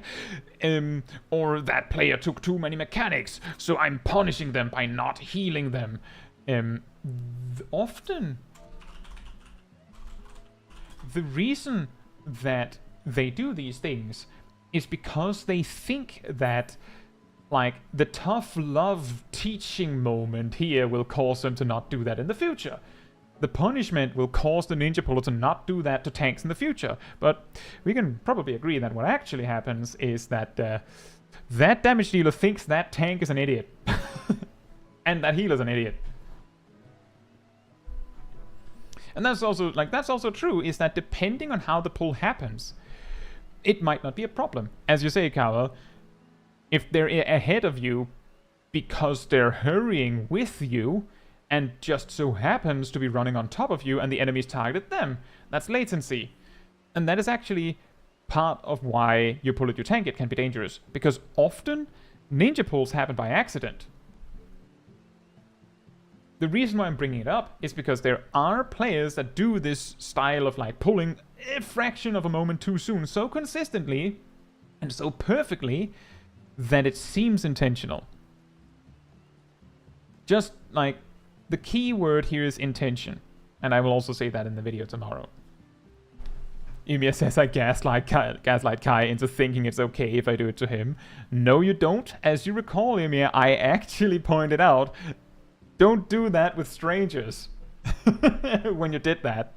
Just running ahead of me all the time. Like, specifically running sooner than me to make sure you're ahead of me and stuff like that. I don't mind. I don't care. Like, usually if the DPS are running ahead of me, I start running faster as a tank. Like, I'll start leaving the pack early. Like, no, you don't get to leave. I'll be the one leaving the pack first. Because I clearly need to pull faster. Hey, Sniled. Hope you're doing well. But yeah, most of these things are problems that are not nearly as big as people make them to be. Like, that's the thing, really. As you say, Kao, I don't find dungeons that engaging, so I just want them to end ASAP. And that's ultimately the thing. That is partly why it's like...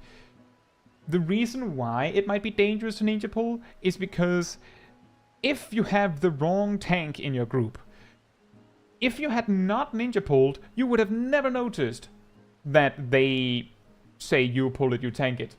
If you had just let them pull, they might have pulled everything and never brought it up. They were just pulled like you'd expected. They were just a little slow in the very first pull, so you got ahead. But because you got ahead, now you are the ninja puller and you must be punished. Which causes the dungeon to be longer. Thank you for coming, Emir. And good night to you.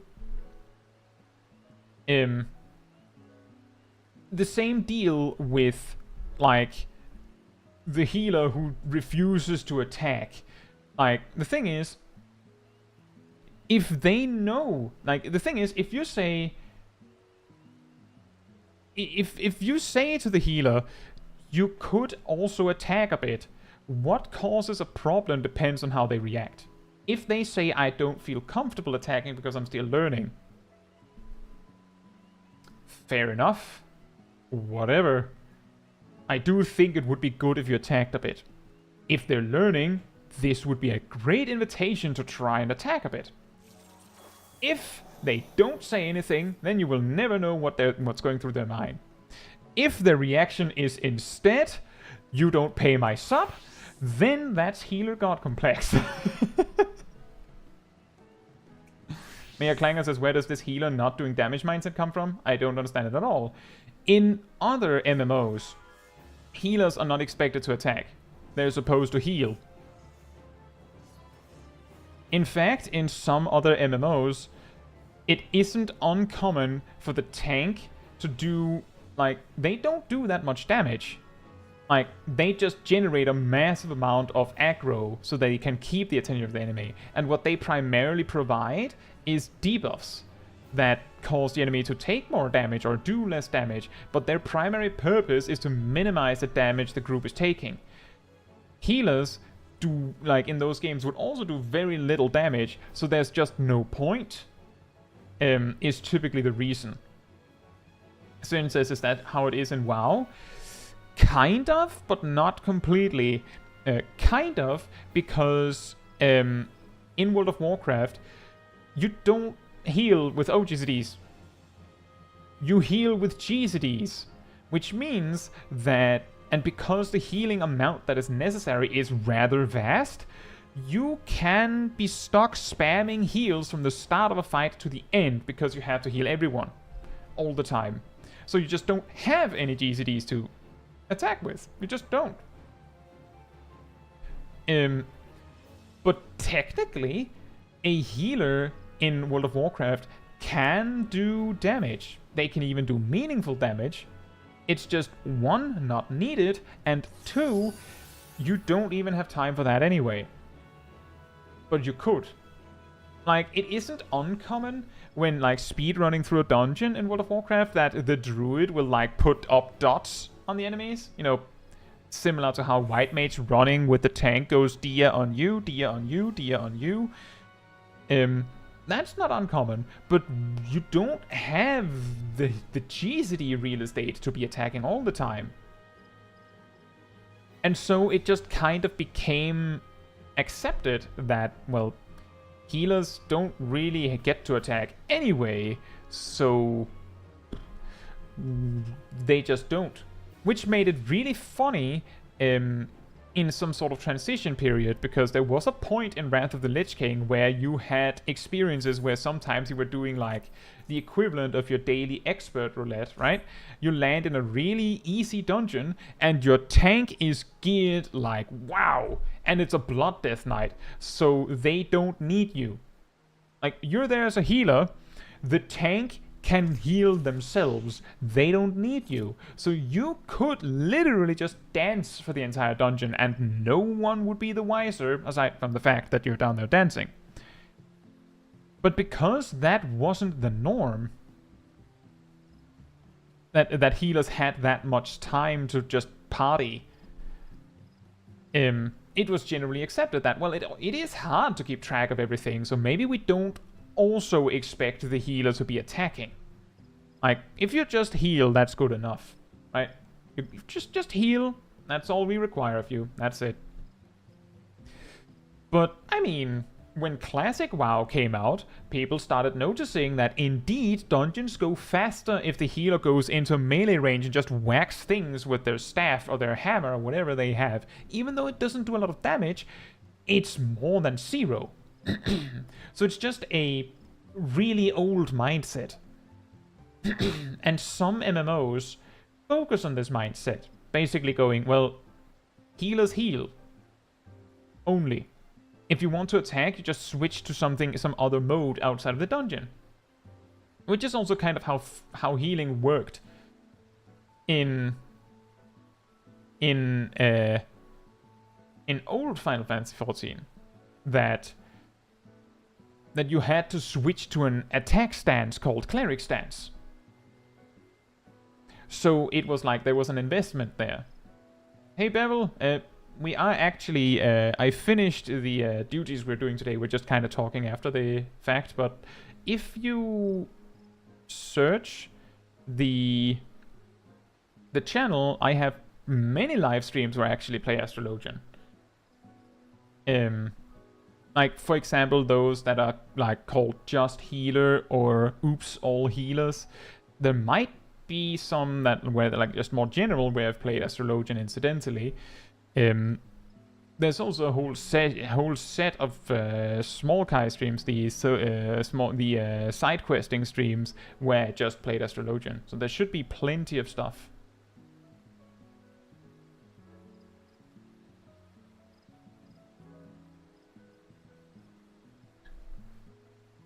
And yeah, exactly, as Carol says, in World of Warcraft, because there are more spaces in a raid, and it's more flexible with kind of how you can make your group, you just bring the amount of healers you need for a boss fight. And there's also the MP region thing that was more a thing in older parts of World of Warcraft. But yeah, the key thing with the non-attacking healers, Mayor Clanger and Sin, is that Final Fantasy XIV is the outlier in this aspect.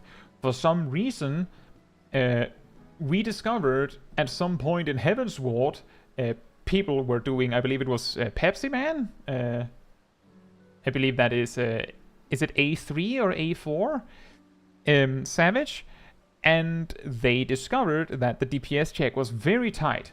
So they reached the breaking point where they started having the healers assist with damage. And it worked. And the instant you realize there's nothing wrong with the healers also attacking, then, like, that Pandora's box cannot be closed again. Like, we're here now. It's the same as the 2-minute burst thing in Stormblood and even in Shadowbringers. This whole thing with aligning buffs was for the most part like a technique the hardcore players of like the best of the best mainly did. But it got easier and easier, and now we reached a point where it's so easy that it's almost assumed that everyone will do it. Even though that's absolutely not how it actually works, is it?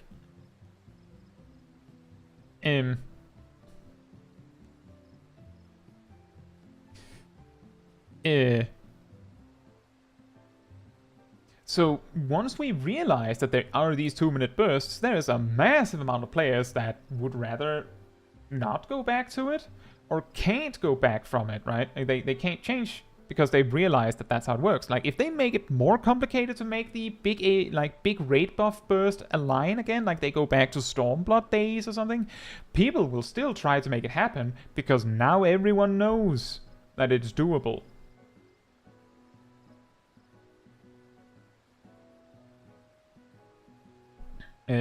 Carl says, what MMO are all these healers heal, not do damage coming from, though? It originates from actual old World of Warcraft. Carl, in vanilla, healers didn't attack. In actual TBC, healers didn't really attack. In actual Wrath, healers didn't really attack. At some point, I'm not sure when, there was this crack in the Matrix where suddenly people were like, I mean, healers could attack a little bit. And it was especially cracked when disciplined priests were reworked to kind of like how sages heal by attacking. Like, that's really difficult to ignore. Monks that could heal by attacking? Mayor Clanger says, what did the healers do if they didn't need to heal then in WoW?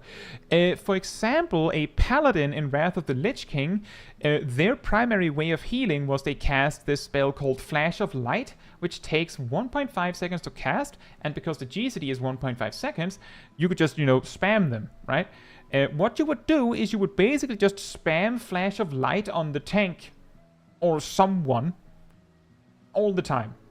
If there was no one to heal, you just use it on the tank just in case an auto attack comes in on the tank when the heal lands, so you could intercept damage. Which, of course, is ridiculous. But that was how it was done. Obviously, you can't attack if you're busy doing that. But yeah, that basically circles back to the thing I was talking about earlier. I think that was before you came, Kawa, that I have this series that we call Final Fantasy XIV Mythbusters, or Test Your Claims. Some of the most absurd claims of like how things work in Final Fantasy XIV originate from people that have played since like 2.0 or maybe even 1.0, maybe 3.0, that have just carried this weird fact with them to the present, even though it's no longer true. They just never bothered to check whether it still was true, or even if it ever was true in some cases. Um, uh, and similarly, as you say, it was just something that we had decided that healers don't need to attack, and then people just held to that for years and years and years. And there are also other MMOs, can't really put a finger on which ones, but World of Warcraft and Final Fantasy XIV are obviously not the only MMOs. Guild Wars 2 is not like you add Guild Wars 2 to it, you add Elder Scrolls Online to it. There's still more. There's plenty of MMOs to go around for some of them to be, well, the healer heals. That's it. There was a time, as far as I know, in Maple Story, where when you brought a healer, what they were supposed to do was basically just smash their finger down on the AoE heal button. And if they ran out of MP, drink an MP potion and just spam the heal button. Because that was what they were there for. So, like, there's a bunch of these. So it's not necessarily World of Warcraft it originates from. But, as you can see, people were like, well, healers heal. Then at some point in World of Warcraft story, we reached the point where it's like, well, healers can attack, and some started doing it. But a lot of players also stuck to the tradition of, no, healers heal, and just decided not to. And the observation that we go back to classic vanilla and discover immediately, like, instantly, any good player goes, well, the healer doesn't have to heal all the time. In fact, if they heal all the time, they will go out of mana. So actually, it's better to just not cast anything and then heal when you have to, and then just smack the boss around or something.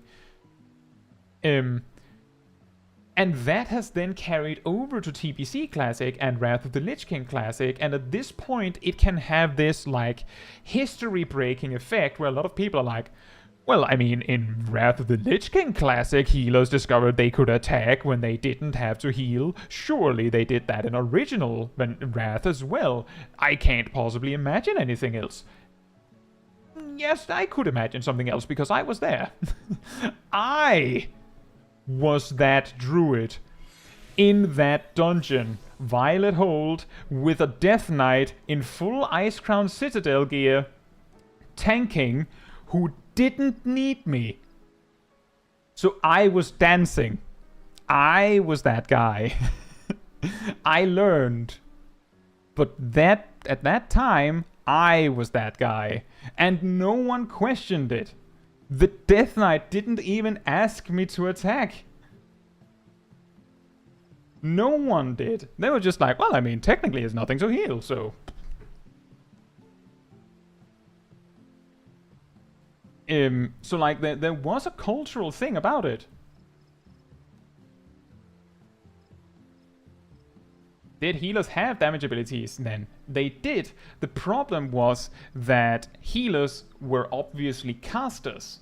So their auto attacks basically did bleh damage for the most part. So, like, the argument of the healer should be attacking was like, the white mage should be auto attacking all the time. It's technically DPS gain, and then you see how much damage it does, right?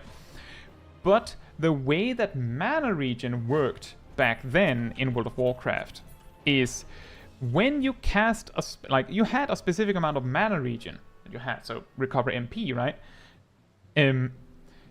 But if you cast a spell, it actually stopped the majority of your mana regen.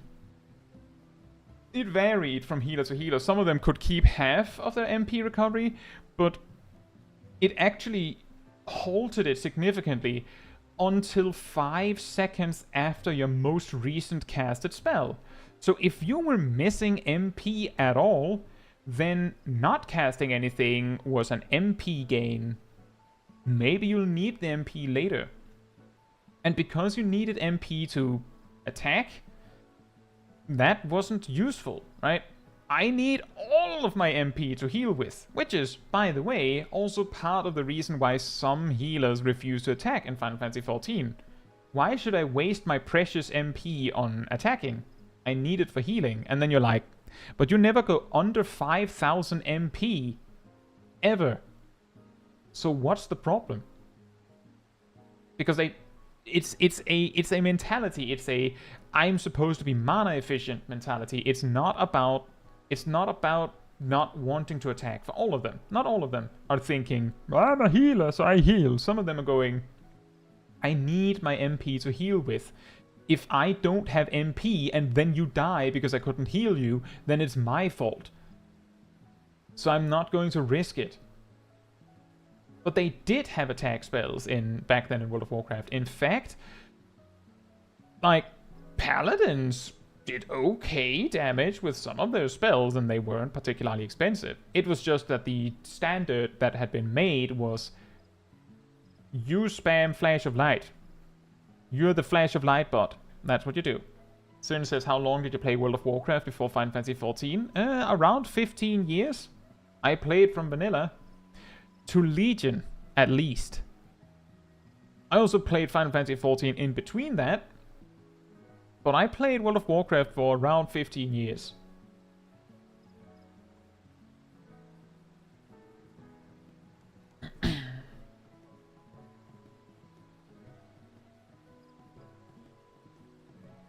And many of the things that I know from World of Warcraft, incidentally, are applicable here. Healers not attacking, however, is not one of them. Thus the Dream State Druid build was born. Oh yeah.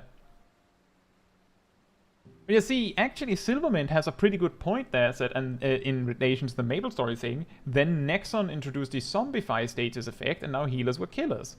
See, this might sound like Silvermint is saying Nexon is the bad guy for ruining it. This is actually a game design way to stop players from doing something that the developers don't want them to do. If the optimal way to play a healer is to just blindly spam your strongest healing spell from start to finish, that's not really fun. No matter what MMO or game it is, for that matter.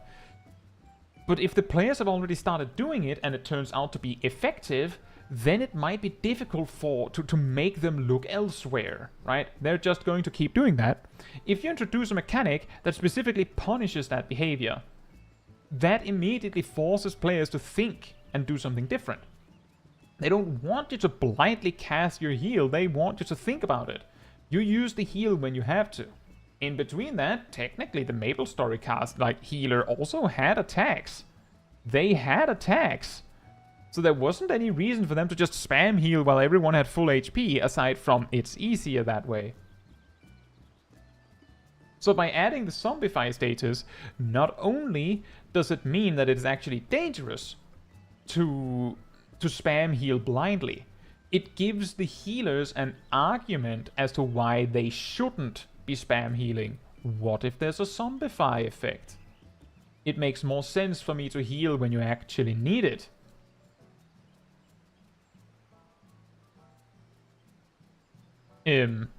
Because you have to remember, if the norm is healer spams heal until boss dead, then that one healer that goes, well, actually, I could just heal you when you need it, and then I could help with damage in between. We'll just get the no. We don't know what happens if the healer's not spamming heals, and we don't know what happens, and we don't want to wipe now, do we? And then the healer just spam heals forever. Like, you have to force people out of the norm in these kinds of situations, which is also why you have these weirdo tanks like the one we talked about earlier, with a tank in Praetorium that demanded that the white mage keep Regen permanently active on the tank from start to finish. And when they got denied, they started playing weird.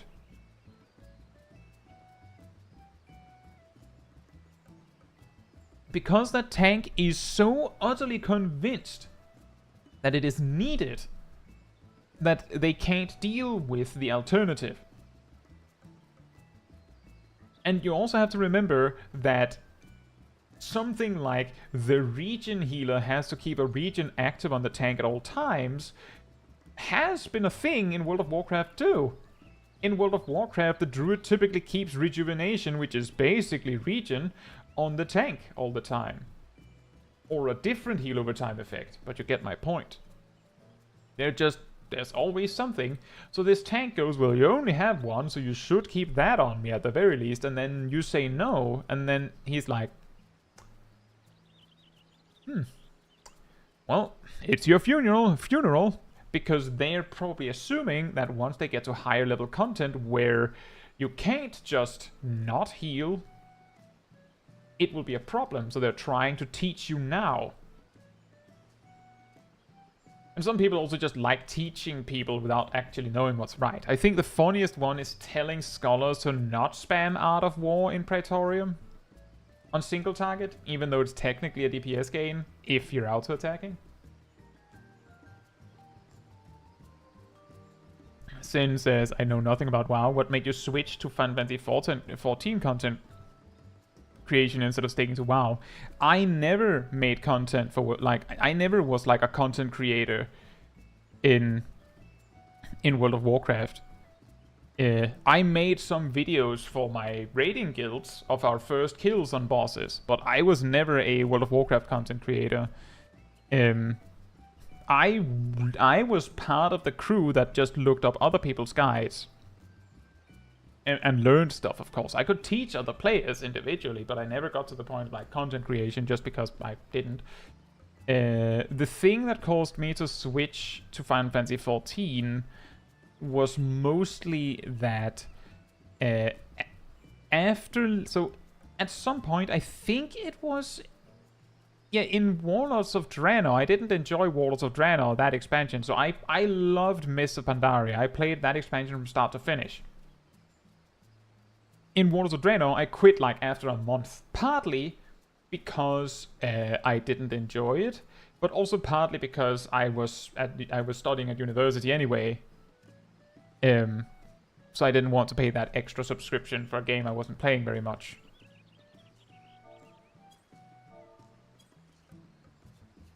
And at some point I tried Final Fantasy XIV during Stormblood. And then I quit again at some point. And then I played World of Warcraft Legion. And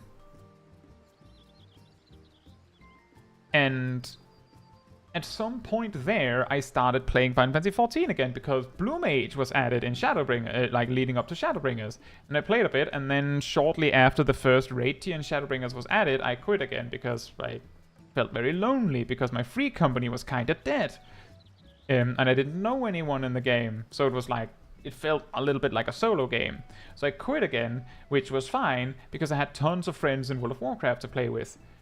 But then Battle for Azeroth came out, which I did not like.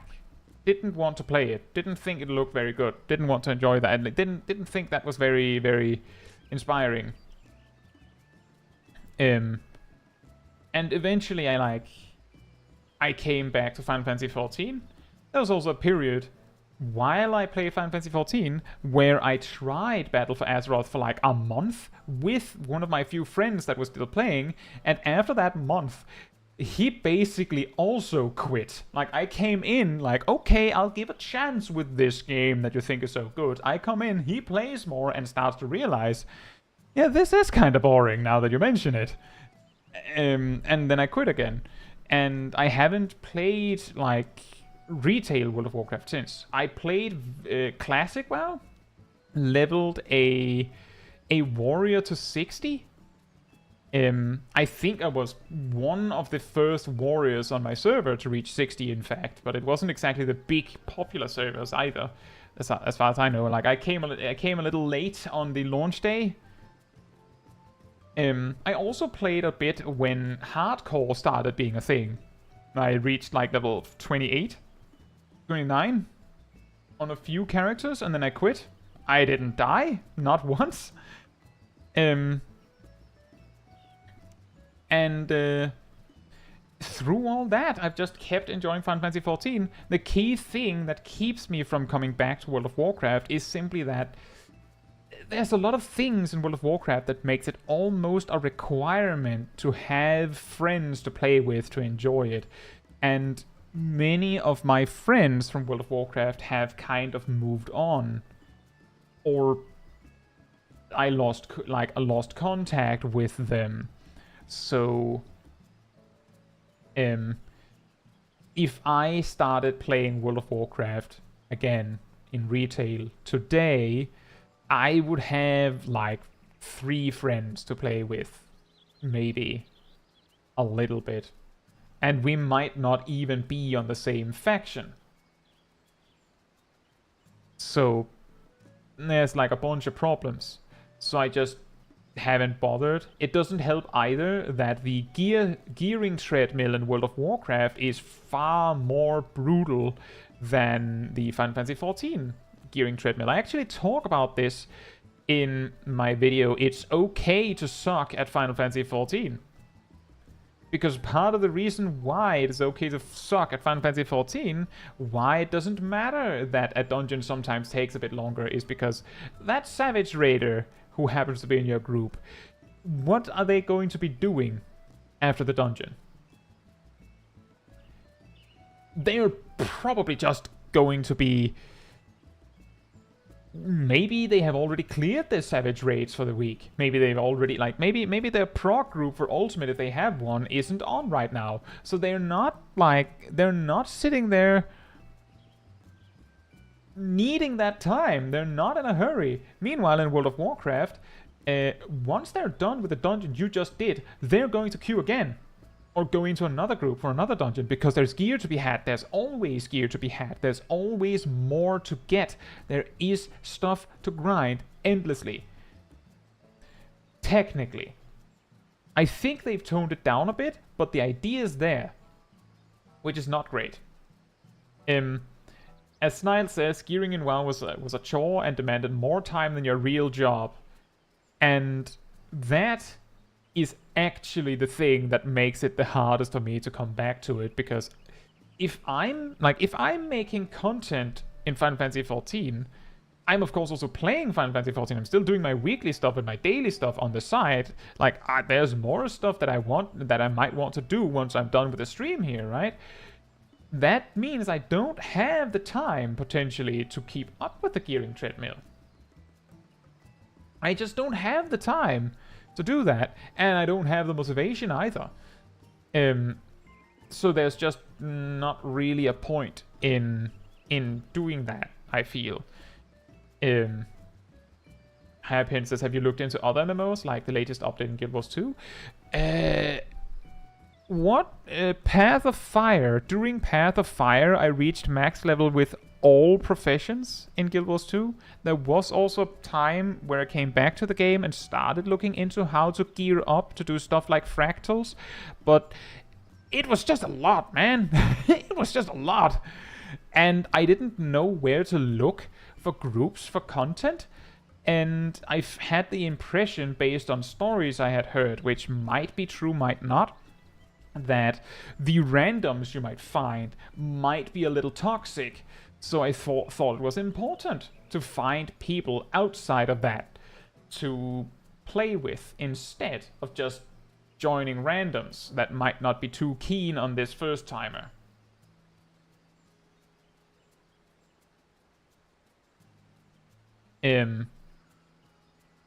So I had played Guild Wars 2. I think Guild Wars 2 is fun. In fact, I played Guild Wars 1 many years ago as well.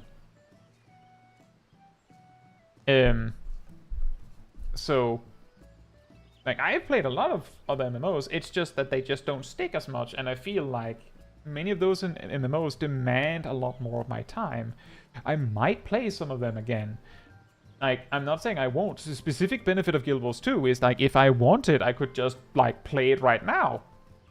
I don't have to pay anything. I could just open it and play from where I was. I could just continue from where I left off. There's just a difference that everyone else has done something different since. But any gear that I have is approximately as good as it was back when I stopped, which is a huge plus for Guild Wars 2.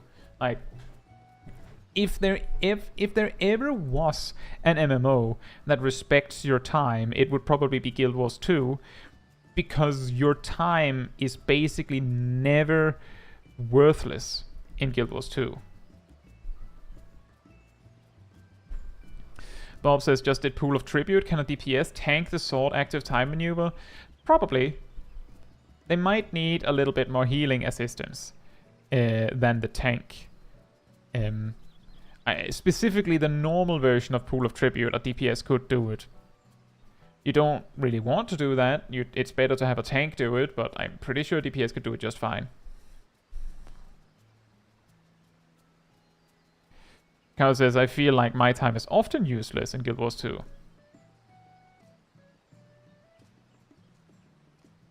Right, yeah, so what I actually mean is that your time is rewarded. The key is that everything that you get in Guild Wars 2 can be used for something. Something. Whereas, like, while that is technically also true for Final Fantasy XIV, by design, certain things will stop being good.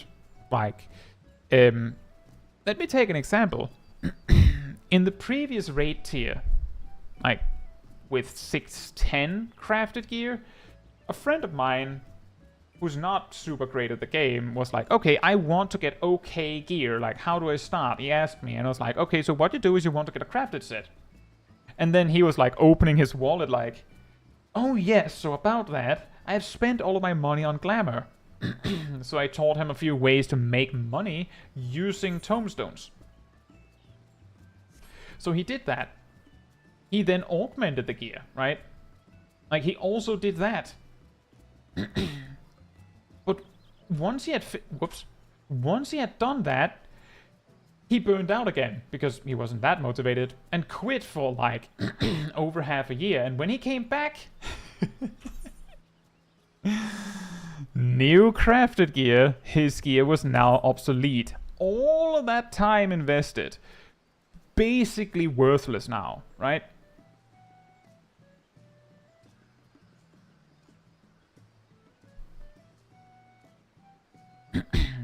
Carl says if he has no gear and isn't taking it into Savage, he might as well have started with normal raid gear rather than crafting. See, the thing is, I told him both. But he had to do a mix because his gear was so bad that he couldn't enter the raid. So he had to start with some crafted pieces. So he had to do a mix, right? But the thing is, whether it was the normal raid gear or the crafted gear, the gear is now bad, where before it was good, right? In Guild Wars 2, if you get a actually good piece of max level gear, you could essentially quit for 5 years, come back, and technically your piece is still good. If it's not a legendary item, or is it called an artifact, well, you know what I mean, where you can customize the stats on them as you please, pretty much. The particular stat distribution on the item might no longer be good for the current meta, but the item is as good as it was back then. Which is why I'm saying Guild Wars 2 values your time more than Final Fantasy XIV does. On the other hand, Final Fantasy XIV, you could argue, values your time more than World of Warcraft, because Final Fantasy XIV expects you to invest significantly less time to get good gear.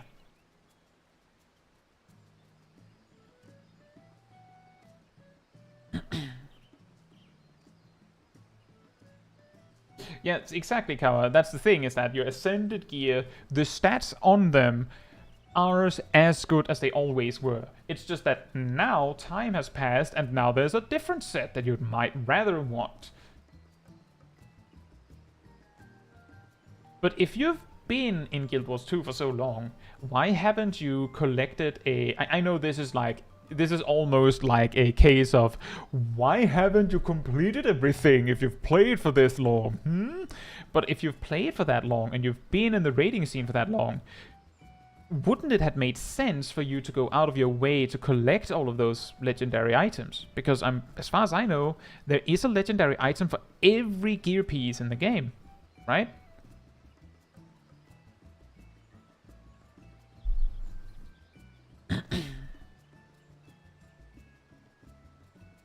Right, you haven't played all that time, I know. It was just more to say, if you've been invested in the game for that long, it would have made sense.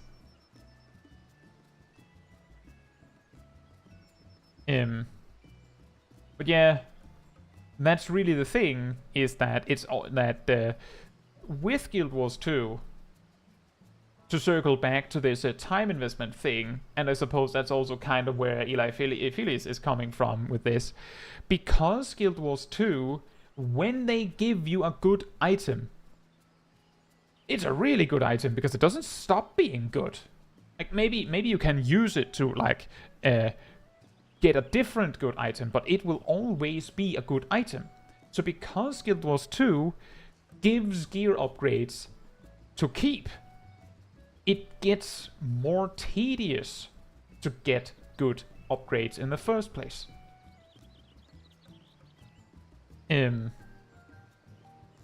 Whereas in Final Fantasy XIV, they just go, welcome back to the game. If you're behind on the item level curve, just buy a crafted set and you're good to go. You're basically ready for nearly all content in the game by that point.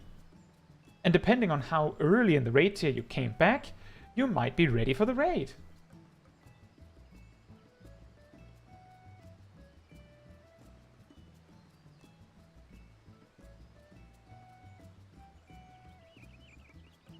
Exactly, Kawa. Exactly.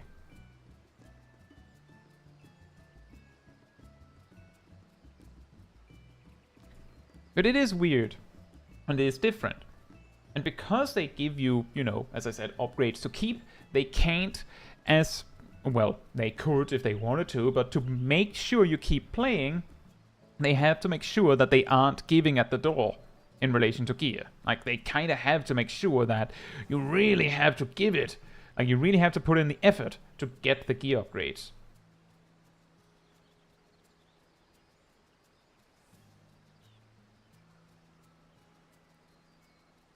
And that's also true, Darth. Like, there's a lot of ways you could go about just catching up on gear again. But the interesting thing with gearing in Final Fantasy XIV is that the simple fact that it is that easy to catch up to the current raid tier in gear is kind of the point in what I mean by Final Fantasy XIV doesn't respect your time as well as Guild Wars 2 does by that logic. If you go through the effort, which is a Herculean effort in Guild Wars 2, to get a legendary weapon, then you get it to keep. That is technically best in slot forever. Actually, forever. For all content in the game, forever. If you make a legendary sword, then you will never need a different sword again. Unless, of course, you need two swords. In Final Fantasy XIV, yeah, you have to invest some time to get the relics, but they're only best in that expansion. After that, it becomes dubious. Then it's more about glamour, ultimately. And you go, like, as a Savage Raider, we've talked about this on the Discord a few times. And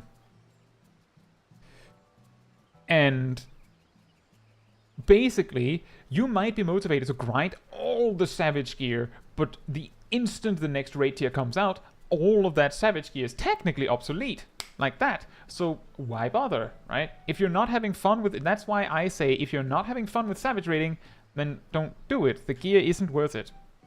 Hey Yomako, thank you so much. What is your question about movement settings and keybinds?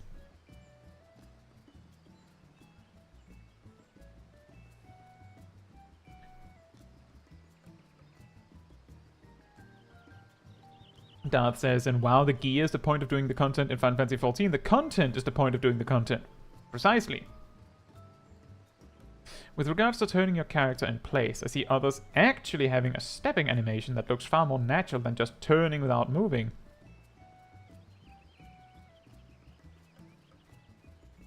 Do you mean like this?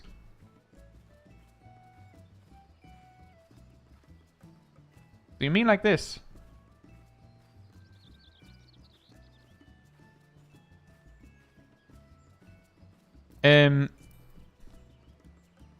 Yomoko, do you play on legacy or standard controls?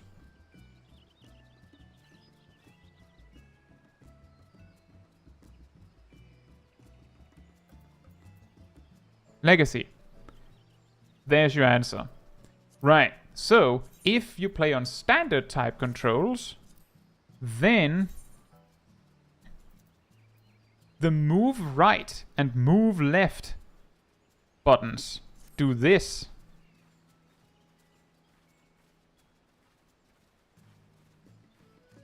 If you play on legacy controls, then they do this.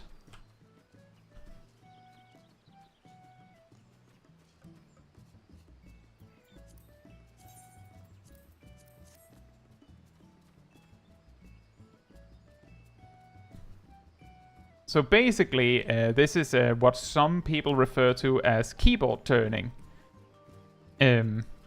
I think I also mildly demonstrate this in my video comparing legacy controls versus standard, keybinds versus clicker.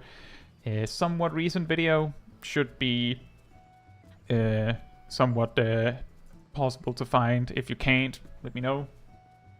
Actually.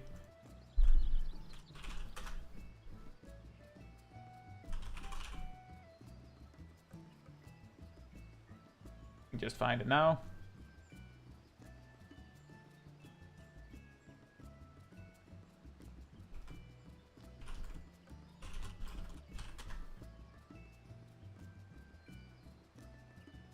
I talk about it in the video I just linked.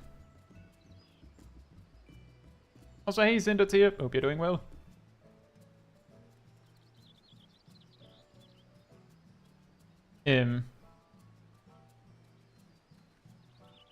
Kao says, my legendary sword in Guild Wars 2 will always be relevant, assuming my builds will always contain a sword, which may not happen. Which is actually a really good point, because I believe, if I recall correctly, the armor, like the legendary armor in Guild Wars 2 is even more tedious to farm than the weapons. Which makes perfect sense, because you're always going to be using a chest piece. At the very least. Whereas you might not always be using a sword.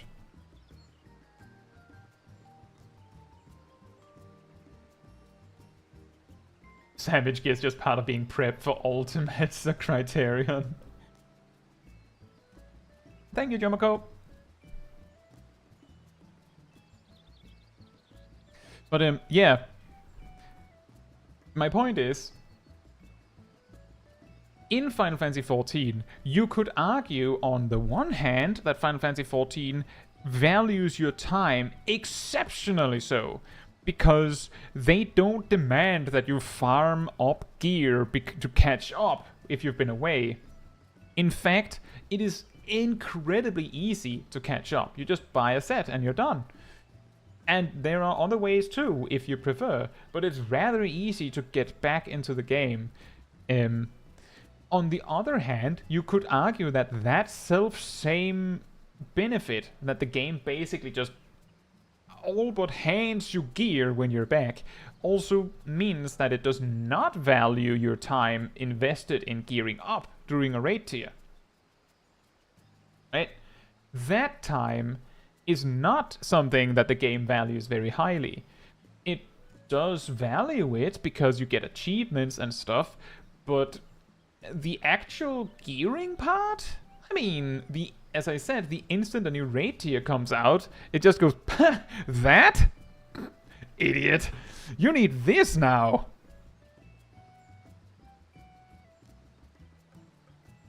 Which you could argue is not exactly putting very much value in that time invested. But indeed, as you both say, Darth and Gower, gearing is part of progging. Gearing is part of the process. And that is probably also part of the reason why people don't see it as Final Fantasy XIV not valuing your time.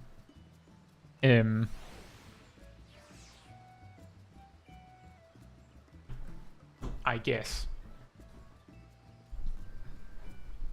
Now, that has been a very long side questing story about other games and gearing, time invested, how games work, social aspects of healing in a dungeon, tanking in a dungeon, ninja pulling in a dungeon. The long and the short of it, by the way, with that is agreement and intention. Because the thing is, just to conclude on the ninja pulling thing, which I don't think I did, I'm pretty sure if the tank told you to not pull for them, you would probably just shake your head and go, okay then, and not do it. We needed a tea time on top of the daily stream. Yeah, it sounds like it, doesn't it? But with that said,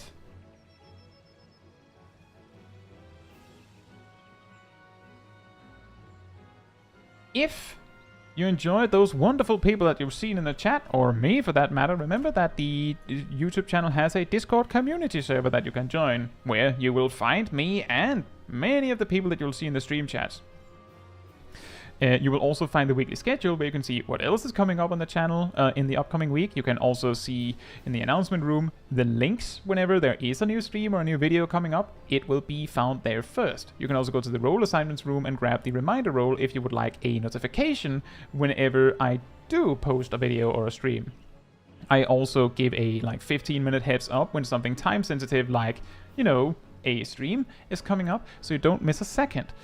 And if you did enjoy this particular stream, it helps me a lot if you leave a like on it, because that tells YouTube that this was a very enjoyable stream and you would like other people to see it as well. So thank you so much in advance.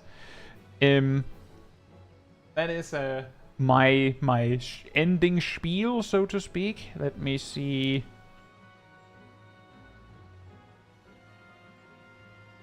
Yeah, exactly, Darth. See, that is precisely the reason why it isn't super great to ninja pull, by the way. Because the tank might not be complaining simply because they're afraid of the person ninja pulling getting really cross about it.